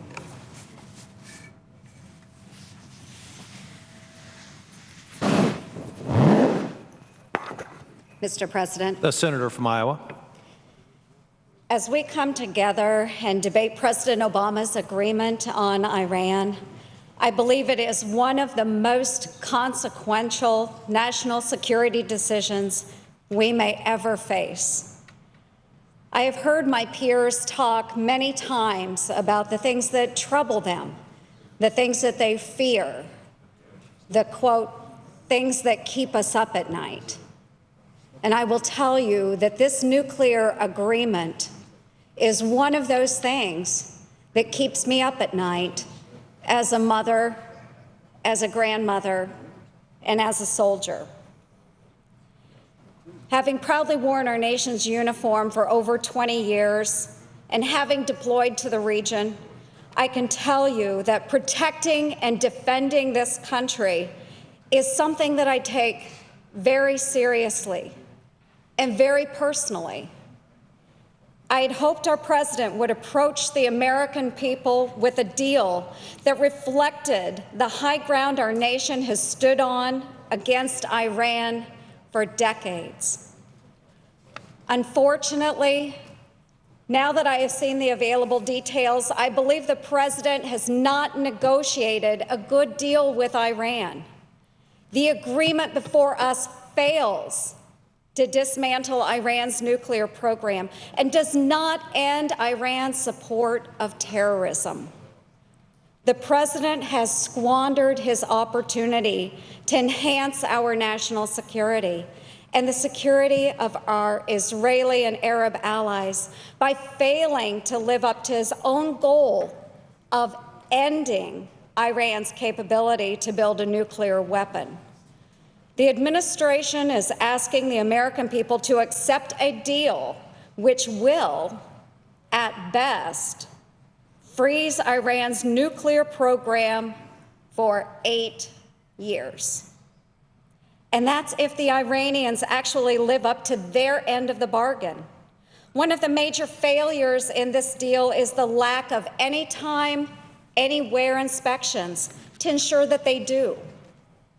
In April, the President's own Secretary of Energy, Dr. Moniz, a nuclear physicist, who the President often refers to as a leading authority on nuclear programs, he said, and I quote, "We expect to have anywhere, anytime access," end quote, when referring to what our country needed to ensure Iran was abiding by a nuclear agreement.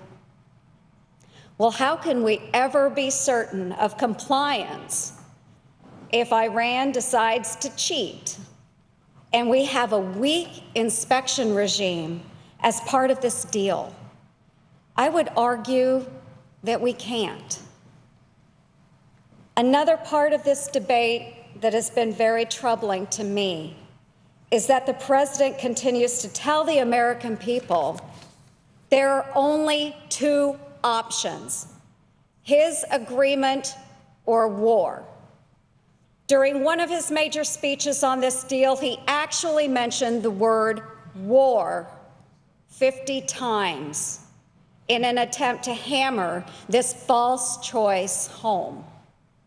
Despite this misinformation campaign designed to pressure the American people into agreeing on a bad deal, our military leaders and distinguished former administration officials clearly denied that our choice is either support the deal or go to war with Iran. In testimony before the Senate Armed Services Committee, Chairman of the Joint Chiefs of Staff, General Martin Dempsey, disagreed with the President's assessment that the American people face a choice of supporting the agreement or going to war with Iran. Later that same week, the President's pick to lead the United States Navy said war was not the only alternative and that we need to use the full set of capabilities that the Joint Force and the Navy can deliver to deter that. And the military contribution is also just a subset of a whole of government approach, along with our allies in the region. And it's not just leaders within our military saying this. General Michael Hayden, former director of the CIA and NSA, said, quote, "There is no necessity to go to war if we don't sign this agreement. There are actions in between those two extremes," end quote. Dr. Richard Hawes, president of the Council on Foreign Relations, said, "I would echo that," during the same hearing. Ambassador Edelman, a former Undersecretary of Defense for Policy and ambassador to Turkey, said, "I agree with you. I don't think those are the only alternatives." Ambassador Nicholas Burns, a former top U.S. negotiator with Iran on its nuclear program and former Undersecretary of State for Political Affairs, said, "I don't believe that war would be inevitable." Rather than misrepresenting the facts and our country's options, I challenge supporters of this agreement to explain to the American people why they are supporting a flawed and bad deal today, when we should be putting our citizens' interests and their security first. I'd also note that this administration was willing to leave the negotiating table without securing an end to Iran's support of terrorism. Iran is the world's leading sponsor of terror, and we are giving them a free pass in this deal to continue those efforts. In addition to the billions of dollars in sanctions relief, which leaves Iran poised to double down on its support of terrorism, the President also agreed to lift the UN arms embargo for advanced conventional weapons and ballistic missiles. As a veteran of Kuwait and Iraq in support of Operation Iraqi Freedom, I am beside myself, as are many other Americans who served in Iraq, regarding the President's support for sanctions relief for one terrorist in particular, the leader of Iran's elite covert force, the Quds Force, General Qasem Soleimani. General Soleimani is directly responsible for the deaths of several hundred Americans and the wounding of thousands more during the Iraq War. Throughout the Iraq War, we lost many Americans killed in action and many more wounded by Iraqi Shia militia who were supported or controlled by General Soleimani. In 2010, Ambassador James Jeffrey, then U.S. Ambassador to Iraq, said, up to a quarter of the American casualties in some of the more horrific incidents in which Americans were kidnapped can be traced, without a doubt, to these Iranian groups. One of the signature tools to attack American service members was an improvised explosive device, IED, known as an explosively formed projectile, or EFP. These EFPs were provided by Iran exclusively to groups they controlled in order to kill Americans. If you ask American service members who served in Iraq during the war, they will tell you these types of IEDs used by Iranian-supported Shia militias were some of the most deadly and devastating types emplaced by any of the Iraqi insurgency groups, including al-Qaeda in Iraq. While many of my colleagues share the concern regarding General Soleimani and Iran's targeting of Americans during the Iraq War, we seldom hear from Americans who have firsthand experience in fighting these Iranian-supported Iraqi Shia militias. My staff recently spoke to a currently serving U.S. Army officer, originally from Waterloo, Iowa, who deployed with the 1st Cavalry Division on a 15-month deployment to Iraq during the surge. This Iowan described to us the impact Iran's effort in Iraq had on him and his tank platoon in Baghdad, saying, "The threat of EFPs was quite real during our deployment to Iraq," and I'm quoting him. Understanding the pipeline from Iran into Iraq, the abundance of the munitions, and the lethality on U.S. forces, the sense of peril never left our psyche. While I was never fearful of losing a limb, I knew if I was struck, I would follow certain death, one that I would welcome 10 months into a 15-month deployment, end quote. Removing sanctions on Soleimani is an embarrassment for this administration, and in the words of some of our Iraq veterans, a slap in the face. And then there's Luke, a retired Army service member with the storied 101st Airborne Division.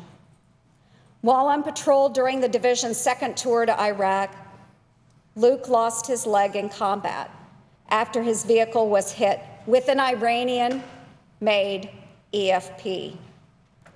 He told us that, quote, "We come home blown up and try to put our lives back together, only to hear that our country is going to be lifting sanctions that will free up billions for Iran to kill more innocents. We may not be at war with them, but they are at war with us."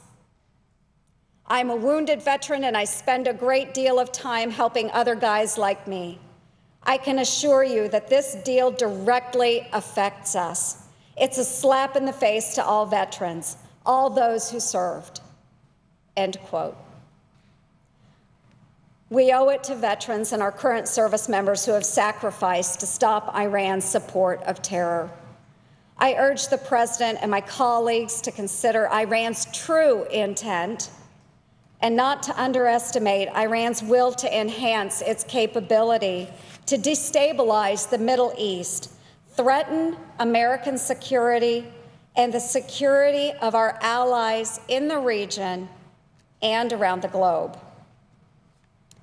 Mr. President, in closing, the decision we make on this agreement will have lasting results for our nation, the world, and future generations of Americans. I urge all of my colleagues to reject the President's bad deal and put the security of the American people, our allies, and the global community first. Thank you, Mr. President. I yield back the floor.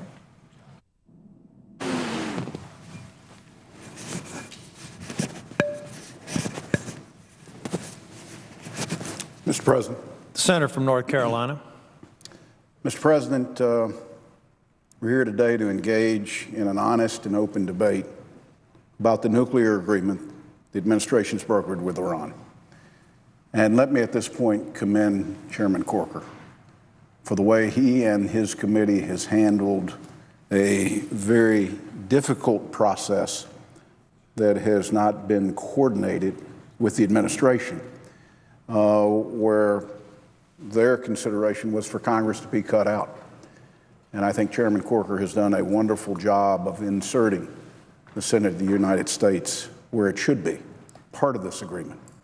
I'm here to tell you that this deal is based not on absolute value, absolute knowledge of Iran's activities or its intentions, including its nuclear ambitions, but is naively and dangerously based on faith and hope. Our national security should not be based on faith and hope. Our nation's security is too precious to be based on faith and hope alone. Faith that we will detect any Iranian efforts to cheat, and hope that the Iranians will not cheat. Secretary of State John Kerry told the American people in June, and I quote, that we know what they did, we have no doubts, and that we have an absolute knowledge of the possible military dimensions of Iran's nuclear program. Let me say that again. We have an absolute knowledge of the possible military dimensions of Iran's nuclear program. As chairman of the Intelligence Committee, I can tell you, we don't have absolute knowledge of anything. Our intelligence is good, but it's not perfect, and it's disingenuous for Secretary Kerry to suggest otherwise. We must accept the self-evident fact that Iran has a horrific record of complying with non-proliferation commitments. And when our best tools are faith and hope, we're putting our own national security as well as our allies at risk. I respectfully ask my colleagues, as you consider your vote on this agreement, to think about the following questions. Do you know where every potential nuclear facility is located? Do you know the location or activity of every nuclear-related laboratory, whether it's in a military facility or a university campus? Do we know whether Iran intends to purchase sensitive nuclear materials from a rogue nation, or whether we will detect the sale or the transfer of that nuclear material? Do we know the intentions of the Supreme Leader, or what he and his successor may be thinking in 10 years? Do we know everything about Iran's past culpabilities, its future intent, or ability to conceal illicit nuclear activities? Have we assumed too much about Iran's willingness to abide by the agreement? Unlike Secretary Kerry, I do not believe that we know everything about Iran's past nuclear efforts.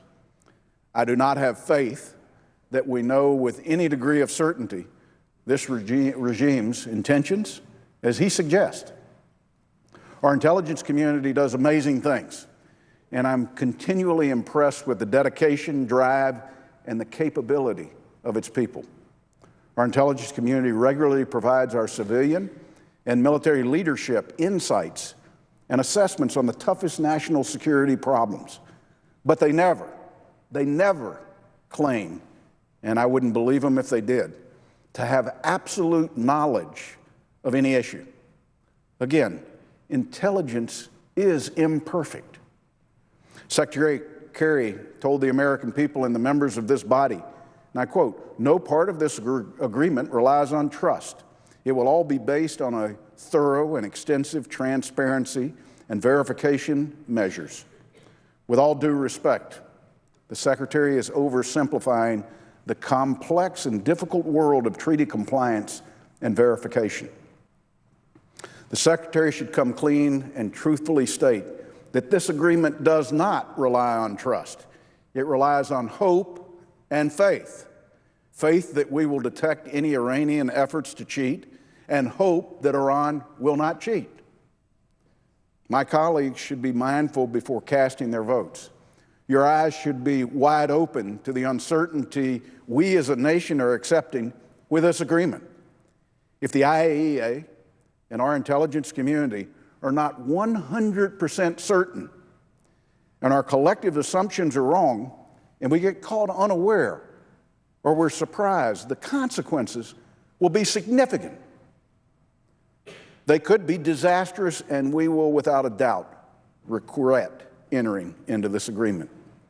The agreement the administration has negotiated with Iran is based on faith that we know everything about the nuclear program today, and hope that the Iranian regime will abide by the terms of this agreement. The administration is displaying misguided faith that Iran will not use the billions of dollars soon to be available to continue its efforts to fund terrorist proxies worldwide. I call my colleagues' attention to recent comments by the National Security Advisor, Susan Rice, who said this: "We should expect that some of the money Iran gets under sanctions relief as a result of the nuclear deal would go to the Iranian military and could potentially be used for the kinds of bad behavior that we have seen in the region." Again, this deal ignores the facts and instead hopes that it will work out. Iran is the world's central bank of terrorism, and this additional income is not likely to be solely dedicated to streamlining their postal delivery routes in Iran. Secretary Kerry testified in July that they, the Iranians, are committed to certain things that we interpret as terrorism. The administration is relying on faith that the IAEA and our intelligence community will be able to detect any trace of nuclear material and any prohibited activity, and has hope that the IAEA will continue to have access to Iranian nuclear sites, access that in some cases being defined as the ability to deliver things to the Iranians at the gate of the facility so they can conduct their own surveillance. Anytime, anywhere, to deliver the equipment to the Iranians and ask them to do self-inspections inside the gate. If the IAEA is prevented from gaining the necessary access to declared or suspected facilities in a timely manner, we will be at a significant disadvantage, and the sanctions pressures we've attained over years of efforts cannot be remade overnight. Our reliance on the IAEA is now also tied to two side agreements with Iran that members of this body have not yet been provided. I'll remind my colleagues that when the President signed the Iran Nuclear Agreement Review Act, the law required him to provide to Congress the agreement and all related materials and annexes that has not happened. And yet the administration asks that we have faith that these will not have a material effect on the agreement and our ability to ensure Iran's compliance with its terms. It raises additional questions.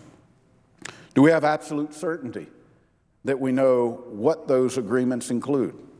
Do we understand how they may affect Iran's activities, assumptions, or willingness to abide by the terms of its agreement with the United States? Do we know without a doubt where every potential nuclear facility is located? The President argued that although it may take 24 hours to finally get access to a site, high school physics will remind us that nuclear material leaves a trace. And so we'll know that, in fact, there was a violation of the agreement. I don't have absolute certainty that this is true and question the administration's willingness to give up a requirement for anywhere, anytime access. If Iran isn't hiding anything, why wouldn't they offer that access? Do we trust Iran's claim that they don't have a covert facility? Do we have faith that they do not? Are we hoping that they do not build one? Do we or can we have absolute certainty on this issue? A former IAEA deputy director stated in 2013 that if there's no undeclared nuclear installation today, it will be the first time in 20 years that Iran doesn't have one. Ultimately, I believe this deal is built on a foundation that is far more unstable than the administration would have us believe. While I realize that all the parties involved in this deal have been trying to spin the narrative to their benefit, I cannot believe that a deal as tough as the administration would have us believe would be referred to by the Iranian president as a legal, political, and technical victory for Iran. The administration has chosen to trade all of our economic leverage that was working, for a near-term possible delay in Iran's breakout timeline. No doubt we will still have leverage, but it will be limited. Perversely, given the president's statements about opponents of this deal to military action, something we've tried to avoid for many years as it relates to Iran, the administration hopes that it will not have to use military action.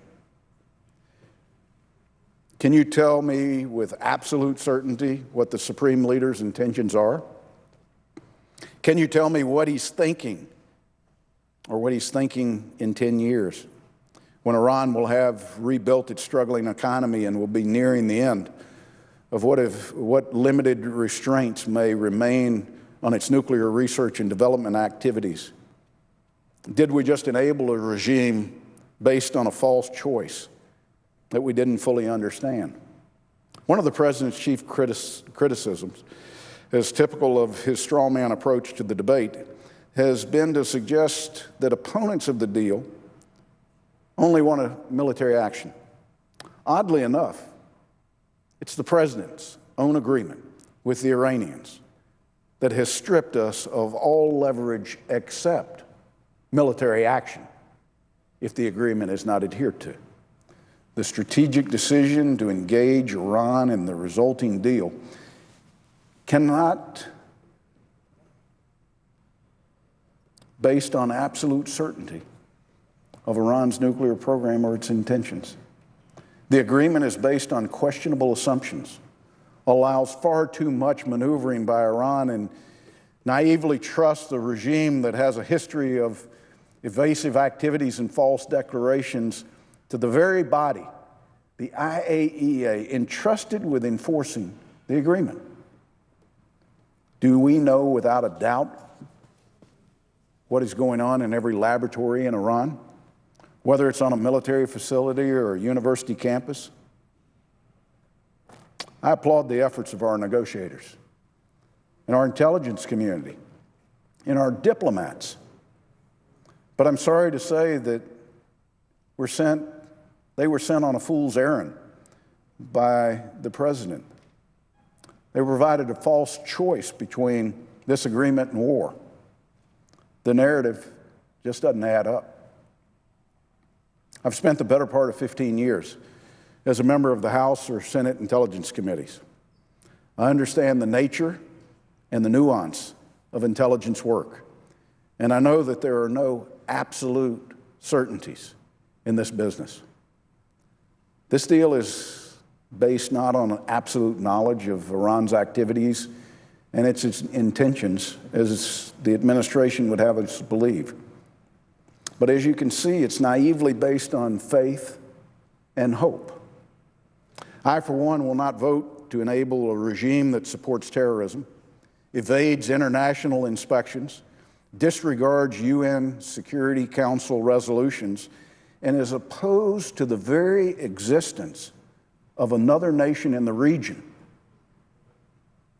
The United States has effectively led the international community and enacted sanctions that have restrained a hostile regime, and it now looks as though this administration will undo those years of efforts and enable the same regime by filling its coffers with badly needed resources. I don't know with absolute certainty where this agreement will lead, but I do understand that there are too many unanswered questions to move forward.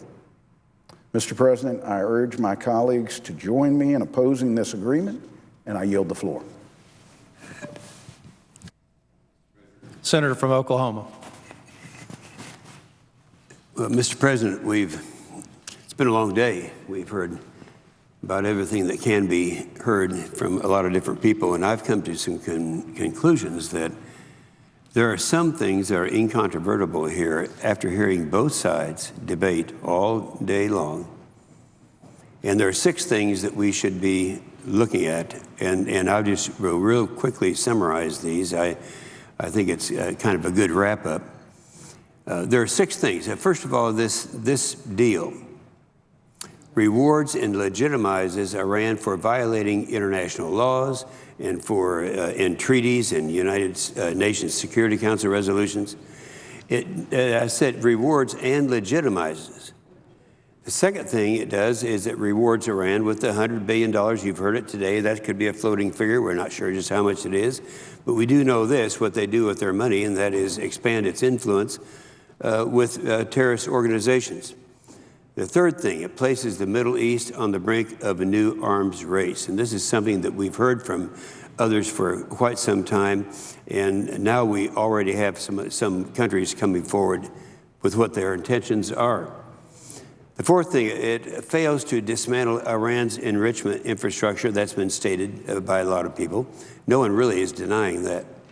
And fifth, it places no restrictions on Iran's ballistic missile program. You got to keep in mind, we've been talking about bombs all day, but you got to deliver the bombs to make them effective, and that's when the missile programs come into play. And then sixth, and I think it's most important, and that is there is no, in my opinion, no verification at all. And I'd like to kind of summarize that real quickly. The fact that it rewards and legitimizes Iran's violation. Keep in mind, they have violated almost every international law or treaty or United Nations Security Council, the Treaty on Non-Proliferation of Nuclear Weapons, for developing nuclear weapons. They have violated that. The International Covenant on Civil and Political Rights, that has to do with freedom of expression, freedom of religion, freedom of discrimination, and freedom from torture. They have violated that. The International Convention on Taking of Hostages, as several people have mentioned today, like the junior senator from Georgia. He asked, what about the 4 hostages that are over there? I would carry it one step further. One of them was an FBI agent named Robert Levinson. Robert Levinson now holds a record of having been held hostage longer than anyone else in history, and he's still there. He's still there at a time that we are in this process. And the resolutions on the access to nuclear facilities, they have violated that. I think everyone knows that. Iran's shown from time to time they can't be trusted. And the Director General of the IAEA has said that Iran has consistently failed to provide information or access needed to allay the IAEA's concerns about weapons potential. So that's the first. The second thing, the rewards the world's leading sponsor of terrorists. And we're talking about the United States does not normally negotiate with terrorists. This is something I've heard for many, many years, as long as I've been here, until now. And Iran remains the world's leading state sponsor of terrorism. We've heard it all day today.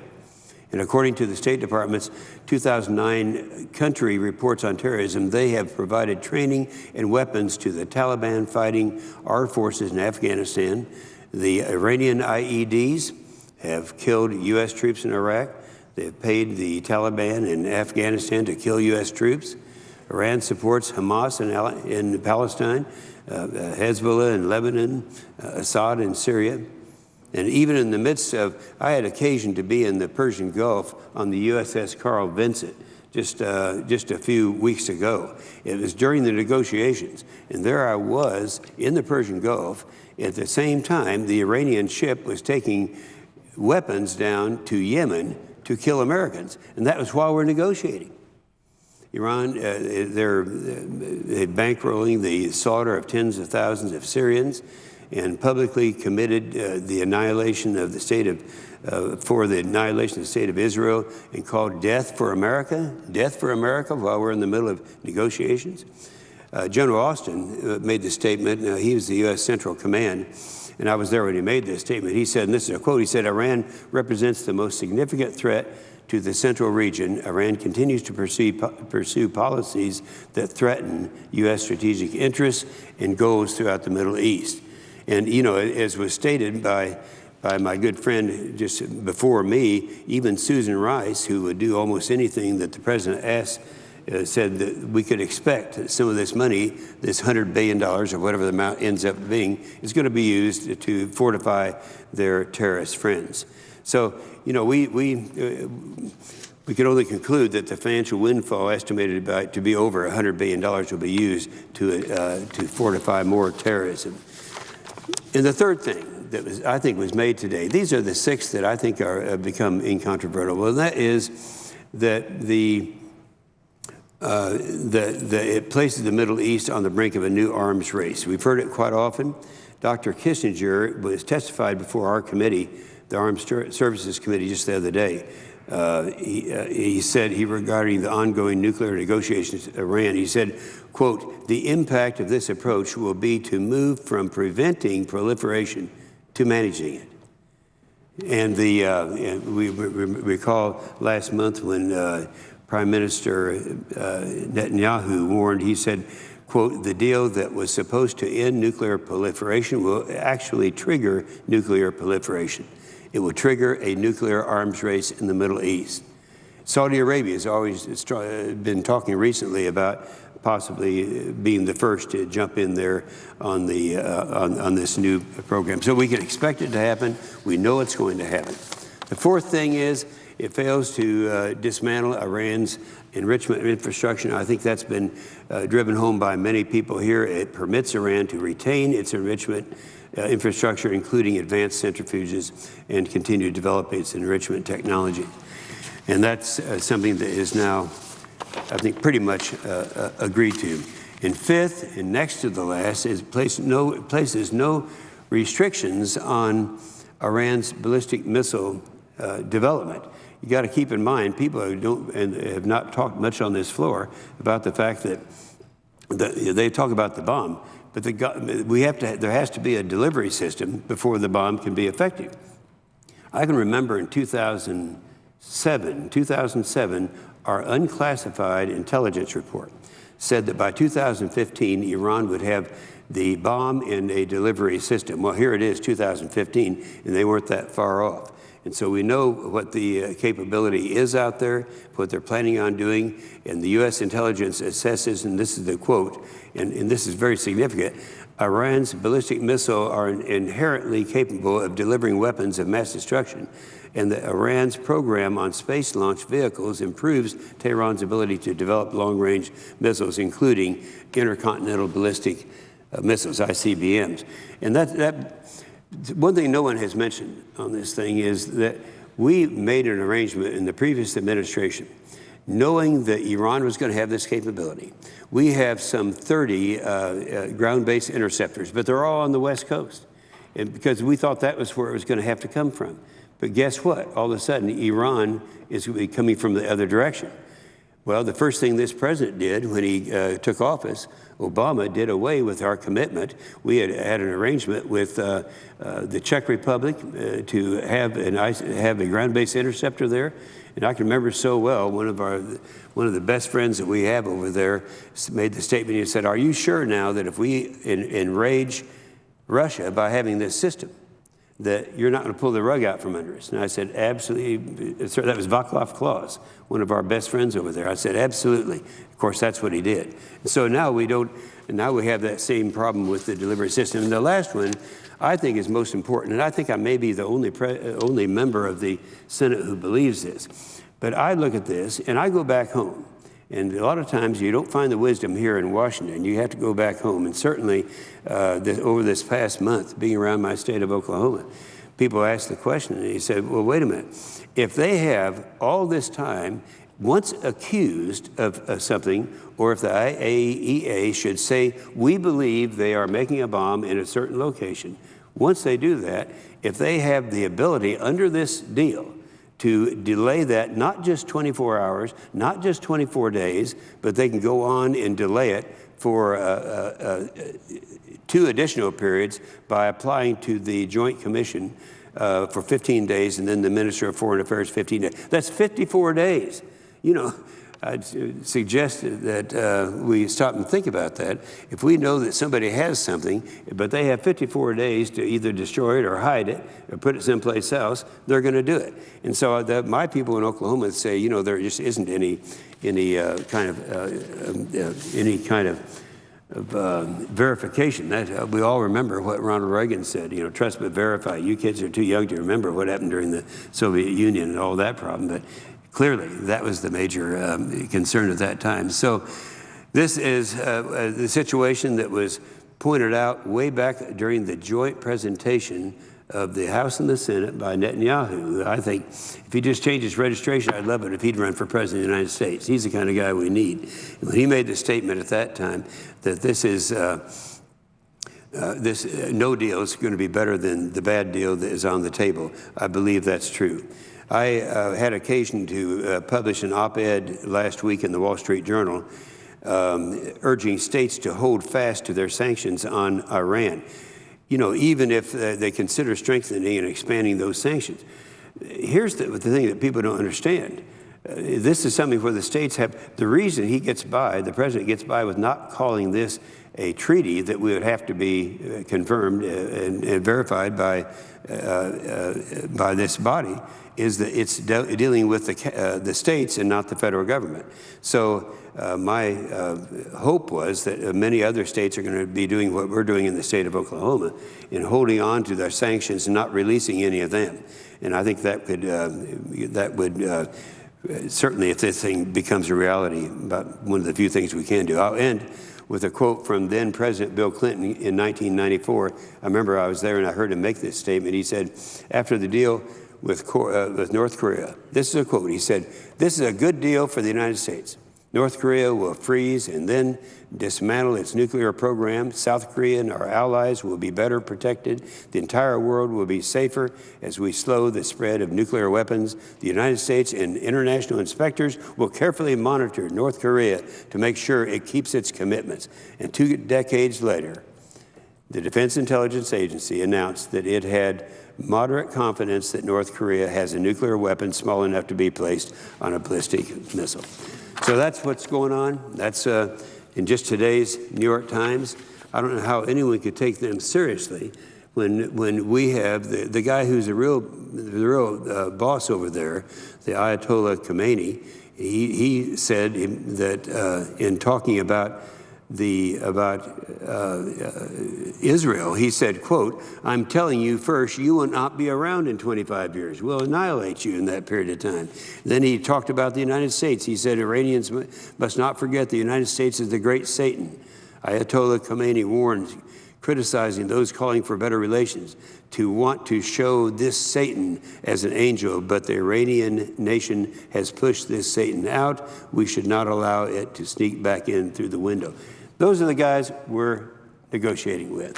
With that, I would say it's not a treaty, it's not a deal, it's surrender. And I would yield the floor. Mr. President, Senator from Nebraska. I would ask that the quorum call be dispensed with. Without objection. Thank you, Mr. President. I rise this evening to discuss the recent nuclear deal with Iran. I join my colleagues in opposition to this deal, and I agree with many of the arguments that have been put forward. Like so many Nebraskans who have contacted me to express their opposition, I have a number of concerns regarding this deal. One of the difficulties when it comes to explaining opposition to the deal is the sheer volume of the problems with it. There is no simple and succinct way to package all of the deal's weaknesses, which range from highly technical questions about access to suspicions about sites to broad, overreaching problems. Overall, I believe that while the administration claims this deal permanently prohibits Iran from obtaining a nuclear weapon, the plain language of this agreement simply does not support that claim. I am very worried that inspectors do not have access that they need to verify Iran's compliance. Moreover, there is no effective mechanism for punishing the low-level violations that Iran is sure to attempt. However, if you put aside the technical questions and you assume that the agreement will function exactly as it's intended, the fact of the matter is that all meaningful restriction on Iran's nuclear program expire in 15 years. At that point, Iran's program is legitimized, and it is free to build an industrial-scale enrichment program if it chooses. This means the one-year breakout time the administration has placed so much emphasis on is only temporary.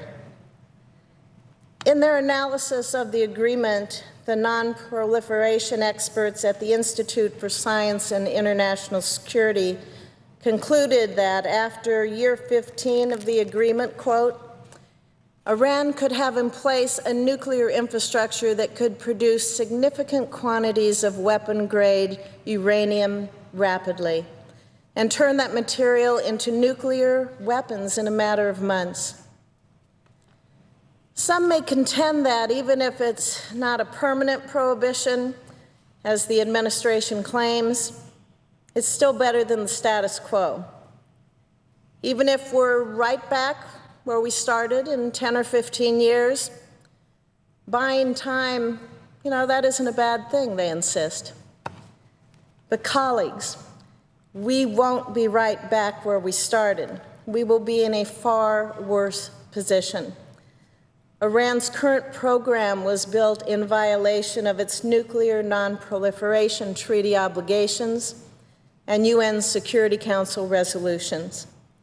The illegality of its program served as the basis for international sanctions, and it relegated Iran to a pariah status in the community of nations. Now, with this deal, Iran's program is legitimized. It is welcomed as a member in good standing with the NPT, and the sanctions regime is repealed, not temporarily waived. Thus, if the United States sought to limit Iran's program after year 15, we would be attempting to rebuild a sanctions regime from scratch and to target a program that, under this agreement, is deemed to be acceptable. Supporters of this agreement, many of whom argue that the sanctions regime is already on the brink of collapse, they need to ask themselves, how likely is it that sanctions could ever be imposed if Iran rapidly expands its program after year 15 of this agreement? I think the answer is that it would be incredibly unlikely. Is permanently giving up our ability to sanction Iran in exchange for a temporary delay of its nuclear aspirations a fair trade? Of course not. is buying 10 to 15 years' time worth agreeing to the perpetual instability of an unrestrained nuclear Iran after that point? No. There are many other reasons to conclude that we will be in a worse position in 15 years, despite the administration's claims to the contrary. Not only will Iran's nuclear program be able to proceed without limitations, it will be far richer with this agreement. There's some debate about how much Iran will receive when the agreement comes into effect, but whether it's $50 billion or $100 billion or $150 billion, there is no disagreement that Iran stands to profit massively from this deal. Moreover, as sanctions are repealed and trade resumes, Iran's economy will grow, bringing further profit to that regime. Although the administration argues that alternative restrictions can be used to hinder Iran's support for terrorist groups, it's difficult to believe that relieving sanctions pressure and infusing Iran with cash will do anything other than improve the positions of Iran's proxies and the terror groups that it funds. The additional resources will also allow Iran to increase its military capabilities, which will further be enhanced by the negotiators' decision to end the UN conventional weapons and ballistic missile technology embargoes on Iran. I find this decision to lift the embargoes, particularly on the transfer of ballistic missile technology to Iran, highly concerning and a compelling example of just how this deal fails to advance our interests. Rolling back Iran's ballistic missile program has been a key objective of the United States for some time, because as the Director of National Intelligence Clapper put it in his statement assessing worldwide threats before the Armed Services Committee this year, quote, Tehran would choose ballistic missiles as its preferred method of delivering nuclear weapons. Secretary Carter, in his confirmation hearing, built on this and unequivocally stated that Iran's ballistic missile development was, quote, a threat not only to the United States, but friends and allies in the region. Last year, I joined a number of my colleagues in sending a letter to the President urging him to use the negotiations process to achieve further restrictions on Iran's ballistic missiles program. The administration's response to our letter stated that Iran's ballistic missile program will need to be addressed in the context of a comprehensive solution. This position was repeated by the United States negotiators. Under Secretary of State Wendy Sherman also stated on multiple occasions that Iran's ballistic missile program has to be addressed as part of a comprehensive agreement. The chairman of the Joint Chiefs of Staff, General Dempsey, weighed in at a July 7th hearing before our Senate Armed Services Committee, testifying that under no circumstances should we relieve pressure on Iran relative to ballistic missile capabilities and arms trafficking. Then, a week later, news reports surfaced that negotiators had agreed to an 11th hour Iranian demand that the embargoes be lifted. Indeed, when the deal was announced on July 14th, the President revealed that after 5 years, conventional weapons embargo will be removed.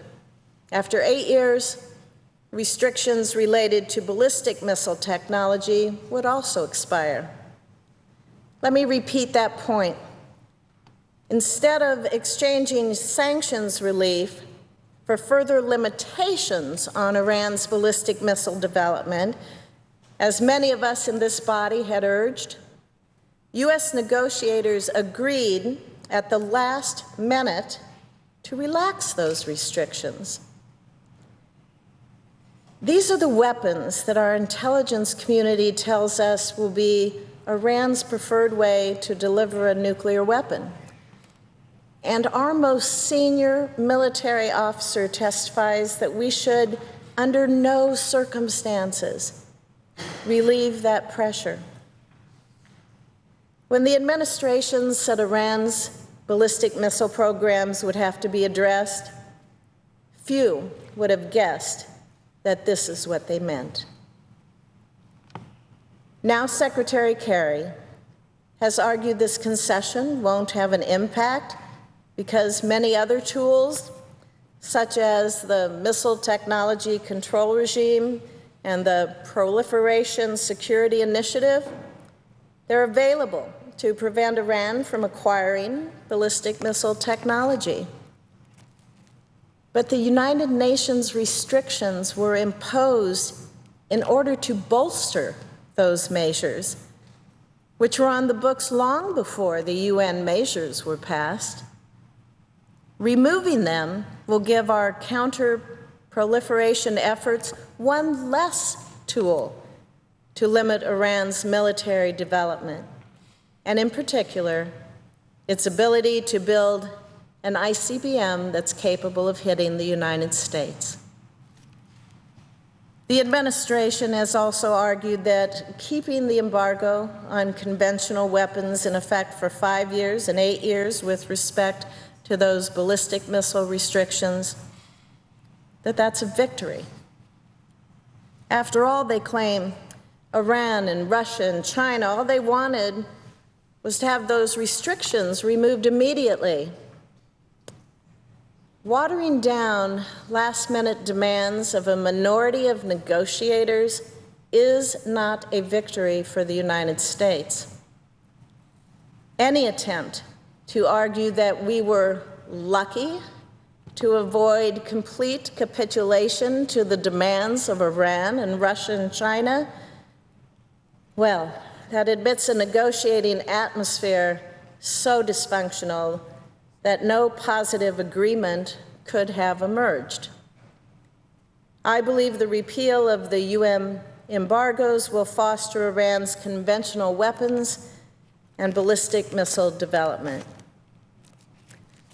Thus, under this agreement, in 15 years, we are likely to see an Iran that has emerged as a threshold nuclear state with an advanced enrichment program, has a more advanced conventional army, and commands a larger, better trained, and better equipped proxy force.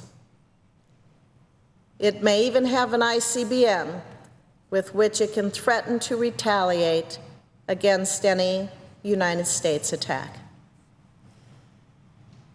All of this will be achieved without violating the agreement that's before us today, which reflects how far short it falls of advancing United States interests. Worst of all, legitimizing Iran's nuclear program diminishes the chance that sanctions could ever be imposed on Iran in the future. And fostering its military development undermines the threat of force, should Iran ever attempt to develop a nuclear weapon. Mr. President, I believe that this vote will be one of the most important I will make as a United States Senator, and it is worthy of a robust debate. I am disappointed that more of my colleagues, in particular those on the other side of the aisle, have not come down to share their opinion, their position. I find their silence deafening. As I have looked around this chamber today, I've been wondering, where are the supporters of this agreement? Why are they not on the floor to defend the substance of this deal? Forget the politics. Forget the false choices, the straw men, and the bluster. We should be here to debate substance. Mr. President, in conclusion, I cannot support an agreement that attempts to trade inadequate short-term limits for dangerous long-term concessions. Nebraskans and all Americans and their families are depending on us to ensure that our nation's security is protected. This deal should not be approved. I yield the floor. I'm the leading state sponsor of terrorism.